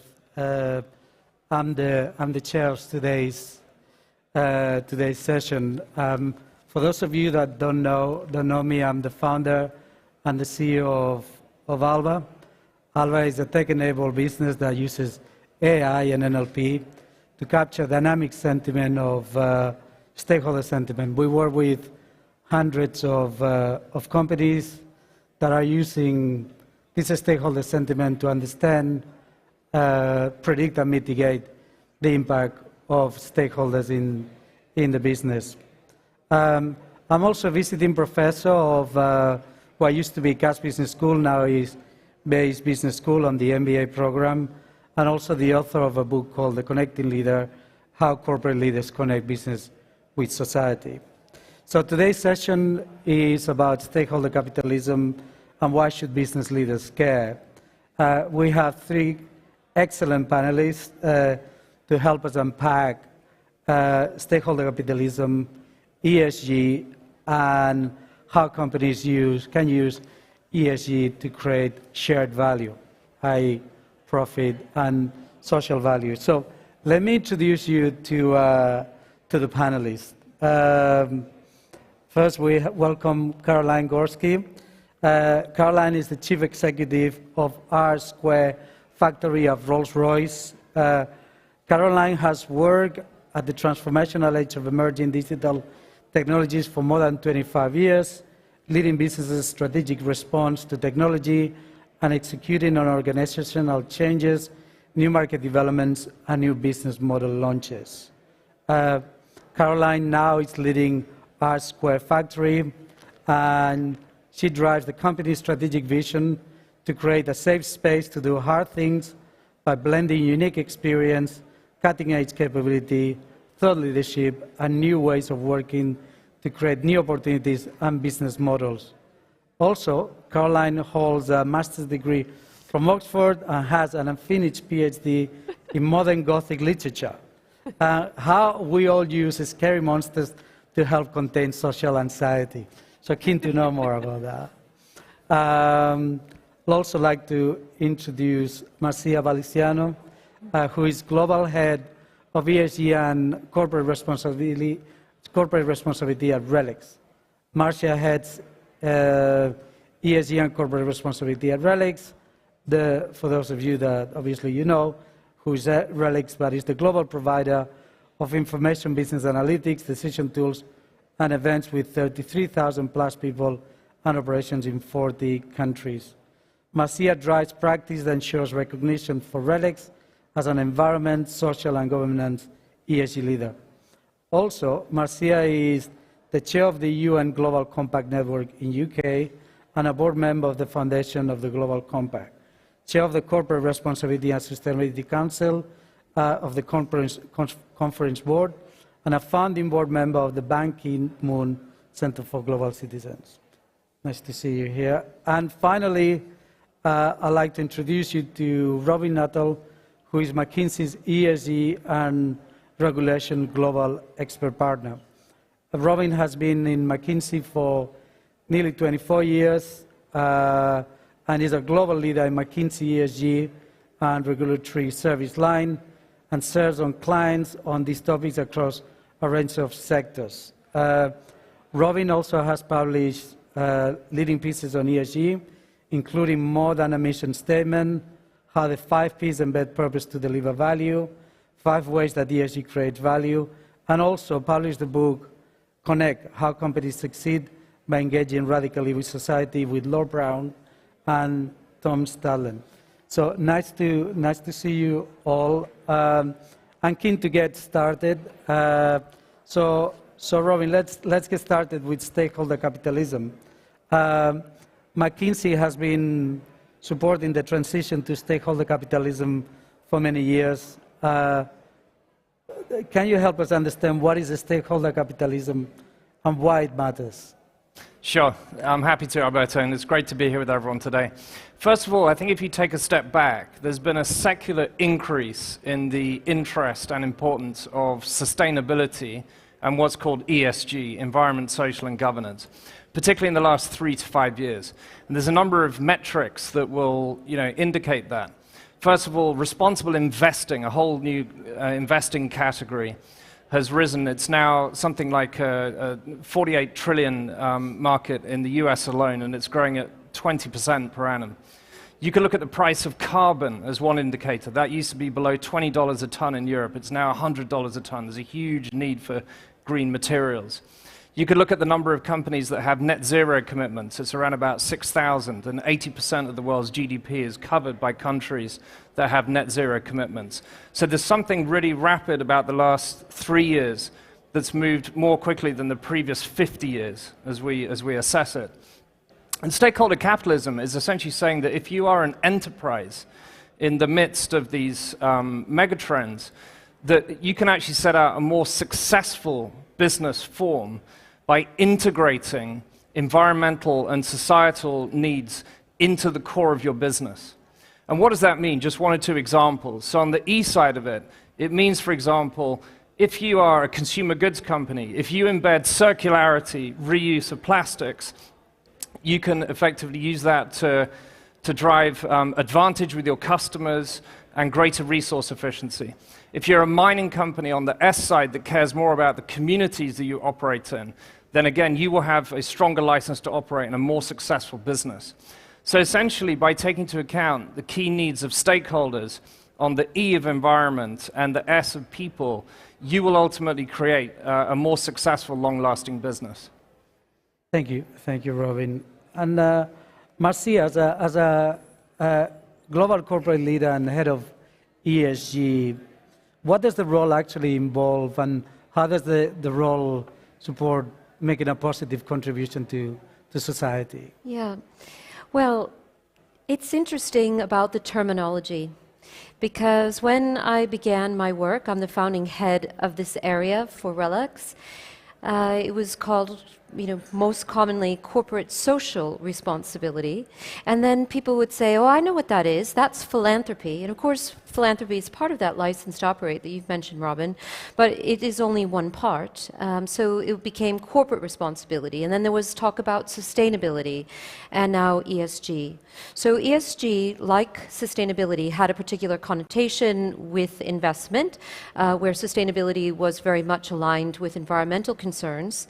And if I give you an example of the kind of conversations that I had with investors prior to this rise of ESG, I would typically talk with the socially responsible investment analysts, and they would ask me questions like, how joined up is this in your business? And I would say to them, how joined up is it in your business? Because why am I not talking to you alongside your mainstream analysts? Today, I speak with the mainstream analysts as well as those that have specialized interest in this area.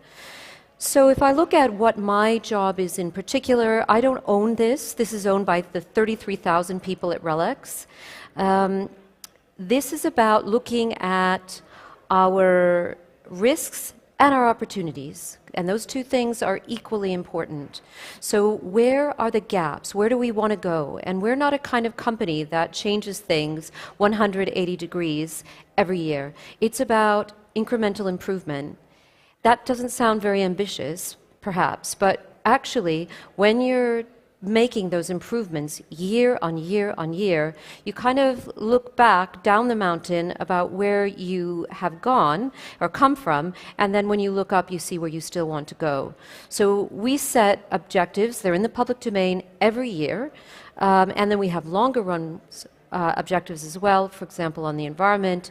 And we are constantly measuring and taking stock and trying to raise that bar higher.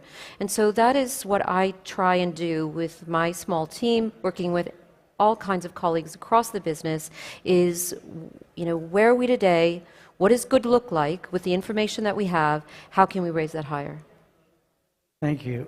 And Caroline, you spent the last 22 years in the tech sector and the last 5 years in Rolls-Royce. Obviously, technology, it's also a force for a positive impact. So how has technology evolved to become that force of positive impact? So I think really that there are a number of driving factors going on here. The first is technology has made it possible for a far greater democratization of both information and discussion for all stakeholders. focused and interested in the choices that the organizations that they buy products from or that they invest in or that they see supporting them with employment in their local communities. So the internet completely transformed the way that we can share information, the access to the information that we have. So I think that, to start with, is part of the contribution to that massive spike in the last 3 to 5 years, that additional scrutiny from all of that exposure to and access to information. But I think as well, that there is the possibility for technology to really start to underpin some of the actions that we as corporations might need to start taking to really look at some of the systemic level change we need to make across whole value pathways and exchanges, not simply within the confines of our own four walls. Collaboration is going to be essential if we are to move forward, certainly in the industrial world, with making some of the scale of changes we need to make to actually deliver on the promises we're making in our ESG commitments. They are system-wide challenges, they need system-wide solutions, and technology is part of what makes it possible to operate those collaborations safely, effectively, and productively. Can you tell us more about the Emergent Alliance and its goals, which were championed by Art Square? Sure. So thank you for suggesting it. That, I mean, it's probably the example closest to my heart. In 2020, in response to the global pandemic, R Squared Data Labs, the team that I lead within Rolls-Royce, reached out across a network of other like-minded organizations and established a global data sharing initiative that looked at how could we use data science to unlock answers to the question, not how do we stop the spread of the pandemic, because that, frankly, was already being addressed by a number of extremely effective epidemiologists and governments around the world. Now, what we were interested in exploring is, can we use data science to help us to lessen the recessionary impact of this epidemic? Can we use data science to help us understand where is it possible to bring economic activity back to life faster? Because we can see how risk is spreading across populations. How can we use data science to share information, for example, about the knock-on effects of lockdowns and the potential beneficial effects of plugging in financial fiscal packages to actually help to stimulate those economies? The Emergent Alliance was a collaboration of more than 50 organizations across the world, many of whom would normally find themselves in competition with each other, sharing not only data, but also data science resources and underlying technology in order to create the kinds of models, insights, and analytics that could help planners in central and local governments, as well as in major corporations, to respond faster to the green shoots of recovery as we started to see them coming up, in sporadic places in response to changes in the waves of the pandemic moving around the world. So clearly, these positive outcomes from the application of technology, stakeholder capitalism, ESG, but nevertheless, there's been critics about it. And 3 years ago, the Business Roundtable adopted the manifesto around stakeholder capitalism, but now there seems to be a change in sentiment, sort of labeling stakeholder capitalism as woke. So why do you think there's a growing, well, first of all, is there a growing sentiment towards, negative sentiment towards making a positive contribution to society and being more responsible, more inclusive? And if that's the case, does it vary from region to region? Anyone? I would say, genuinely, if those who judge the seriousness with which organizations need to take their understanding of stakeholders' interests as woke have woefully underestimated the mindset of any of their employees under the age of 28. And that's a real problem, because the skills that we need to build the kinds of solutions that we will require mostly vest in the younger ages of our populations. If I look at my data science community, if I look at my agile community, if I look at my innovators, Now, we need to blend that with experience from individuals who've been in the domain for a long time.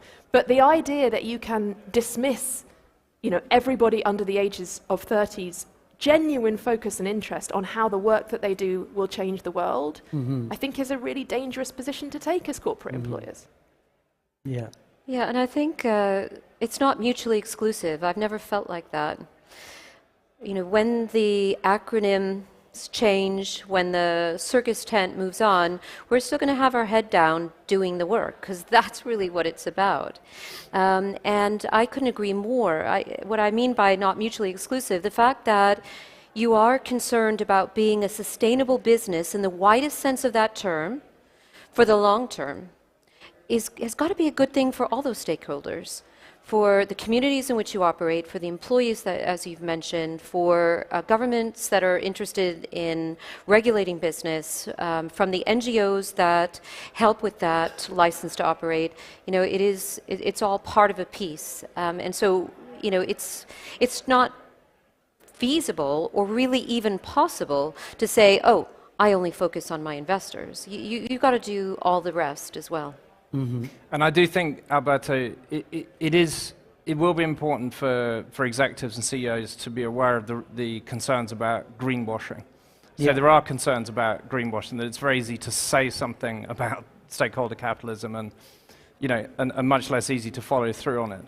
And I think it starts with authenticity. So as a business leader, are you authentic about your purpose and your mission? That may be to reimagine energy, it may be to improve, the people cadre of your business. But is that something really authentic? Because if it isn't, then in today's hyper-transparent world, that will get unraveled, relatively quickly. Conversely, and more positively, if you are authentic, and if you have, advocates in the form of your employees, you can amplify your stakeholder leadership. And we've just been doing research which has shown that the so-called ESG leaders in the sectors who effectively are improving more rapidly than the rest of the sector significantly outgrow and outperform their peer group. Yeah. So, recently I saw a tweet from Elon Musk that was saying ESG is the devil incarnate. and obviously, that doesn't really help with the with this transformation, and of course, it doesn't help that 2 weeks ago, German police raided the offices of DWS on the basis of greenwashing. Do you think these sort of events are likely to sort of create a backlash, or at least a rethink around how ESG is being approached? And to your point, Robin, to make sure that actually it's not seen as another hype or another sort of opportunity to greenwash? I think one of the things that reflects is that the measurement of ESG is at a very nascent stage. Yeah. If you go back 30 years to debt ratings and S&Ps and Moody's, that was early stage. Now it's a very mature industry and they're 99% correlated. But if you say, how do I measure inclusion? How do I measure environmental effort in an organization? It's not easy. And the metrics are very, early stage. And they don't measure the full social impact of your products. If you're producing sugary products or tobacco, it doesn't measure the social impacts of those products. There's measurements today. In 3 to 5 years' time, you will see a shift from ESG to impact, which would be the impact of my business on the world. That will be much more measured than it is today. And how can the alliances that you were referring to earlier, Caroline, can help on bridging that gap? So I agree with Robin's point about the immaturity of how we measure the impact that we're looking for. And I think one of the things that's true when you think about the different sectors, industrially speaking, is that there are some sectors where the relationship between those organizations and their regulator is more direct, is more, the regulator may be much more present. That's particularly true in sectors where there are issues of safety or other issues of potential harm. And then there are other sectors where the relationship between organisations and their regulators is much more hands-off. I think what we will see in the collaborations that form in highly regulated sectors is that we may see faster progress, actually, towards some more consistent measures for impact against ESG. And I think that supporting that hand in hand with good relationships with the regulators is really, really important. I think that it's sort of no surprise, really, that in some of the least closely regulated sectors there is perhaps more pushback around around some of these as yet relatively immature measures than we see in some of those more tightly safety-driven regulated environments. I would say that I am concerned about greenwashing. We don't put out press releases. I'm always nervous about, what's happening in the organization when you have 33,000 people. So you have to have the governance right. You have to have the procedures in place. And what I was saying before, you have to be doing the work, and you have to be led by your performance. And that's where, if it's the talk and not the walk, in that space is where the greenwashing happens. But if you're transparent about your data, and it's not very comfortable for us as companies to say, this is where we're not doing as well as we would like to. We want to tell the good stories, but we also need to be transparent about, the journey and where we still have to improve. And if you do that, in my experience, those stakeholders are pragmatic. They would rather have you not hide the data, share the data, but then say what you are doing to try and make the improvements that need to be made. Yeah. So Marcia, the sort of ESG in its very sort of different incarnations actually has been around for a long time, for decades. What do you think we've actually seen the explosion of ESG in the last 2-3 years? What's driving that? Yeah. Well, certainly on the E of ESG, there is general recognition now that climate change is man-made and woman-made, and we have to do something about it because it's one of the most important issues that humanity faces, not only in the near term, but in the longer term as well. And I think that has driven a lot of the development. So we are on our 4th iteration of something called the Task Force for Climate-Related Financial Disclosure, TCFD. So we did the first one 4 years ago, and we try and get better and better at this. And what that document, which is now mandatory for large cap PLC here in the UK, and will all publicly listed companies will be factored in and have to produce one of these statements. It's asking you, what are your environmental risks around climate change? How are you mitigating them? Where's the governance and the responsibility within your organization? And how is this financially going to impact you over the longer term? And what are you doing about it? From the negative, but also from the positive. So I think that, while there may be concerns around the terminology, it isn't as if the UK government is going to wake up tomorrow and say, oh, well, there's a backlash with this terminology and with companies trying to, get good press. You don't have to do this anymore. No, I think that there will be increasing scrutiny, and it's spreading this type of disclosure. So there's something in the works now which is around biodiversity, and it's called the Task Force for Nature related financial disclosure. So we're going to see this intersection between climate change, biodiversity, and also human rights. So we as companies are going to have to get to grips with this and share with our public about how, where the risks are, what we're doing about it, and again, how this is likely to impact our business. I like to sort of consider now the current geopolitical and economic backdrop. Obviously, with these the conflict that we're seeing right now, the war in Ukraine, actually has forced governments to reconsider the environmental goals, and they're turning into fossil fuels to reduce dependency on Russian gas. What does this mean for ESG policies? Does this weaken the government to actually enforce some of these ESG policies? And can we really afford ESG when all this is going on?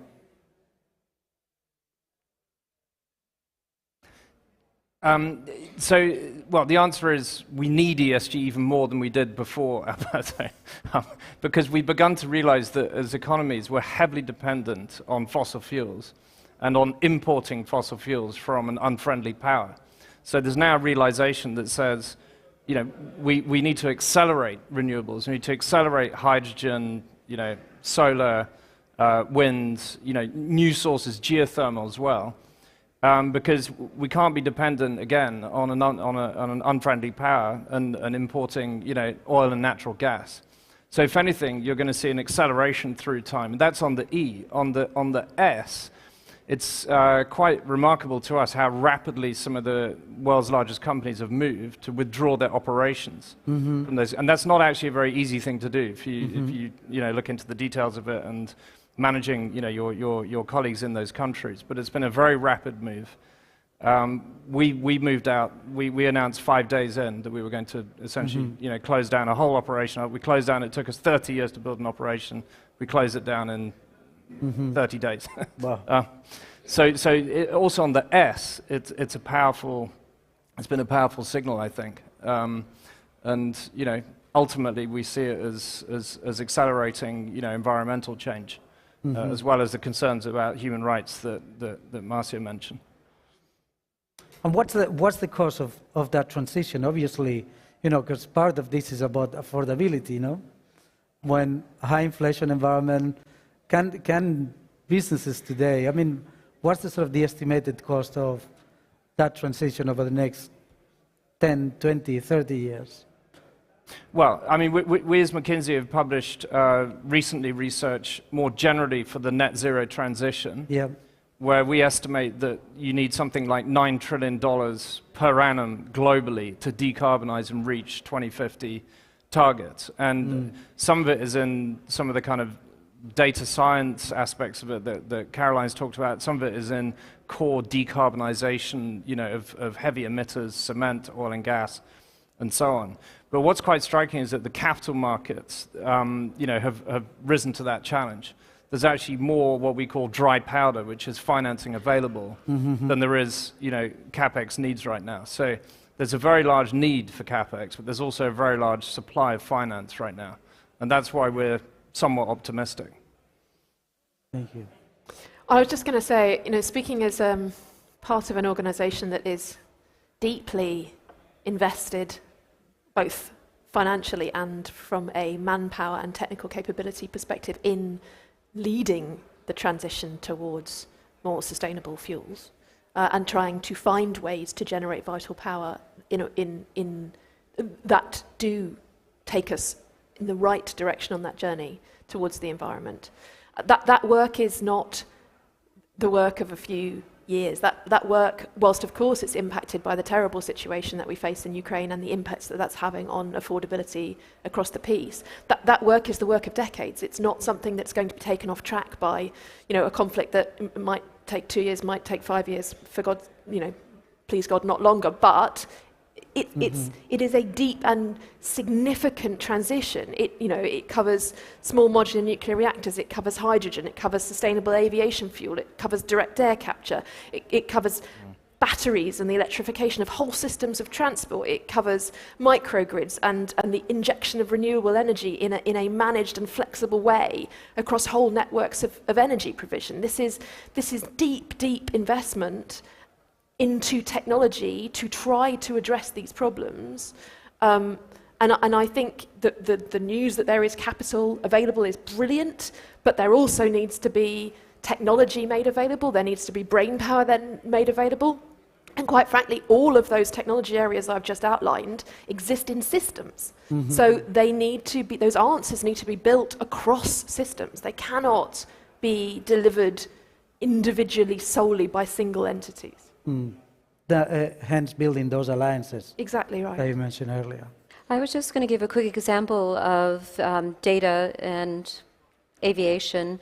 We have a business which is called Cirium, and it catalogs and tracks the global aviation industry. And my colleagues have been working on a tool that they are integrating into their kind of core product, which can tell even us, because we are beginning to use the data just to track, you know, how our people are moving and the carbon impact of the flights that they take. So it's using AI to look at the actual planes, how they are constructed, the kind of fuel that's being used, whether those flights have actually taken off, whether, you know, how loaded they were on the particular day, to come up with a much better factor for understanding the carbon impact of a given flight, where before we used DEFRA factors from the UK government, and they're really a blunt instrument. And actually we can see the DEFRA level is up here and the actual Cirium data is down here. So it's a much more accurate picture. But when you think about how you can integrate that into the flight decisions, if I can tell that that aircraft is going to be more carbon friendly, and I have a choice between two, I might choose to take that particular flight that's better on the carbon, and Cirium data will be able to help us to make those kinds of decisions. Interesting. That's really about embedding ESG decision making on everyday life, no? Yeah, I've got other examples too to talk about during the Q&A. That's great. So before we wrap up, I think we've got some questions from the audience. So, okay, we've got one here. Sorry, can you wait until you get the microphone, please? Thank you.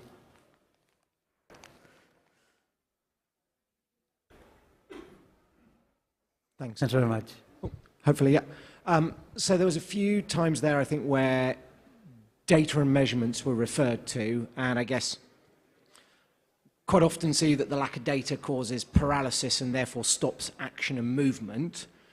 And so in this space, I guess what I'm wondering is, are there any great examples that we can look to where people have been able to move knowing the general direction rather than having the hard measures and the hard metrics to measure themselves against, you know, to drive, you know, walk the walk before knowing exactly what the outcome you want to get to is, versus going, well, I need to have all the measures, I need to know the perfect outcome first, because I sort of feel in the spaces I work in quite often we're held back by how are you going to measure it, how are you going to go, what's exactly your outcome and objective, and therefore use it as an excuse to do nothing. And so any great excuses of getting away from that excuse, if that makes sense. Okay, so if I understand correctly, you're saying that having too much data actually leads to paralysis by analysis, therefore an example of not so much data actually has led into action? Yeah? Okay. Thank you for the question. Thank you for the question. Let me give you what's hopefully a useful example, and we'll see. So, interestingly, in the context of most industrial organizations older than 25 years, the issue is not one of too much data. The issue is one of the issue is essentially that data is locked away in formats which are not machine understandable. So, you know, in the context of an organization like mine, lots of information trapped in either paper documents or in what people think are digital documents, but when they say digital documents, actually what they mean are scanned PDFs, which is about as much use as something written on handwritten on a piece of paper, if you're trying to feed it into an ML model. So actually the first challenge we faced when thinking about how do you do some of the things that you were talking about, how do you actually start integrating this behavior into processes, is can we even understand what the current state of the process is in order to be able to make changes and be able to see them happening. But you're right, you can't try and answer that across 100%.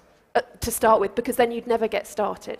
So let me give you an example. We took a specific family of components from part of the Rolls-Royce supply chain, and we did a lot of work building some proprietary machine learning capability to be able to extract contextual information from hard-to-reach data sources. So here we're talking about engineering drawings, tables, mathematical notations.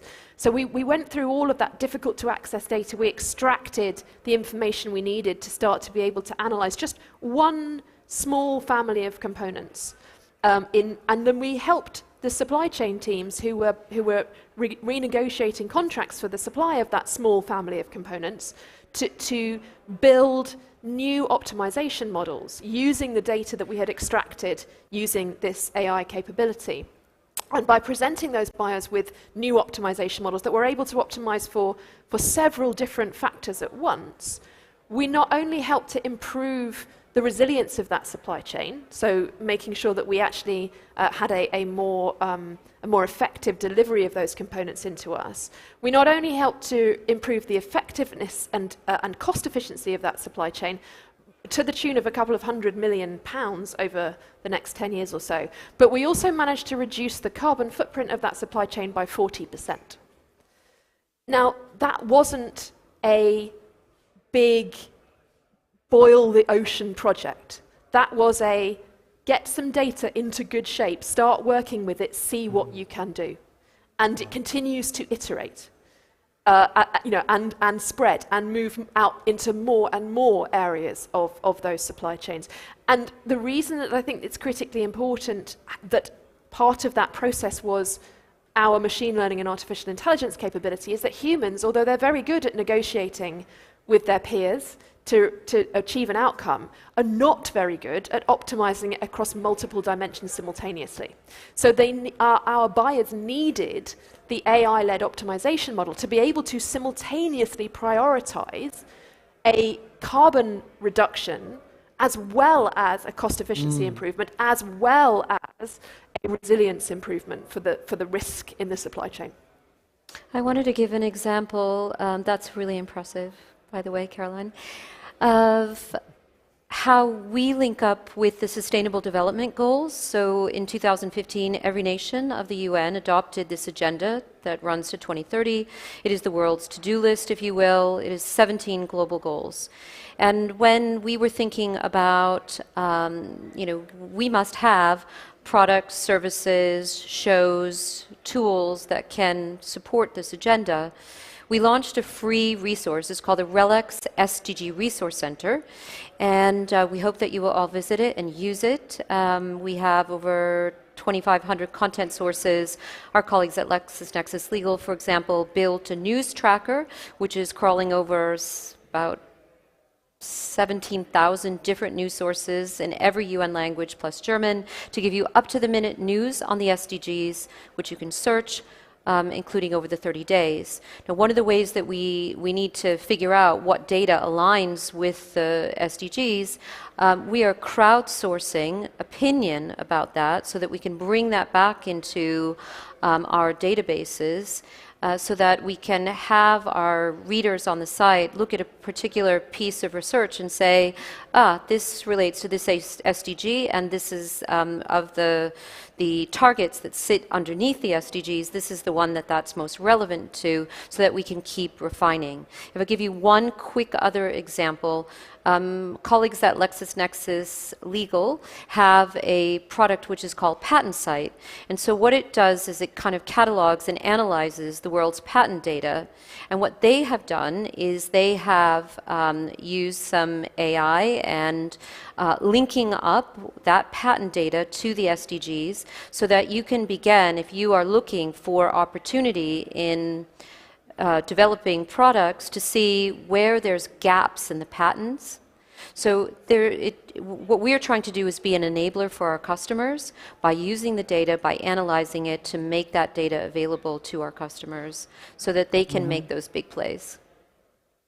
I'd just like to add that there is an approach that we see some companies doing, which is to set an outrageously bold target, which on the basis of a very crude metric, which is not scientifically measured bottoms up, but is top down, which then really generates innovation, and a drive to reach it. So just a few examples.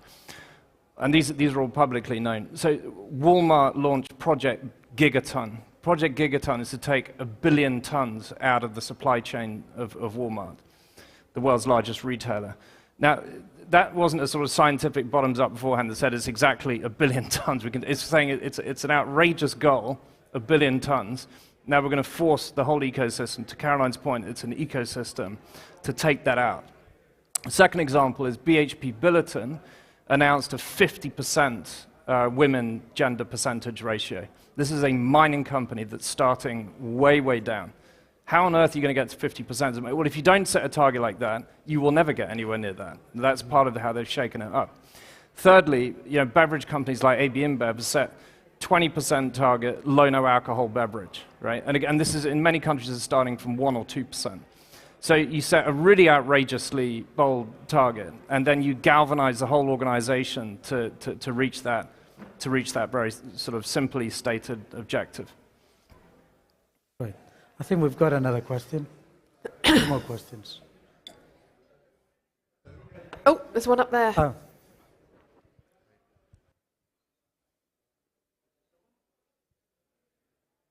Is this on? Yeah, okay, all right, it's there, yeah. I wanted to pick up the remark that was made about ESG, we need it more than ever. I've just come from a conference on better investing where I was talking about Larry Fink and what BlackRock decided to do relatively recently, which suggests a degree of ephemerality. I was also talking about the relevance all of a sudden of defense expenditure, which suddenly becomes rated as an ESG good as opposed to a bad. And I did make mention of certain companies moving out of Russia. But with respect to that, I did make the point that they've been in Russia for a jolly long time, and they knew jolly well what was going on there. And they are in lots of other places where we also know jolly well what is going on there. And this comes back to this metric. What is the thing we're actually measuring? How ephemeral are the components of it? And how seriously do we take the whole lot of it? I was talking about green bonds. Is your bond green in terms of what it is doing? So maybe I give it a tick. But are you a government, which I shouldn't be involved in at all, however green your activities? And one can look at the amount of assets which are stuck in, between inverted commas, green products, but in countries such as Russia. But not only Russia, I just use that as a current example. Thank you. Sorry, and what's the question? What is the question? Can we comment upon the ephemerality of this?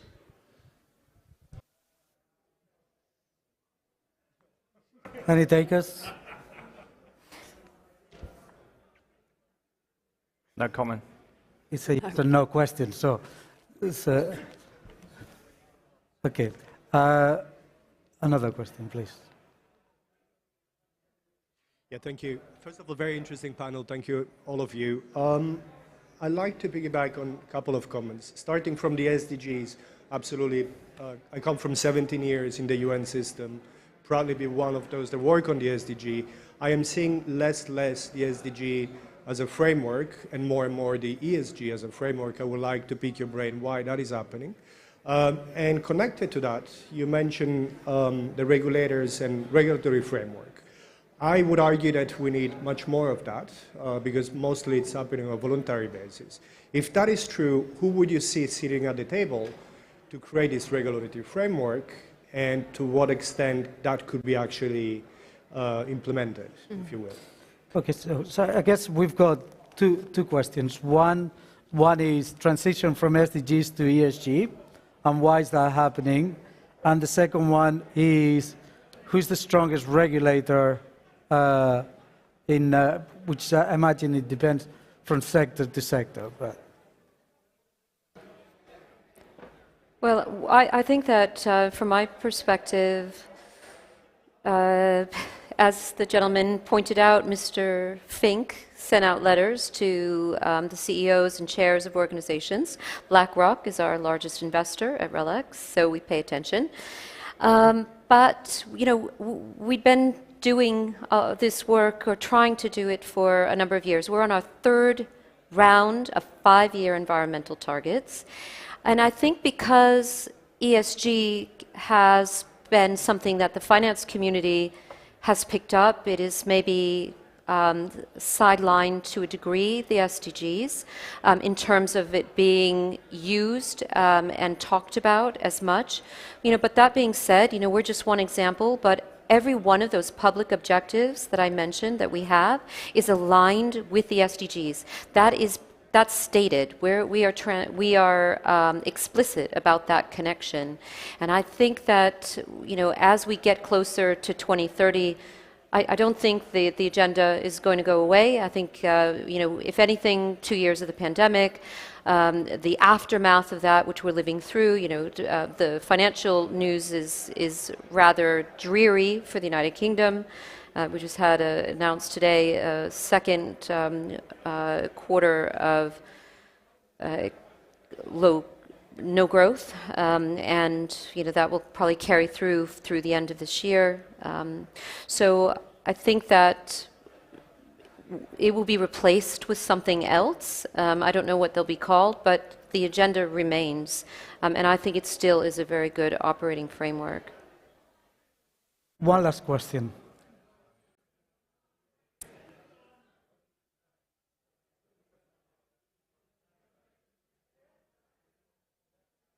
Yep, sorry.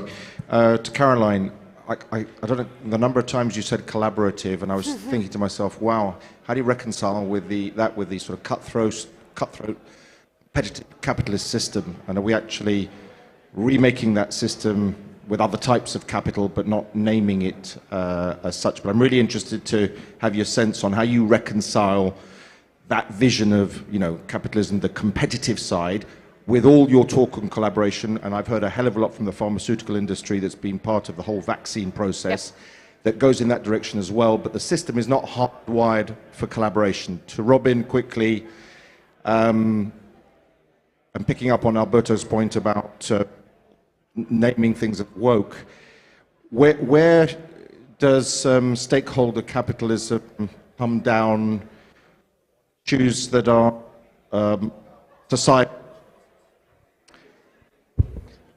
societal choices? Just go. Go ahead. So I think your point's very well made, that the structures that we operate within have struggled to create the space for the kind of collaboration that I genuinely believe we need to build to address the scale of the problems that we face. I would say, for the worst of possible reasons, the experience of the last 2 years, particularly around the pandemic, opened up the eyes of a significant number of globally leading organizations to just how important setting aside some of those competitive instincts were. It's my profound belief and personal commitment as the CEO of the R² Factory that we carry on with that work. I think it's too important to let go. I have been trying to build data collaborations for good for at least the last 25 years. I got further in the last 2 than I think I have in the 2 preceding decades. So, you know, please, let's try carrying on, because I think the problems we're facing are too big for us to give up on that model. But I agree that we need some incentives that help organizations to recognize at the financial level, at the shareholder reward level, that work is as important as it is. Great. Just to finish the session, just one minute thoughts on where do you see the sort of the biggest developments in the next 5 years? Marcia, you want to start? Well, maybe just picking up on the point about collaboration, I think that is absolutely critical in all areas. I think a rising tide raises all boats. One small example is something called the Digital Impact of Media. It's a project that we've had on, doesn't make the news. Working with our peers in the sector, plus getting academic insight as well, to look at our cloud-based emissions, kind of hidden emissions, and coming up with better methodology for measuring that, which will help us to lower them. So really, the theme of today around data and collaboration, I think it's really important, and hopefully that will help to drive things forward in relation to the changing geopolitical factors that we will all have to cope with, whatever they may be. Robin? Technology acceleration. I think that there's almost no big societal problem since the Second World War which has been solved other than through a rapid technology breakthrough. And I think, building a bit on some of Caroline's thoughts, I think that is certainly true on the E side of it, and we'll see more of that on the S side of it as well. Yeah.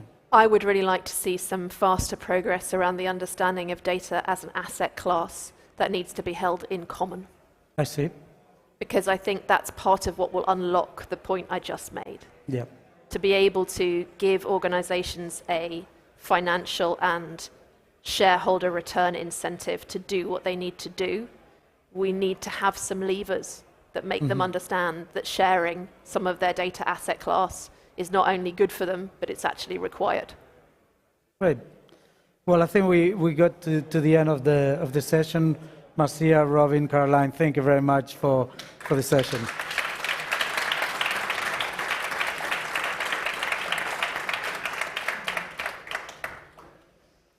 Thank you very much. Thank you for a great session. So we're going to have a break now for 20 minutes. The next session, which is on how to accelerate the energy transition, will start at 4:30. So we're back here for 4:30. We've got 20 minutes.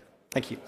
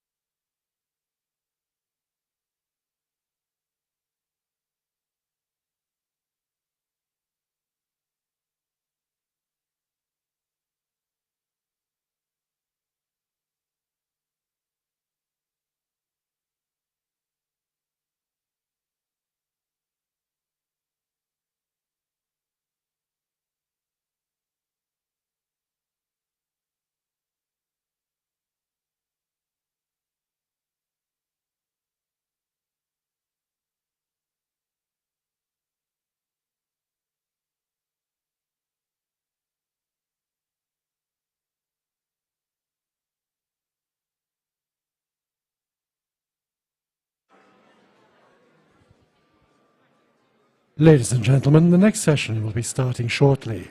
Please take your seats. Thank you.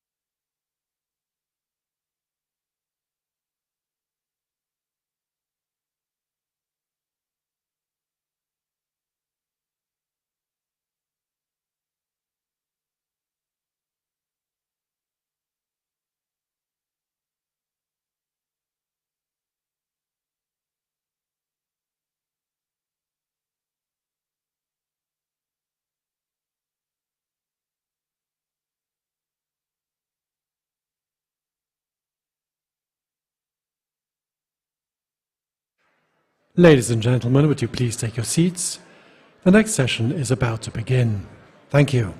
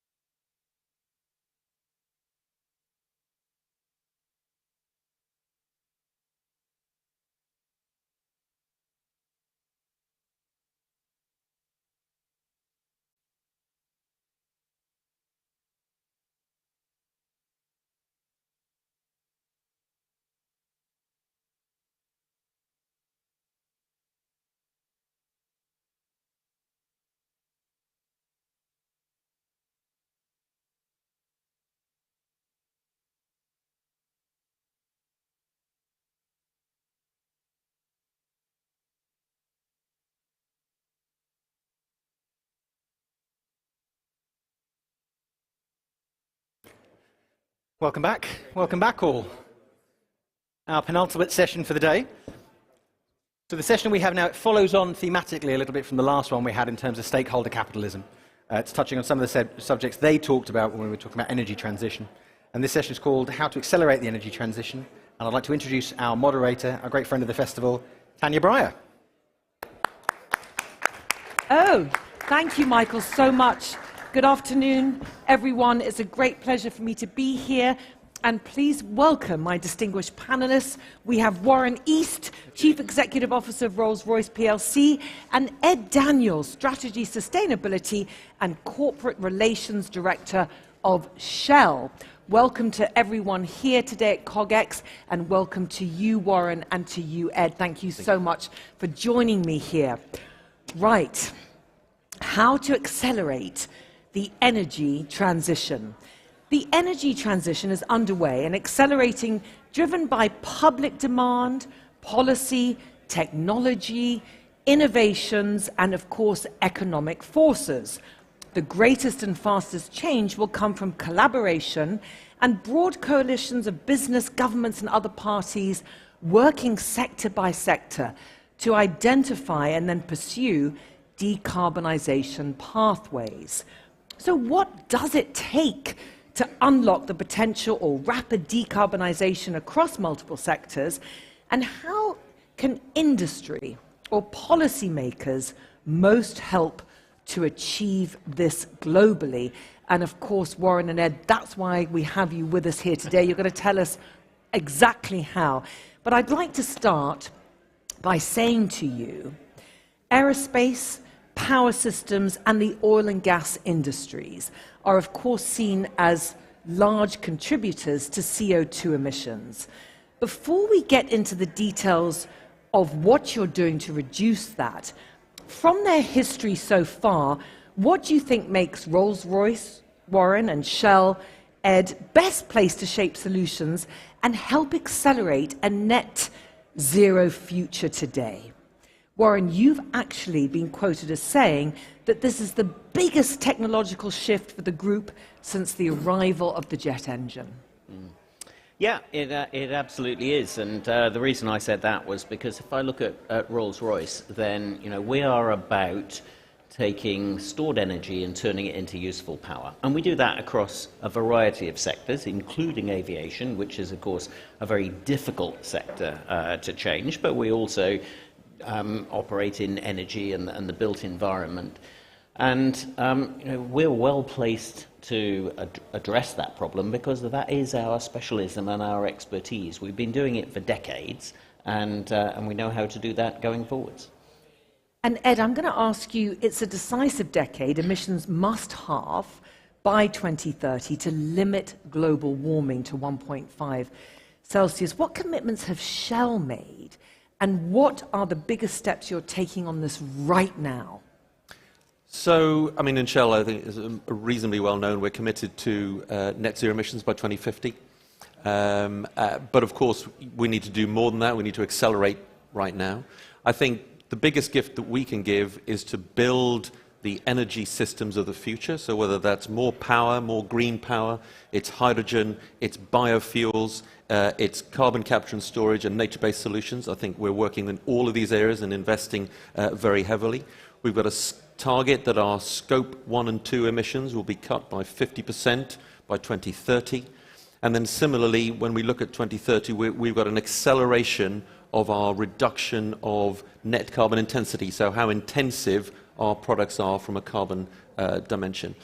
But I think actually the thing I feel strongest about is our work in building the coalitions that you talked about in your opening remarks, Tanya, about that this is not just about one company and what it can do. It's how can we work with our customers, with suppliers, with governments, in order to build those coalitions that decarbonizes aviation or marine or the heating and lighting systems of the world. It's not going to be done by single entities or corporations. It's going to be done in huge coalitions, and we're absolutely committed to playing our part in that. And when you say that, Ed, just give us an example of what you think would be the best coalition for someone like Shell.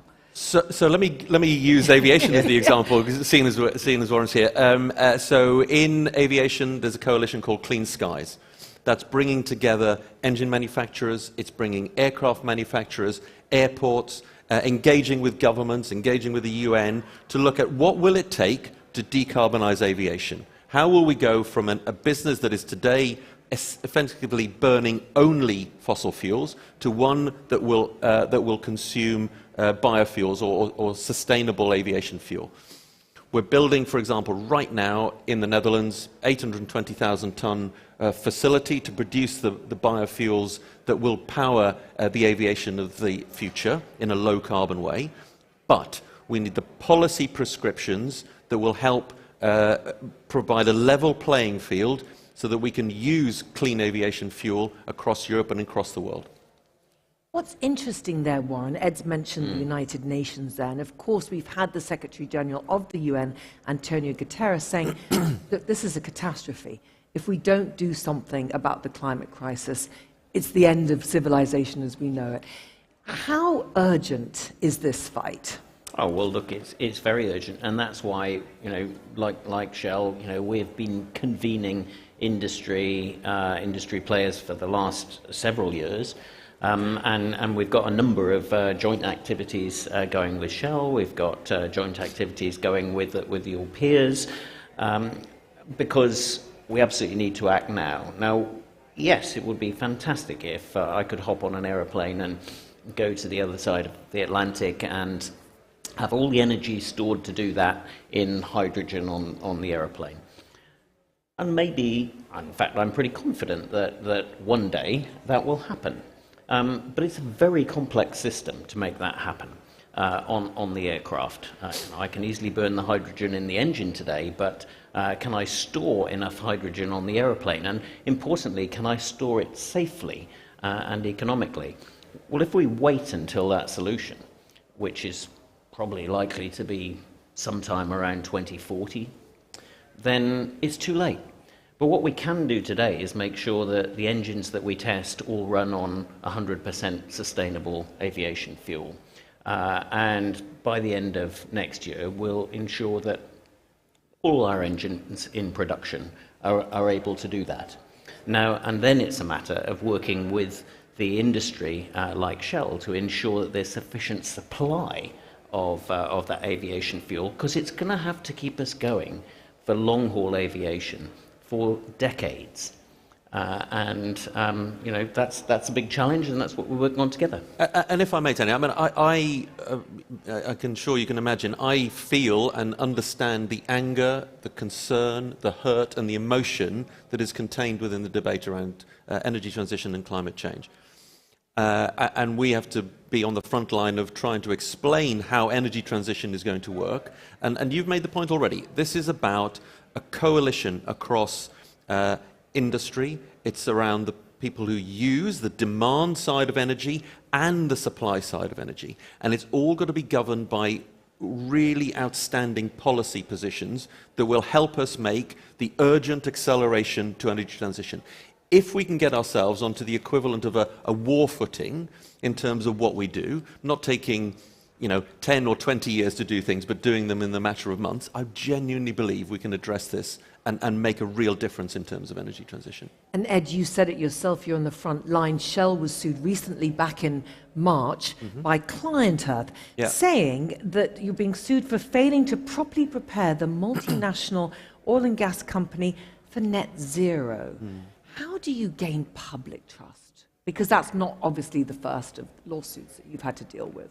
No, and I think the legal landscape is going to continue to evolve and develop. A tiny correction, that the Client Earth is we're not being sued by them yet. They have sent us a letter warning that they may sue us, so just to be slightly technically correct, and I won't perhaps go into too much detail there, given that it's a live case. Their conjecture is, you're not doing enough on energy transition.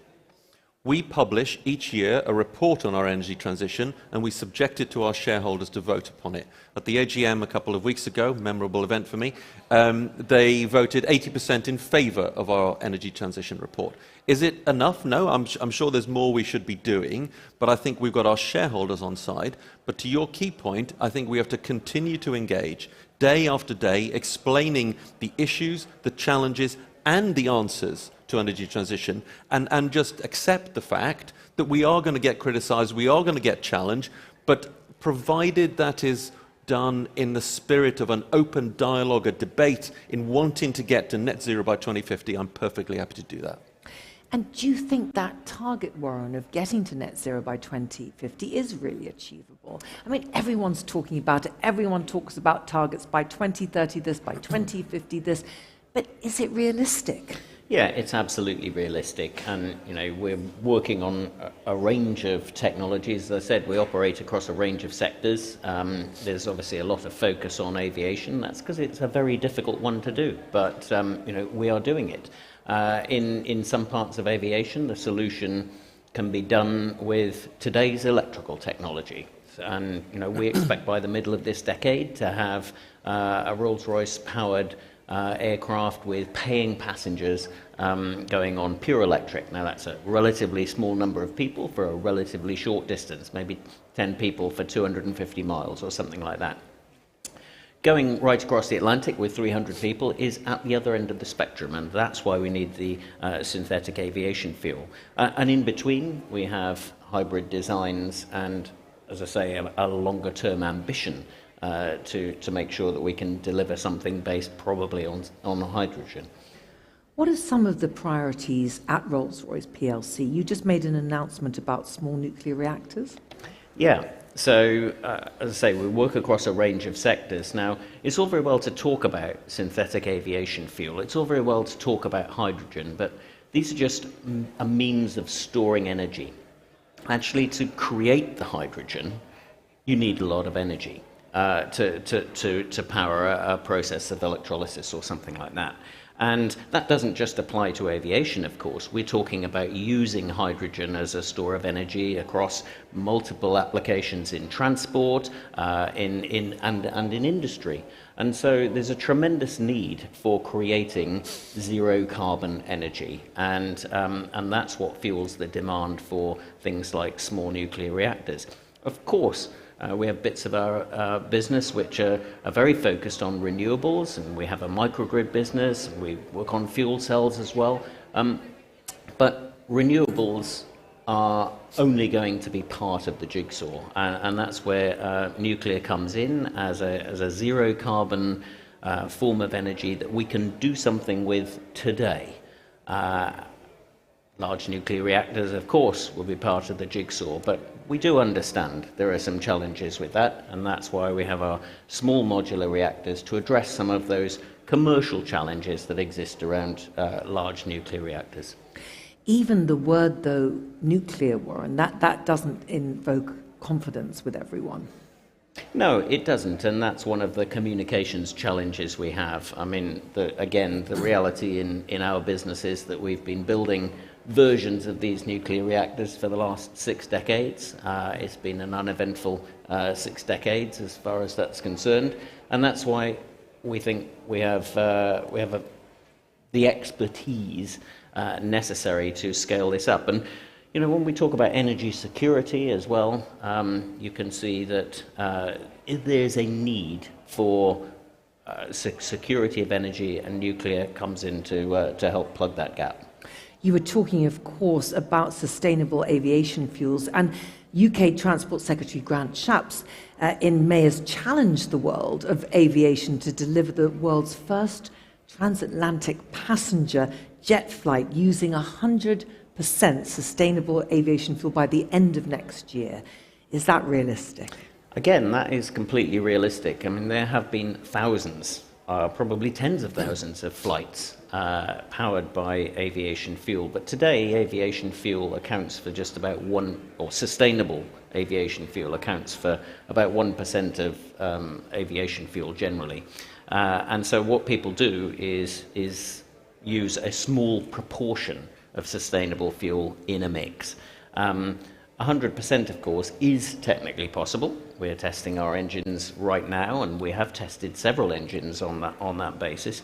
The challenge is having the quantity. Now, it's easy to get the quantity to do a single flight. Right now, for the industry as a whole, scaling up, that's our challenge.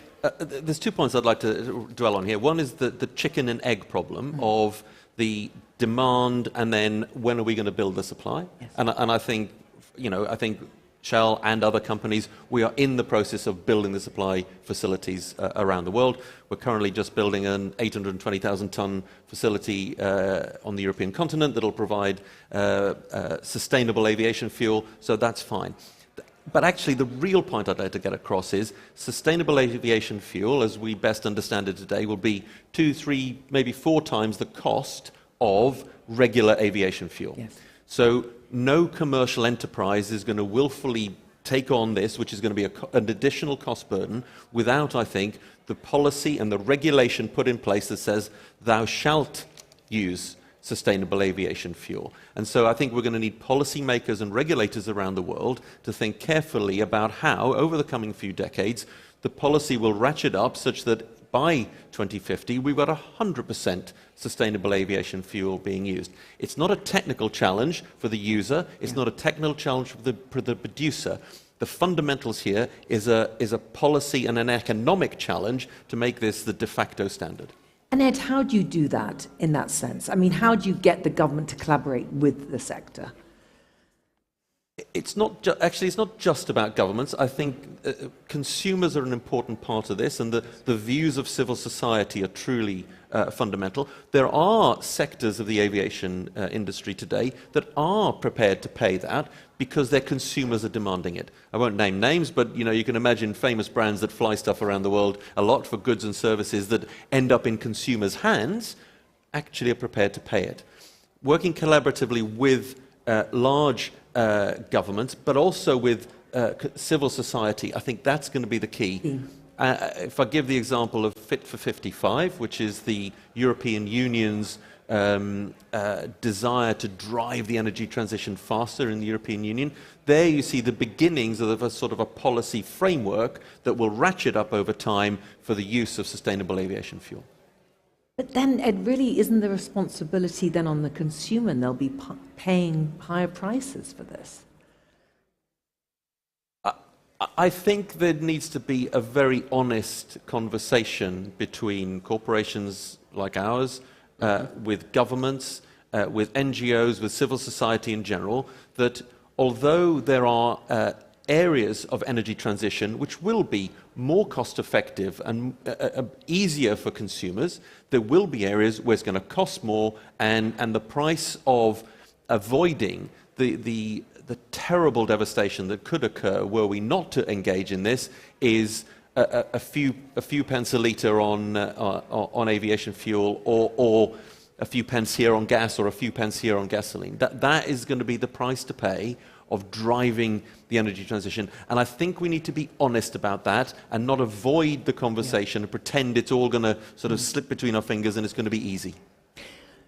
Look, Warren, I think the crises that the world is facing today, and of course post-pandemic, I know at Rolls-Royce in 2020 you lost billions in that year. How do you message, how do you communicate to people, well, you've come out of the pandemic, the cost of living has gone up, inflation is at all-time high, oil and gas dependence is, oil's at over $100 a barrel, there's a war in the Ukraine, Russia's invaded Ukraine, it's impacting food security as well as oil and gas. With all of these geopolitical and economic crises going on in the world, how do you keep sustainability at the top of the conversation as a priority when there are people in the world that they're just worrying about how they're going to actually eat rather than how they're going to travel? Yeah, and of course it isn't just travel. It's quite a bit of that food that people are going to eat is travelling around the world on aircraft as we speak. So it is a challenge. I think there's different people perceive the threat in different ways. The younger people, for instance, typically will be more, if I look at our own workforce, attuned to this than some of the older people. But I would just sort of, there's a relative thing going on. There is a humanitarian disaster going on in the Ukraine at the moment. Millions of people have been displaced. But if we don't solve this problem with the climate change, then there'll be billions of people displaced. And not at some far distant point in the future, there'll be billions of people displaced in this century. And so I think we need to get our disasters a little bit in perspective. And that'll mean lots of hunger, by the way, and that displacement will be very challenging from a food production point of view for the world. And Ed, when Warren talks about that and the doom and gloom and the challenges that the world is facing, Shell has been seen to profit from the conflict in Ukraine. The first quarter, $9.2 billion in profit. So what do you say to those that will look at that and say, how can you morally tell us what we're going to do? I think we recognise, of course, we all recognise the cost of living crisis that is out there, and it's extreme, and we see that in both on energy and fuel and heating, and on the food side, and of course I see that myself in the communities where I live. So we're very alive to that challenge. I think as a company, our responsibility is to do our utmost to provide. Urgently provide the improvements and the increases in the energy supply that try and address some of the sort of shortages from a supply and demand perspective.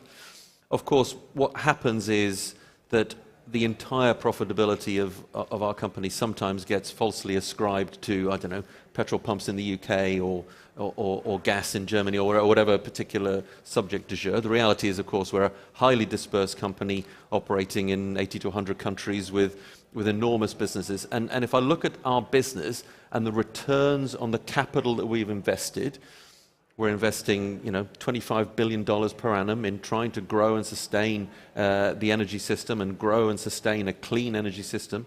The returns on that capital are relative to many sectors in the economy are pretty modest. So it's not that we're sort of profiteering extremely compared to many sectors. We're making a return on the capital that we've deployed. And how do you get over that question, Warren, in business of profit versus purpose? Yeah, and I think the reality is that they go together. And so that's why, for instance, I have described the dealing with climate change as a fantastic commercial opportunity for Rolls-Royce. In that, we see business opportunity. You have to make a profit in order to invest in the sorts of technologies that are required to deliver on the purpose. And we have a very clear vision that we can achieve net zero across the sectors in which we work. But it does take investment, and so I have no shame whatsoever about generating profit to spend on R&D to deliver the technology to make the world better. And Ed, we spent a lot of time sort of thinking about this in developing our strategy, and where we got to. I don't know if you've seen the work of Colin Mayer, which is around corporations answering societal problems. And the way we sort of articulated was our purpose as a company is to accelerate the transition to net zero emissions purposefully and profitably. And so I'm a little bit with Warren here, that I think energy transition, of course, is an enormous challenge. It's a challenge of supply and demand. It's a technology challenge. It's a challenge of working with a huge range of partners. But ultimately, there is also opportunity in there. And we shouldn't shy away from trying to grasp those opportunities and using that opportunity to accelerate it purposefully and profitably. And Ed, just on that, it's vital to reform energy demand. How can this be done? I think in part there's a lot of education that needs to be done. I think it's quite easy to, I don't mean to be disrespectful, it's quite easy to forget that energy turns up literally everywhere in how goods got here, how we got here, how this chair got made. And so I think we have to do a lot of education. But for us, and we spend a lot of time sort of literally reorganizing our company to focus in this way, I think it's sector by sector. I don't think there's a single prescription that says the answer to energy transition is X. It's because the challenges in aviation are very different to the challenges of air conditioning, which are different to marine and different to cement and steel. And I think we have to engage with each of those individual sectors and communities to have meaningful dialogue about what does it mean to transition your industry, your sector, through to net zero by 2050. And we see a slightly sort of smaller version of this in the range of sectors that we serve, where some of them are, frankly, a little bit easier. So, one day, undoubtedly, we will, be powering hybrid aircraft. Today, we're powering hybrid trains. And the type of technology that you use, yes, is different orders of magnitude in terms of the energy involved.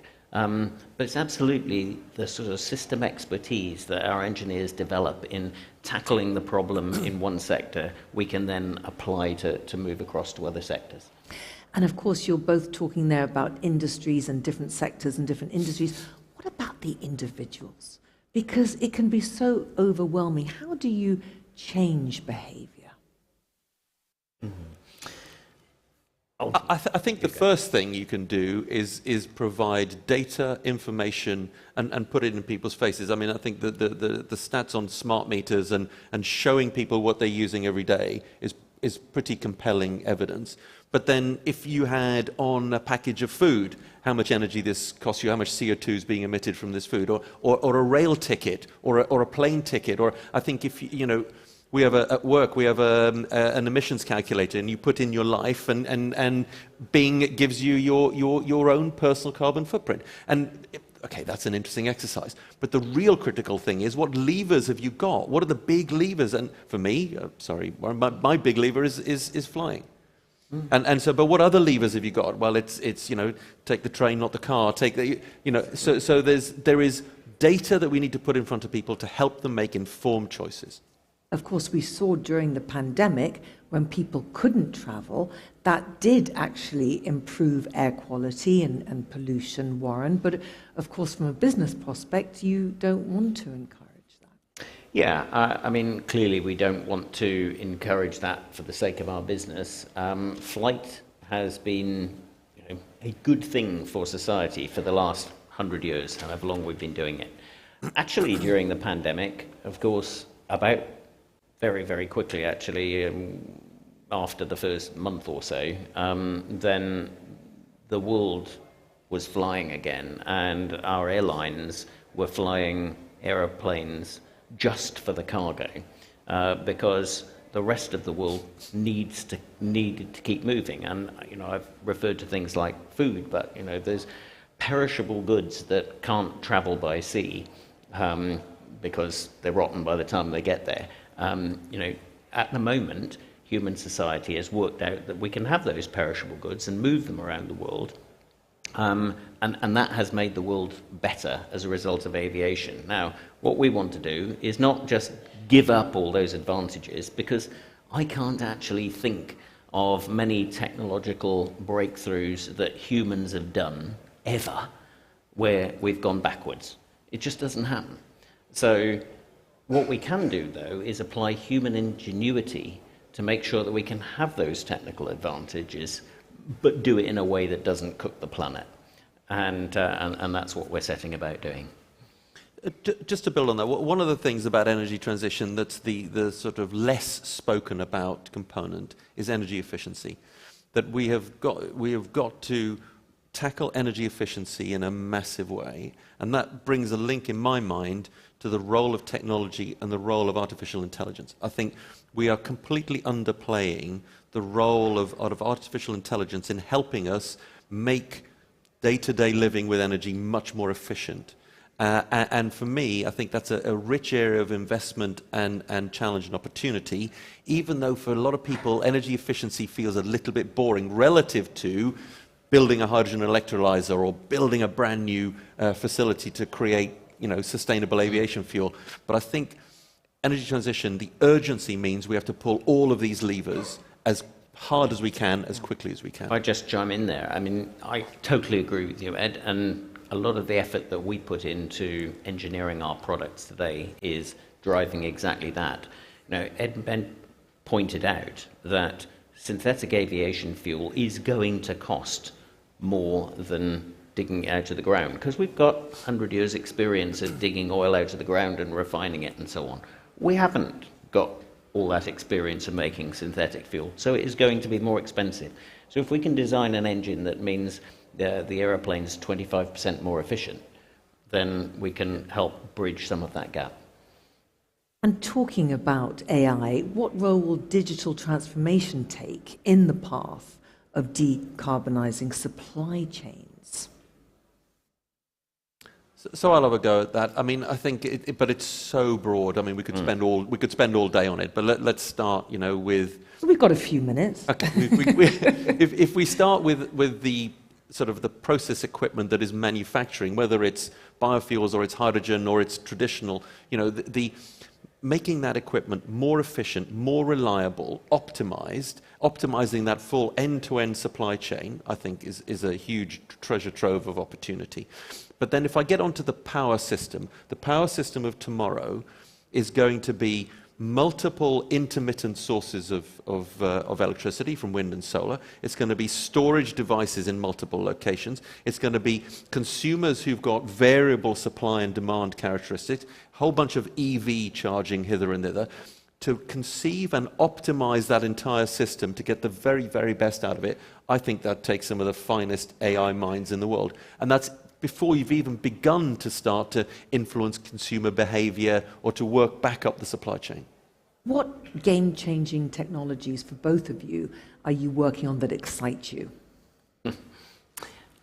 It would be very hard for me to pinpoint one. I find it very exciting to be working in an industry where we really can make a positive impact on the world by enabling all the benefits that we've had on the back of fossil fuels, but enable that in a net zero way. And we're very lucky to be in that position. And whether that is battery technology, whether it's fuel cells, whether it's making hydrogen actually work in an aeroplane, personally I find all of those hugely exciting. So I have two different answers to that. First of all, I think the area of direct air capture, so capturing CO2 straight out of the air efficiently and effectively, and then also combining that to make what people call e-fuels or synthetic fuels, I think that's a really exciting frontier. It's probably 20, 30 years into the future. But I would also then turn the question upside down and give a little bit of a warning that there is a belief with some that all we need to do is find the widget, find the perfect widget solution. But actually, this is going to be grindingly hard progress of addressing every single component of the energy system and pulling those levers as hard as we can, which will include, yes, new technologies, but it'll include all sorts of our current technologies done much, much better. Why haven't we started earlier?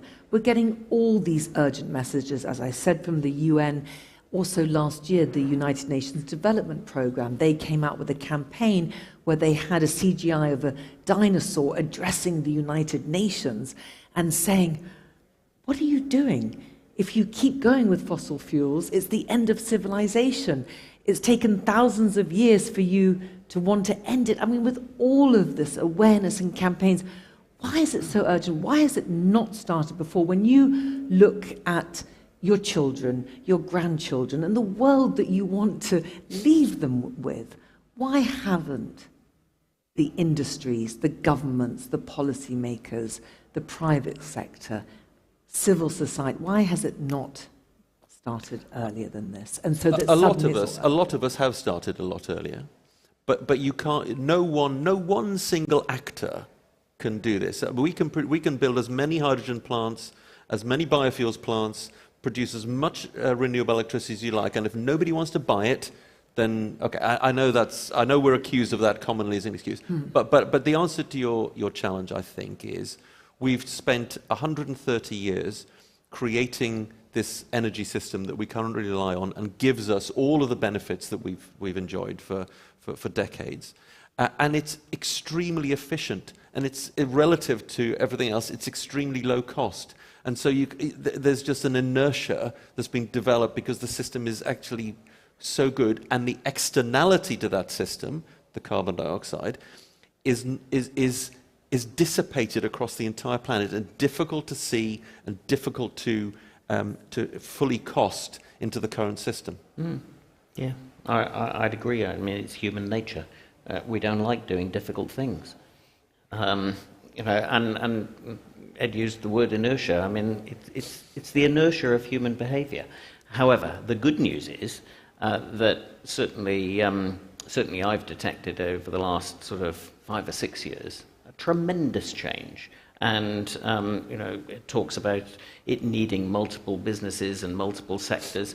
The level of collaboration has gone up. The level of alignment between those businesses has gone up. So I'm actually relatively optimistic that we will do it. But like he says, the word is grind.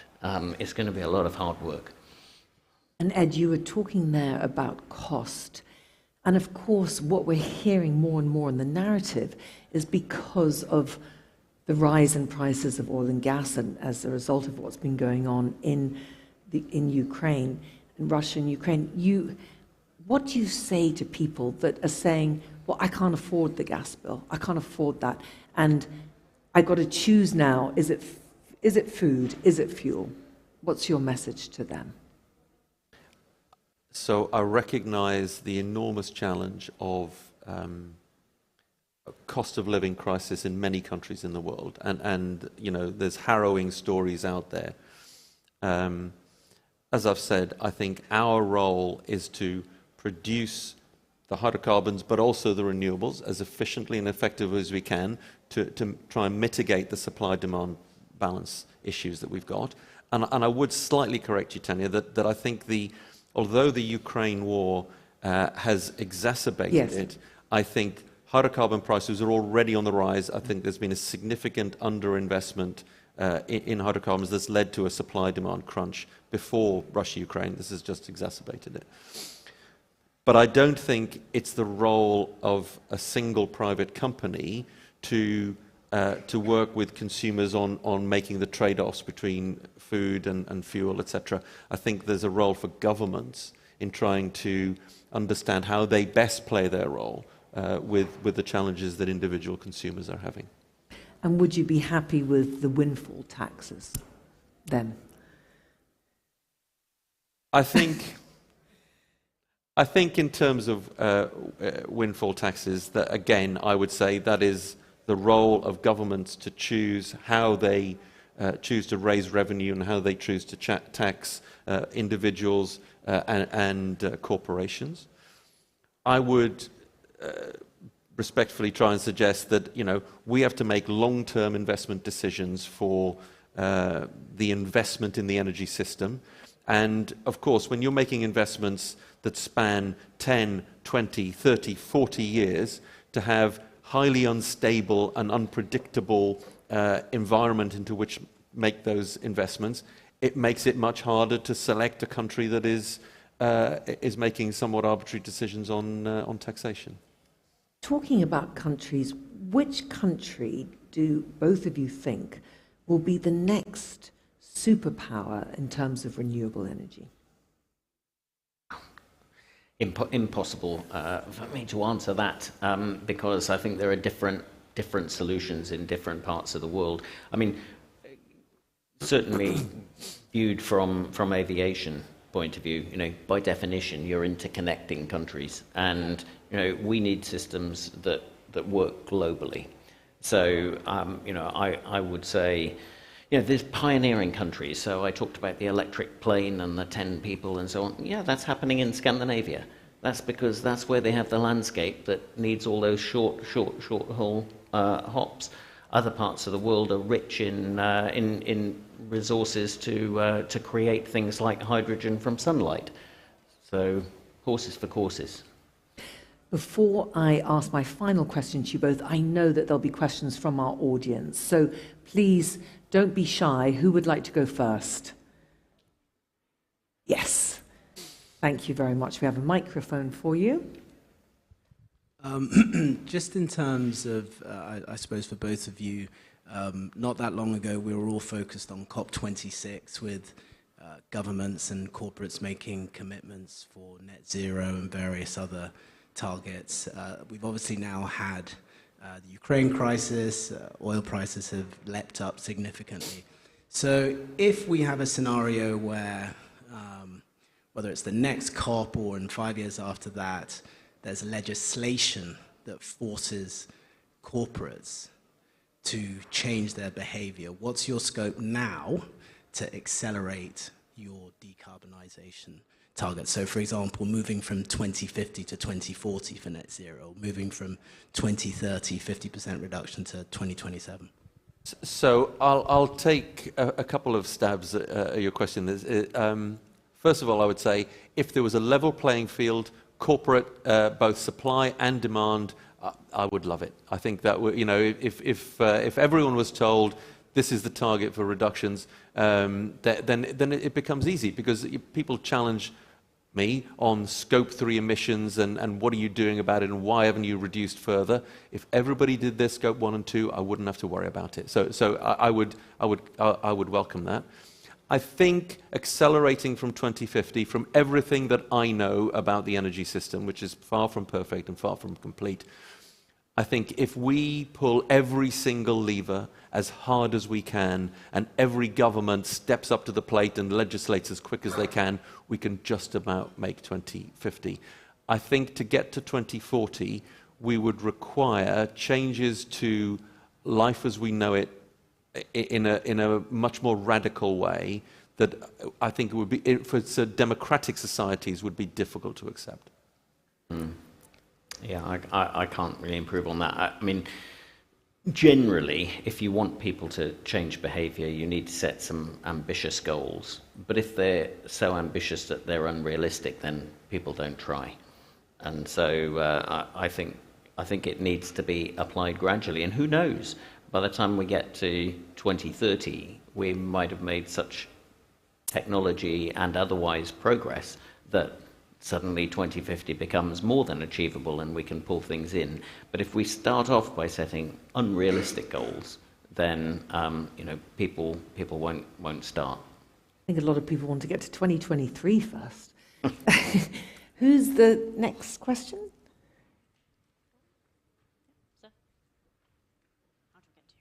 Lovely, thank you so much. Yes. Thank you. Hi, Edmund Phillips, National Security Strategic Investment Fund. I think you both, at different points, used the phrase horses for courses and the idea of, I guess, niche solutions for the different parts of the problem, which kind of sounds a bit like fragmentation of what is currently, an enormous and efficient industry that delivers energy across the globe. What does that imply for the sort of capital efficiency of delivering energy? And on the other hand, do you see any sort of cross-cutting technologies which are going to be essential in all those different niches? You mentioned, Ed, AI and the potential of that to deliver efficiency. Are there other technologies of that nature, like lightweighting in materials, those kind of things? Yeah, I mean, if I look across the range of sectors that we have, the reason that they're different solutions is sometimes got a time attached to it. I've talked a bit about hydrogen, and there are some specific challenges around that in the air that don't exist on the ground. And so for those sectors that can have hydrogen today or in the very near future, then why shouldn't they have that in the very near future? Others, we have to take some intermediate step and for the next several decades go via synthetic fuel. Electricity is undoubtedly going to play a larger and larger part in the jigsaw, because it's a very good way of transferring energy and moving it around. So there are a few. A couple of adds I'd make. Well, I think one's absolutely right. Electrifying everything we can possibly electrify is going to be the prime vector of decarbonising the energy system. The difference, though, between electricity and the hydrocarbon system is it's much less portable around the world, right? So its regulation is much more local to national boundaries and sometimes sub-national boundaries. And it's much harder to transport electricity around the world, and it's much harder to store it, and so it makes the power a somewhat different commodity. Power is the first one, so any technologies that create, store, or can transport power, I think, will be really important. And then you get into hydrogen. Again, that's a really important one. And I think we're in the very, very early days of green hydrogen. I think the electrolyzers are just nowhere near as efficient and effective enough in order to work. And to Warren's point earlier, storage of hydrogen and transmission of hydrogen needs a lot of work. And then biofuels, carbon capture and storage, stroke direct air capture, and nature-based solutions. I think those fundamental technologies, enabled by an overarching sort of optimization AI platform, I think those are the ones which we need. How they get applied in different geographies and different industrial sectors will be different in their blend today, and will be also different over time. Thank you so much. I think we've got time for one more quick question. Any takers? Yes, here we are.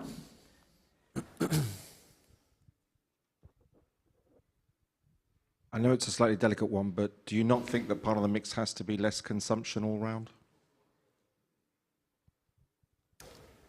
That's my point on showing people, whether it's corporations or showing the data of what people are consuming and understanding. And I do think between energy efficiency and just the direct consumption is going to have to be worked on. I would agree. And one of the things that the COVID experience has taught us is that there's less business travel than there was. And actually, it's just fine. And as the sector, coming from within the sector, we've got our heads around that. We talk about getting to pre-pandemic levels of intercontinental flight globally by 2024 to 2025. The rest of the world's economy has grown significantly in that period, and the gap represents less travel. So, we are learning to do that as a society.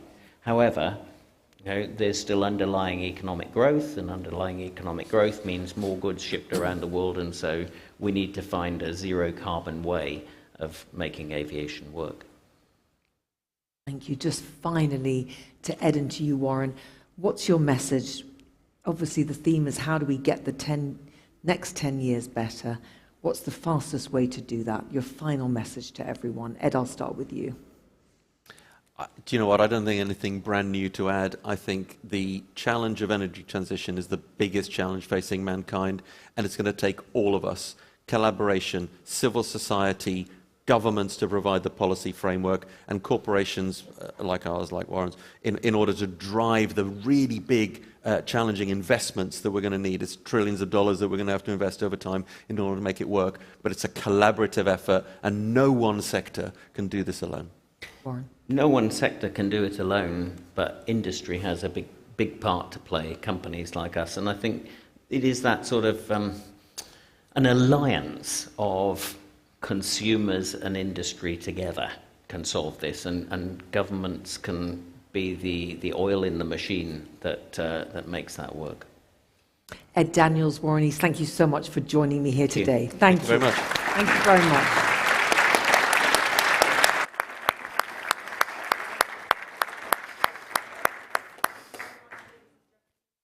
Good afternoon. Thank you, Tanya. Thank you. I thought the oil in the machine was quite an interesting... Yes, that was a very... at the very end. Thank you very much. Especially as we went over time. Exactly. Thank you very much, all. So we've got one more session left to close the day. It'll be the first day of the summit done for us. We're going to take a slight pause. You can remain in your seats, or you can go and grab a comfort break if you like. We're going to be back in around 5 minutes for the final session with Yossi Vardi. Thank you.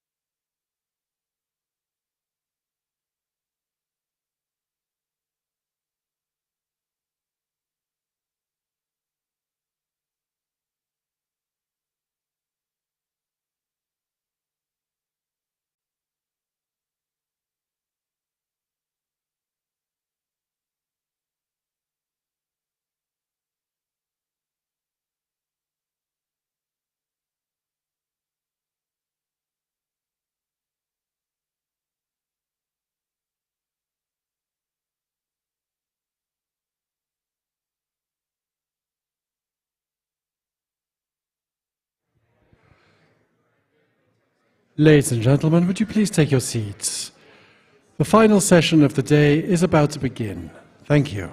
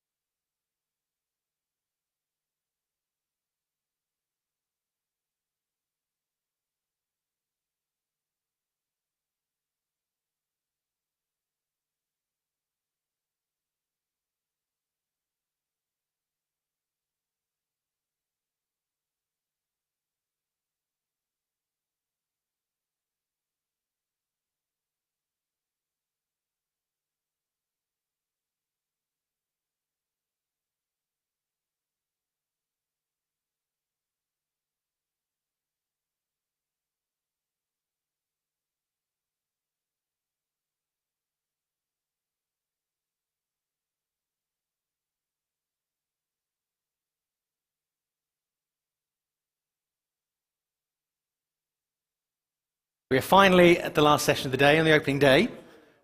I'd like to give a very warm welcome to our CEO, Charlie Muirhead, and Yossi Vardi.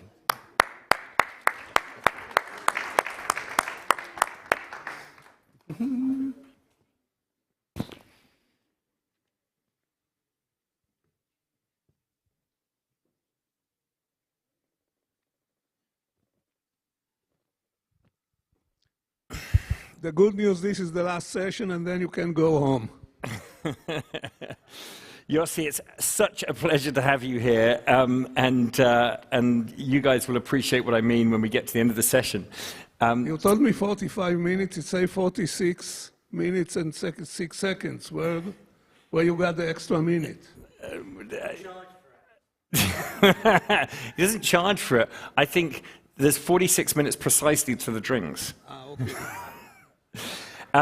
So Yossi, we were talking earlier, and thank you, by the way, for being here in 2019, and it's great to have you back at King's Cross. But we were talking earlier about how many of these conferences that you choose to spend your time at. And as somebody who has been tirelessly working as an entrepreneur, as an angel investor, to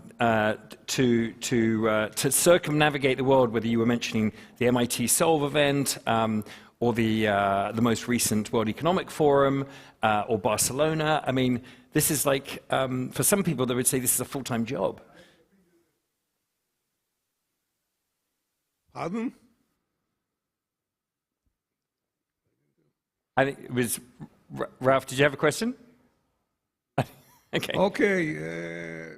Look, in recent years, I would say maybe the 6-7 years, I'm going to a lot of conferences, and also I'm doing or participating in doing a lot of conferences. I find it to be very useful, and I encourage the companies which I invested in to attend conferences, and the reasons I think are two and quite obvious. Number one, it gives you a good feeling that you have your hand on the pulse, and you can feel what is the spirit of the time, the zeitgeist, you know what's going on, and then everybody comes with its own conclusion. But the second thing, which is very important, people are very keen about managing their financial capital.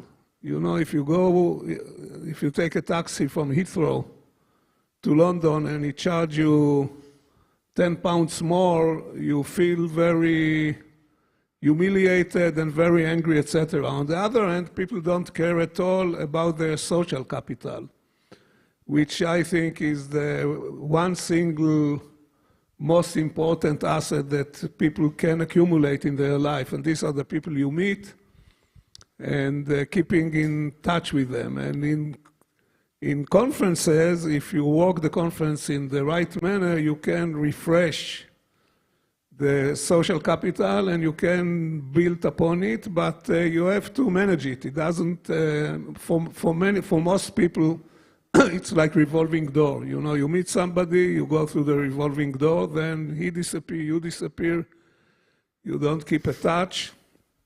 From the age of 28, I am very keen that every person I meet, I open in my Rolodex a line with the most essential the data of him, and I think going to conferences is the only way you can manage your social capital. Your true social network. Yeah, and it's more than network, you know, it's at the end of the day, it's with whom you can collaborate, whom you can approach, how you build trust, you know, these are the real things which differentiate and make an impact. This must make you one of the richest people in the world. In terms of many of the people I know, yes, but I told Alan, you know, that in my advanced age, there is also disadvantages for it. I found that I became kind of world customer support. You know, I get tons of people who know me with all kinds of questions and wishes and things. So you have to spend your time a lot just answering people, and of course you cannot do everything which people ask you, so you have to find the ways how to get away with it without offending people. I developed a whole technique, but I'm not going to share it with you because number one, then when I send you an answer, you will see through it. And the other thing, I have no presence other than on emails and WhatsApp, because if I stick my head, I get a lot of customer support wishes, especially in Israel. Israel is such a small country that there is a social contract that you cannot tell somebody, I'm busy, I don't have time. It doesn't work. You have to do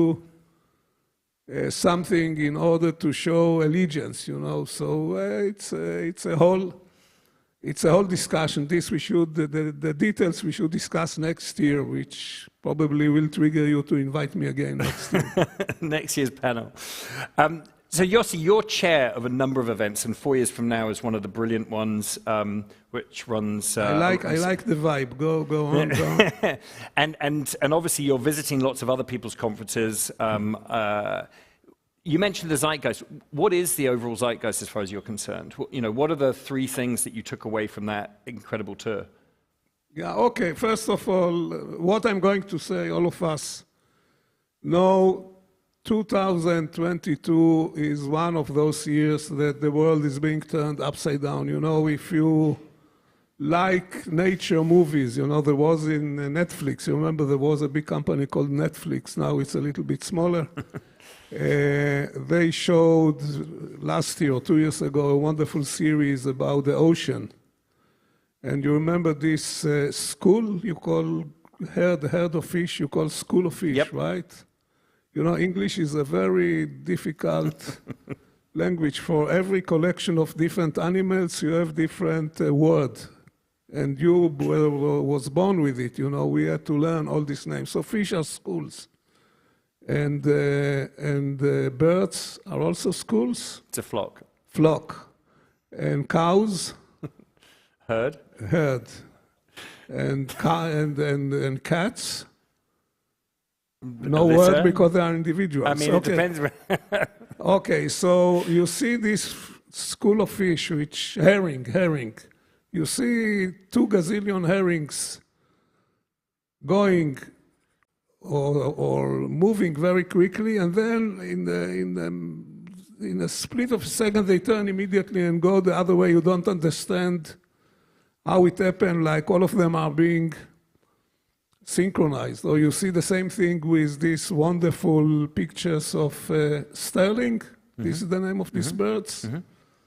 That in England you see them, you know, like at dawn, you see them flying, millions of them, and then like there is a conductor, they change the view. So 2022, the world has done this maneuver. It went one direction and went back. So this is a year of a change. And most of the changes are not for the good. You know, we had convolution of 3 things which look independent, but maybe they are. The burst of the bubble, the situation with in Europe with Russia and Ukraine. I'm sure you heard about it, even though you have done Brexit. And COVID. And these 3 things came together, and I can say that at least in Davos, the spirit was of a kind of gloom and doom, and to a great extent, rightly so. Prices of energy went up, you know, the bubble burst, etc. So this, I think, was the tone in most of the places, and this was in great contrast to 2021, because 2021 was the year of unimaginable. Imaginable, yeah. You know, in Israel, we had the total of IPOs, mergers and acquisition, was $84 billion for a country of 9 million people, and the sector of internet of 300,000 people, which was totally crazy. Now I have news for the people here. This was the 5th time I saw the bubble burst. I saw it in 87, and I saw it in 2002, and I saw it in 2008, and I saw it also in the 70s. I don't remember which year. And this is how it was, and this is how it will be. It will come back. It will come back. The world is like roller coaster. It goes down and then it comes back. The only problem that when it comes back, it doesn't come back with all the players. You know, some of the players are being washed away. So on the short run, it's gloom and doom. On the other hand, if I can go into a little bit of philosophical thought, I am a product of the Second World War. I was born in 42. In 3 months, I will be 8 years old. And in 42, you know, at that time it was Palestine, not Israel. They had to turn the lights in order to avoid the bombing of Italian airplanes. So I think my parents didn't have any other entertainment. And I was born in 1942 to a country which was very poor. Nothing was there. And I looked last week on the numbers in the world, not only in Israel, in the world of education, of poverty, of running water. Any measurement you look, the world have done immense advancement in the last 80 years, but it took 80 years. So what I'm trying to say, on the short, we have the short term, we have the long term. In the long term, I think things are really looking amazing. You know, it's really but in the short term, so there will be ups and downs. And the key is how to survive and also how to make the best of it. Well, as they say, never let a crisis go to waste. Yeah, that I think Churchill said it, no?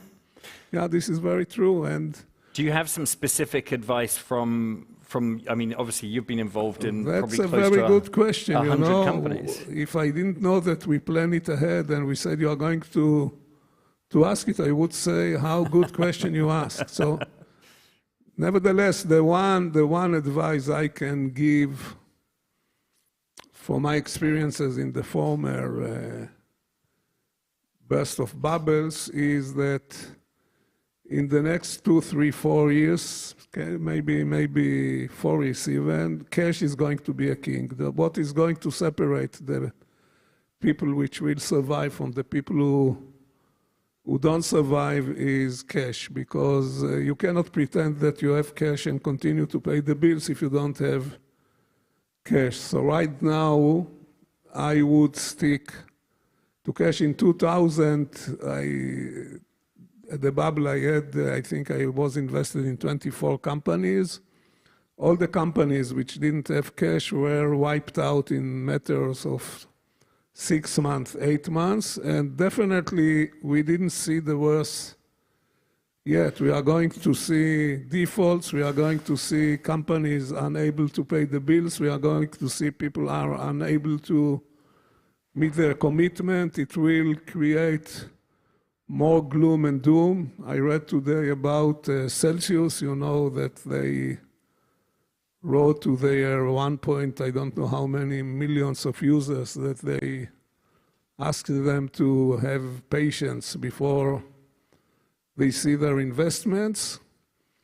So cash is very important.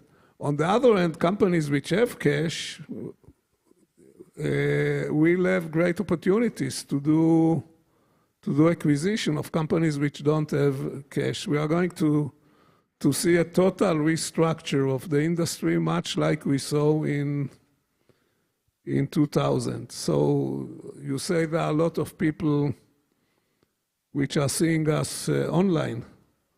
So the people online, stick to your cash.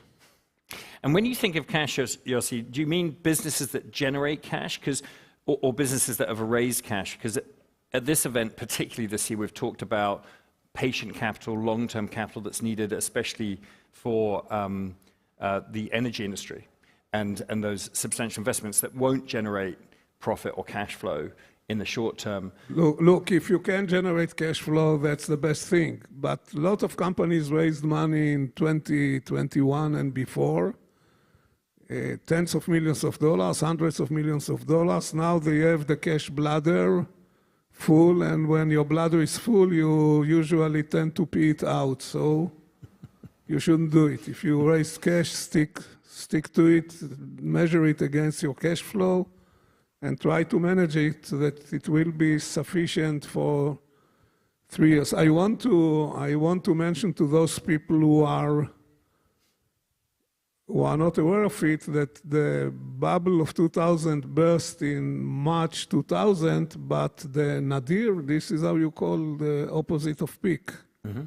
The nadir was in October 2003, which means it was like 3.5 years later, and only then it began to go back. However, after 15 years, in 2015, the Nasdaq arrived again to where it was in 2000. So if you have enough patience, and if you are not 80 years old, there are good chances that if you wait enough and you are not being wiped out, you will be able to see it coming back. So obviously, if you've got the cash, hold on to the cash. If you're generating cash, that's brilliant. Any other advice for people going into this? I mean, as you said, you've seen this situation 5 times more, maybe in your lifetime. My advice, first of all, why you should listen to my advice, there are much better people. That I think there is a wonderful little book called Short History of Financial Euphoria by Kenneth Galbraith that you can buy in Amazon.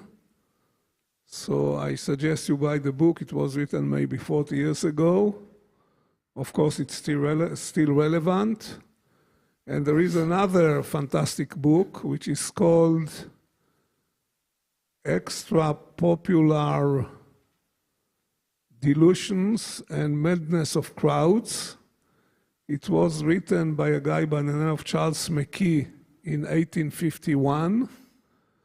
And Bernard Baruch said this is the best book he ever read. You can buy it in Amazon. Extraordinary Popular Delusions and Madness of Crowds. And it speaks about fads, bubbles, etc., etc. And you go to history of the bubbles, you get to the South Sea bubble and to the tulip bubble from the 16th century. Bubbles are with us as long as we remember, and they will continue to be here. The problem, you don't know when they are coming and when they are going. That's the main problem. You know what Warren Buffett said about the bubble in 2000. He said, everybody knew that at 12 o'clock, the clock will, midnight, the clock will ring and the carriage will become a pumpkin again at 5 minutes to 12 o'clock, but who want to miss the last 5 minutes of a great party? Well, and you said the market peaked in 2003. So do you think this market... No, the market peaked down. How you call peak down? It corrected. Corrected. Yeah. Dived. Yeah, from 2000 to 2003. Yeah.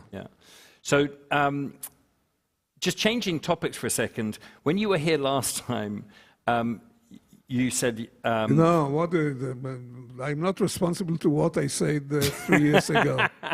One thing you now said he's going to find all the things I said which were wrong. I want to talk, not at all. I want to talk about the global perspective, because one thing is obviously and the bubble in the markets right now, but then there's obviously geography and what's going on in China versus Europe, Israel, America. And you made this wonderful observation that the future of Europe is a museum. I don't know if you remember that. Yeah, I don't remember. Yeah, now you are reminding me. Yeah, I said what what Europe is excelling is, what Europe is doing the great in the world is museums. You know, British Museum, Louvre, Prado, the Vatican Museum, etc. So the future of Europe is to become big museum for the Chinese. I'm not sure that it's true for 2022 because they're not traveling. You know, all of them are locked at home. I would like to make one correction. Before the COVID, I attended few events in East Europe. And I was really impressed, you know, by young people in obscure countries, you know. Excuse me, I don't mean, no, that was a wrong, totally incorrect word. But I was in Ukraine, I was in Romania, I was in Estonia, I was in few other countries. People are waking up in the morning and they go to work. You know, they are not going to complain. They are going to work, and they are putting a lot of Slovenia. Yeah, Slovenia is a very lovely little country. Somehow they have the advantages of Italy and Austria. They took the good parts, not the bad parts. You know, I was in DLD.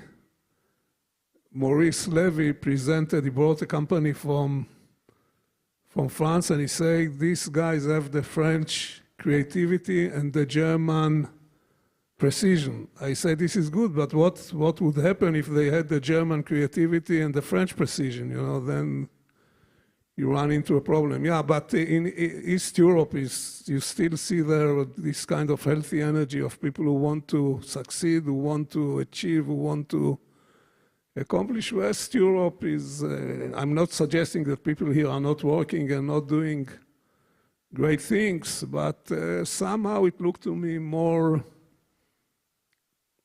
I don't know the word, maybe not conceited, but less motivated, or maybe less hungry, not less motivated. Less hungry, maybe, yeah, or relaxed. Other than Charlie Muret, who looked to me always that he wanted to drink the whole world.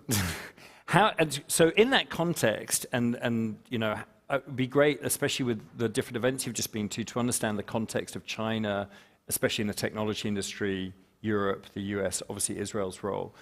How do you see that playing out? And I guess, you know, what does Europe need to do and other countries not to become a museum when it you know, with respect to technology? Look, you have so many great leaders in Europe who are unable to fix it, and you ask me what they should do in order to fix it. Who am I to suggest? I think, you know, in some places, you look what Macron has done to develop the high-tech in France in the last 7 years. I think it's quite impressive. So maybe this should be an example. In terms of state funding? In terms of, first of all, you know, the funding is second thing. You know, the number thing is to create the passion and the motivation with the masses. If you are able to ignite the passion, then the people will work. Otherwise, you can go and just spread money over them, and nothing will happen. You need to start with talent and with passion, and you have to ignite it. And this is the role of leadership. You know, this is what differs leaders from managers, if they are able to ignite their followers. Regarding the world, you know, until the COVID, first of all, I have to say something. You know, I'm sitting here and talking to you very authoritatively. Why don't you ask me, Vardy, tell us a little bit about all your forecasts, which were proven to be totally idiotic. And then we can talk. So don't take what I'm saying too seriously. But these are my impressions. You know, I was of the opinion that China already won the world race. If you look on the numbers and the trends, you can see that either number one, and if they are not number one, it will take them 6, 7, 10 years to to reach right now, they had setback because of the COVID and because of the way they administrate COVID. But I still think, that they have a lot of momentum. They have now, for the first time, a huge middle class which can spend and which is spending not in the last 2 years. They have a government which set targets. They wanted to have until 2025 70% local content of whatever they do, and 2035 100% local content. I'm not sure they will meet the 70, but if it will not be 70, it will be 60. So they are moving ahead. They are moving ahead while the rest of the world is not exactly so determined and not exactly so passionate. And if you look on the global picture, you always come to the question of Africa. There are today, I think, 26 active conflicts. Conflict is defined as two countries which are not in good relation, and then people are being killed. And most of these 26 countries, the 26 conflicts are either in Africa and the Middle East. So this thing also should be somehow fixed, not that I have any idea how to do it. You mentioned passion and Macron. Was there something specific you think he did to get to kind of get that passion rising in France? Yes, I know that he in 2000, when he was Minister of Finance, he came to the conclusion that he has to drive France into the high tech. I know about some of the things he have done, like this F-Hub, this is how it's called, where they have 1,000 startups, and he mobilized the friend of Alan Greenberg. Alan, raise your hand. This is Alan Greenberg. This was a cheap promotion for Alan Greenberg, and his friend, he nominated his friend Pascal Kegny to bring high-tech companies to France, and Maurice Levy is involved in it. And the key, I think, is you don't resolve these things only by budget. You resolve it by budget, but the number one by far is the passion. I'm being asked when I have done a lot of investments, I was asked how I select where to invest. And I used to have kind of standard answers. I didn't appreciate business plan because I say that business plan and sausage are being consumed only by people who don't know how they are being made. And I always look to people which were very talented but passionate. Passion is the most valuable. I would say the following: if you meet somebody who is both talented, passionate, and nice, hire him, even if you don't know why. You hire him and you tell him your role now, number one, is to find how you can help the organization. So if he's a decent guy and passionate and talent, this is a win. And so when you are running a community or running a country, if you have passionate people, that's the key. And you have to ignite the passion. Sometimes the passion is being latent. Latent, yeah. Latent, okay. So if you are a leader and you can ignite and motivate your people and make them passionate, then people are working on passion much more, 10 times, 20 times more than they will work on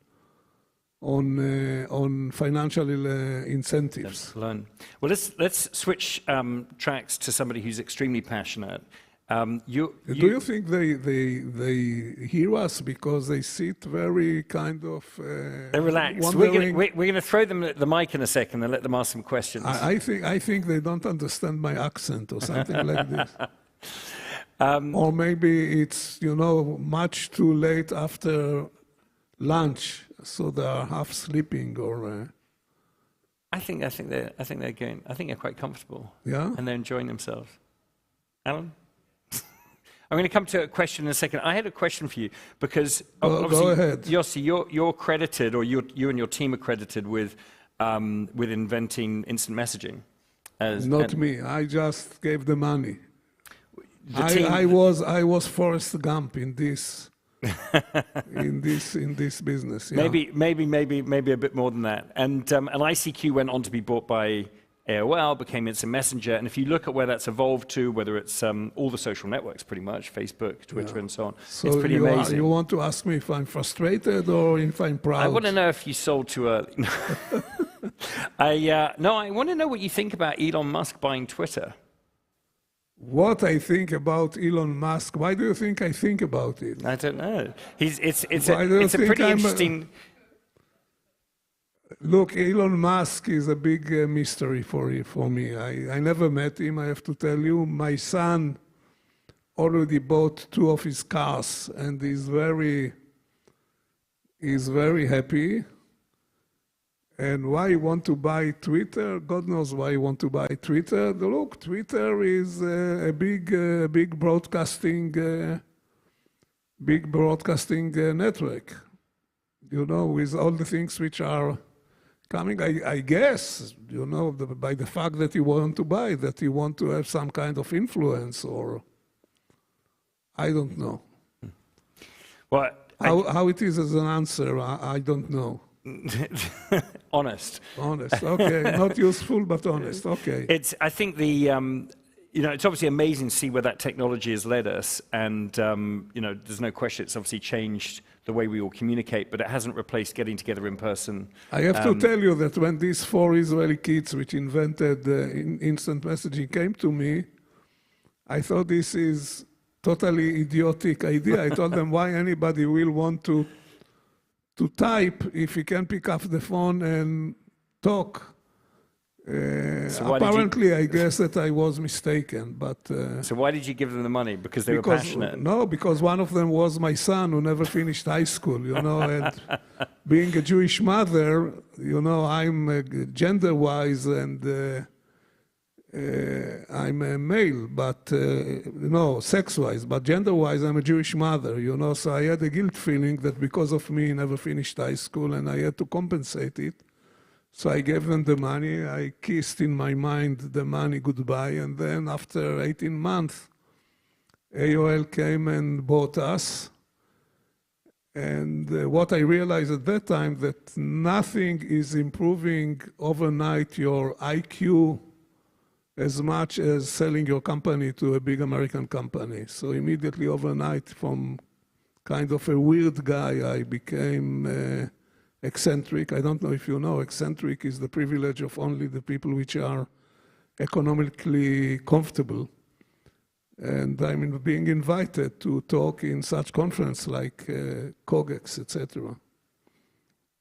Well, I'm sure you had a healthy influence in the success of that business, and obviously it changed the world for good and for bad. I think there's lots of people who look at messaging and how much time people are spending online as a problem. It is a problem, not the spending of the time, but what happened with this huge echo chamber. It is a problem. We know it is a problem. You know, you cannot deny it. Not so much the messaging, you know, but the whole phenomena of these major broadcasting facilities, which are not necessarily curated, etc., and fake news, etc. It was discussed too many times. But there is a problem, and the world doesn't know how to wrestle with it. So at least you and Elon agree on something. Maybe. Just before we hand the mic to the audience, what are you most excited about? Because we've talked about the markets crashing, we've talked about maybe that there's not as much passion in Europe or other countries as there could be or should be vis-a-vis China and other markets that are taking off. What's exciting you, and where do you see light at the end of the tunnel? Okay, you know, in Israel we say that the light at the end of the tunnel may be very well from the lights of the train which is coming in your direction. But I tell you the following. First of all, if you want the gloom and doom, you can also add to the list what happened to democracy in the last decade, etc. But I think the hope, you know, I remember 31st of December 1999, when all of us were glued to the television to see Times Square in United States, in New York, the counting down for the start of the new millennia, which was not exactly the start of the new millennia, because the start of the new millennia was 1st of January 2001, not 2000, but 2000 is a better time, so the world decided that it will celebrate the new millennia at that time. And all of us were with great hope, you know, that the internet just evolved at a very naive way. Ralph, when did you invent the ringtone for cellular phones? Before 2000 or after? 97. So we already had the ringtones that Ralph Simon cut a little bit of dividend per each tone, and we knew that the internet is going to resolve all the problems. And as I mentioned before, you looked back, and really the 20th century was an amazing century, you know, in democracy, the world was peaceful after Second World War, education, GDP of the world, running water, as I mentioned, poverty, etc. Then you look what happened in the next 20 years. Some of these promises were materialized, some of these promises were not materialized, and eventually, even after this book of the end of history, you saw that things are not so well. But I think on the long run, not me, you know, I'm going to say to all of you goodbye. I don't know, in 8 years, in 12 years, in 4 years, who knows? But I think my kids and my grandchildren are going to see really a very bright world, unless all of us press the wrong button, you know, and blew all of us together. I think the long run prospects are good, but the short run, you always have problems in the short run. But my total view is optimistic, but I'm optimistic. You know, being optimistic is not what I learned, is not based on facts. It's based on attitude. But I think technology, if it's being harnessed to good things, we can see very, very good things. You know, on the other hand, there are things to deplore. In my country, you know, we have this conflict with the Palestinians already for 55 years, and we are unable, not us and not the Palestinians, to pull ourselves together and to resolve it. And this is one conflict from out of, as I say, 26. You see how much money the world spends on ammunition, and you ask yourself why they don't spend 1% of it on peace. So there is still a lot of work to be done. Yeah. Well, thank you for that. Do we have our mics at the ready? Brilliant. Jen, there's a question here from Alan at the front. Thank you both for this conversation. I retain a level of optimism, but I want to ask you both. In a post-COVID world, it strikes me that there are two words in particular that come to mind. One is impact and the other one is trust. You two gentlemen do more to drive that impact and trust than anyone I know. If you just think about the numbers of people you engage with, Charlie, a few months ago, you were on this stage, you were talking about the impact of CogX. I think it would be interesting to repeat some of those numbers here today. Yoshi, you've had responsibility for driving conferences, engagement. The impact you have, the numbers of people you touch, the influence you have is beyond anything that most people can actually imagine. And the point I'm trying to make to you is that I think that what you both do is to drive conversation.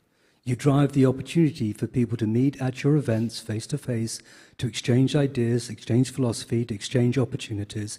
And I think it should be recognized by all of us here in this audience and by a greater audience, quite the impact of the both of you. So my question to you is, maybe it's not the right time or place, but I'd like you both to express some sort of parameters, quality, quantitative data, of the number of people you touch and the impact you have on society.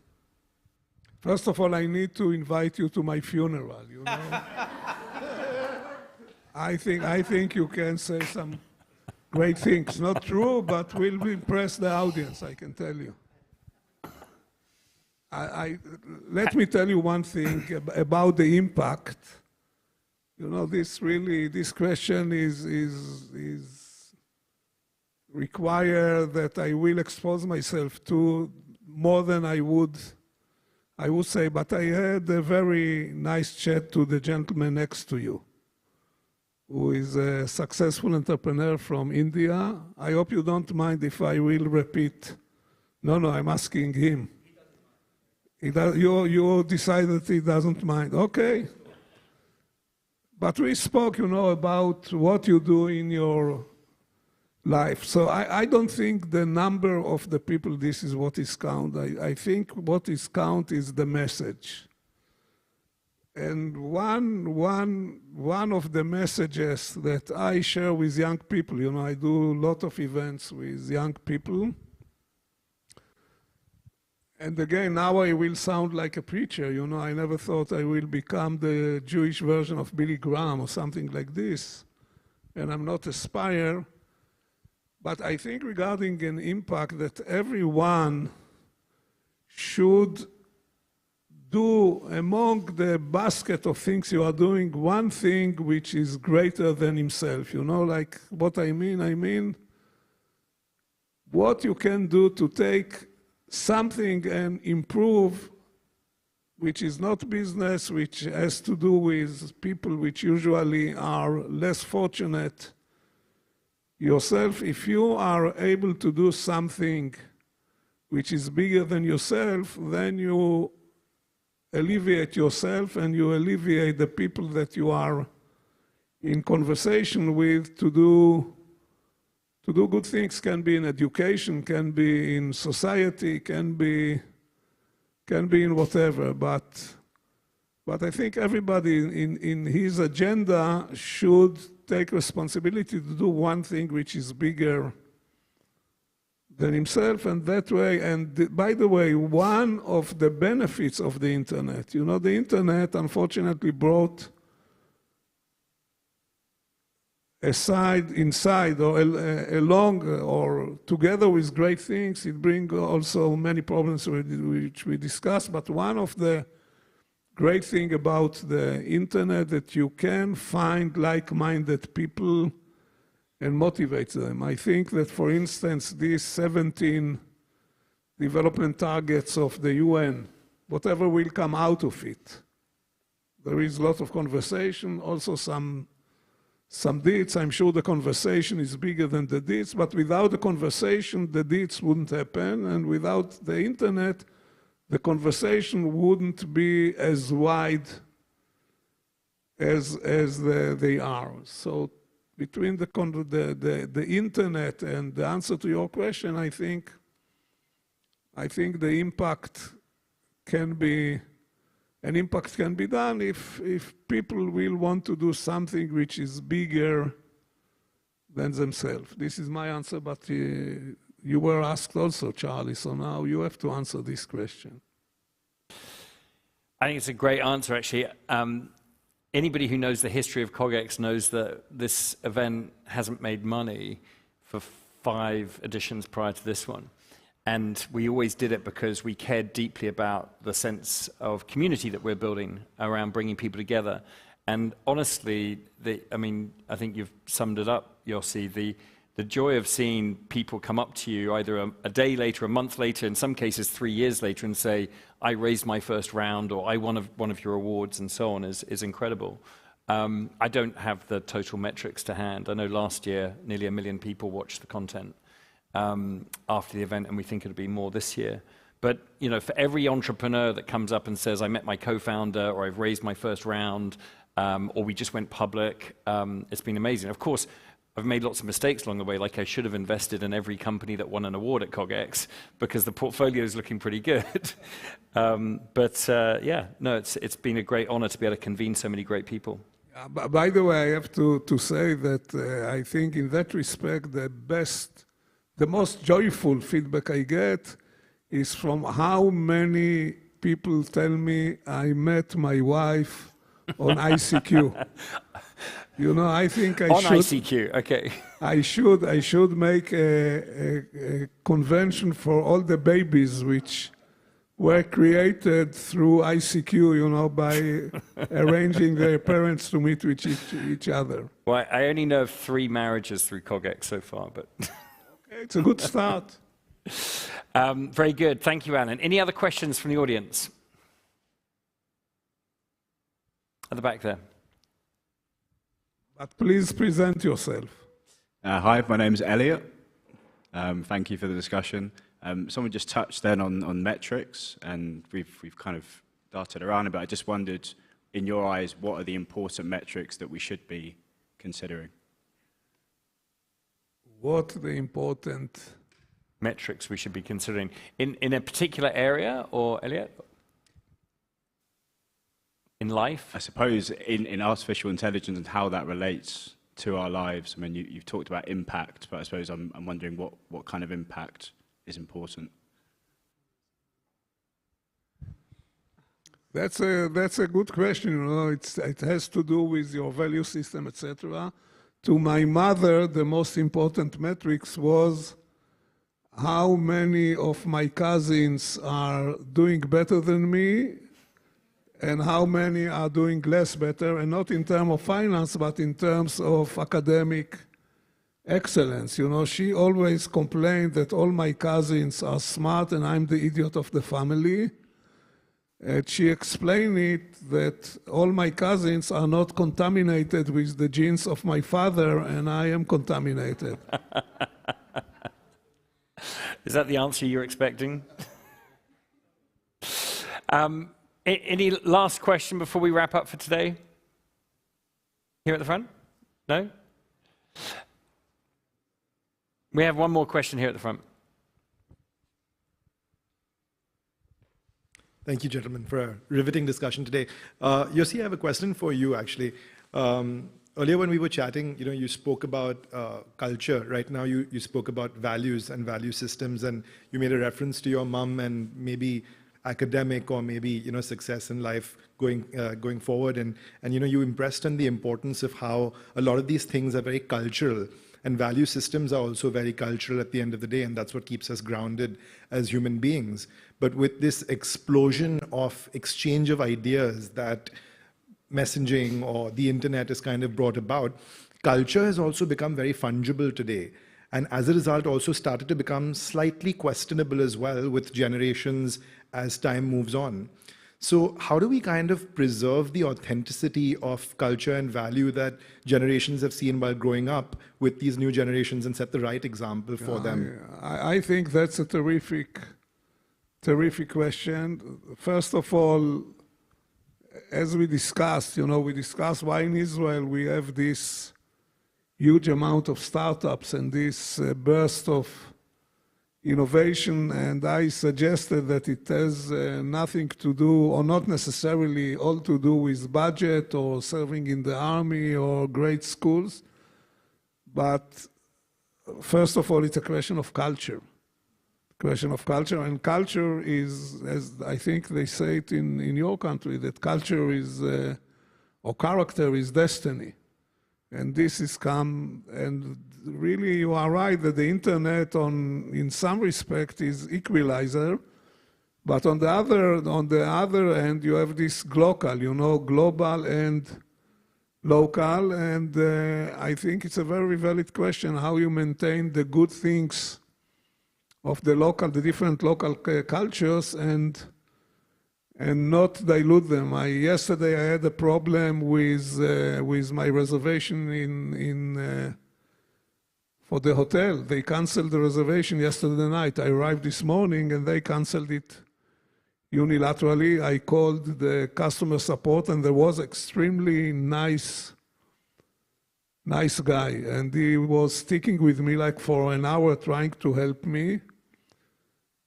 And the hotel is London. I was sure that he is an Englishman. And I told him, you are so nice. From where are you talking to me? He told me, I'm talking to you to Canada. I said, okay, let's explain. The Canadians are this kind of people that when you step on their foot, they say, I'm sorry, not you. So that's a good question, but I don't think we can find the answer after they write to us, time remaining wrap. They want us to wrap the meeting. So we will, I'm afraid, leaving this question as require further discussion for next year. For next year. Did they sort out your hotel? No. I had to go I had to wake up at 2 o'clock in the morning Israel time, and at 12:30 at night I had to find another hotel. In the beginning I thought I will call you at home but then I decided that I'm not going to train you to be a customer support because I know the feeling. So Yossi, on that note, and thank you for the questions, it's been an absolute pleasure to have you back here again. And thank you for making the trip and being here with us, and looking forward to spending more time with you tomorrow. And congratulations, for putting this great event together. And now I'm going to do a poll among the audience. Be my guest. Charlie is thinking to change the venue. I'm not going to tell them where, but to go into a conference center or to continue to do it in this urban open area. What do you people think? What he should do next year? Move it to a conference center or continue to do it here? Who suggests he will go to a conference center? Raise your hand. Exactly. I can't get into the details of that without disclosing stuff. But this is a question actually we are going to put to the community. Yeah. Who is for conference center? Raise your hand. Who is to stay here? Center, who is to stay here? So it goes like the three people to stay here, 1 to move, and 20 don't understand my accent. Brilliant. Well, thank you very much for being here at the Leadership Summit. Thank you, Yossi. And on that note, let's go and enjoy some drinks at the Leitman.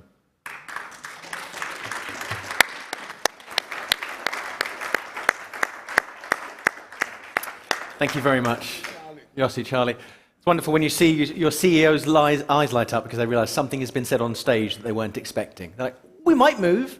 That is the end of today's summit, opening day 1 on global growth and stability. I hope that you've enjoyed it. I hope that you've enjoyed being with us.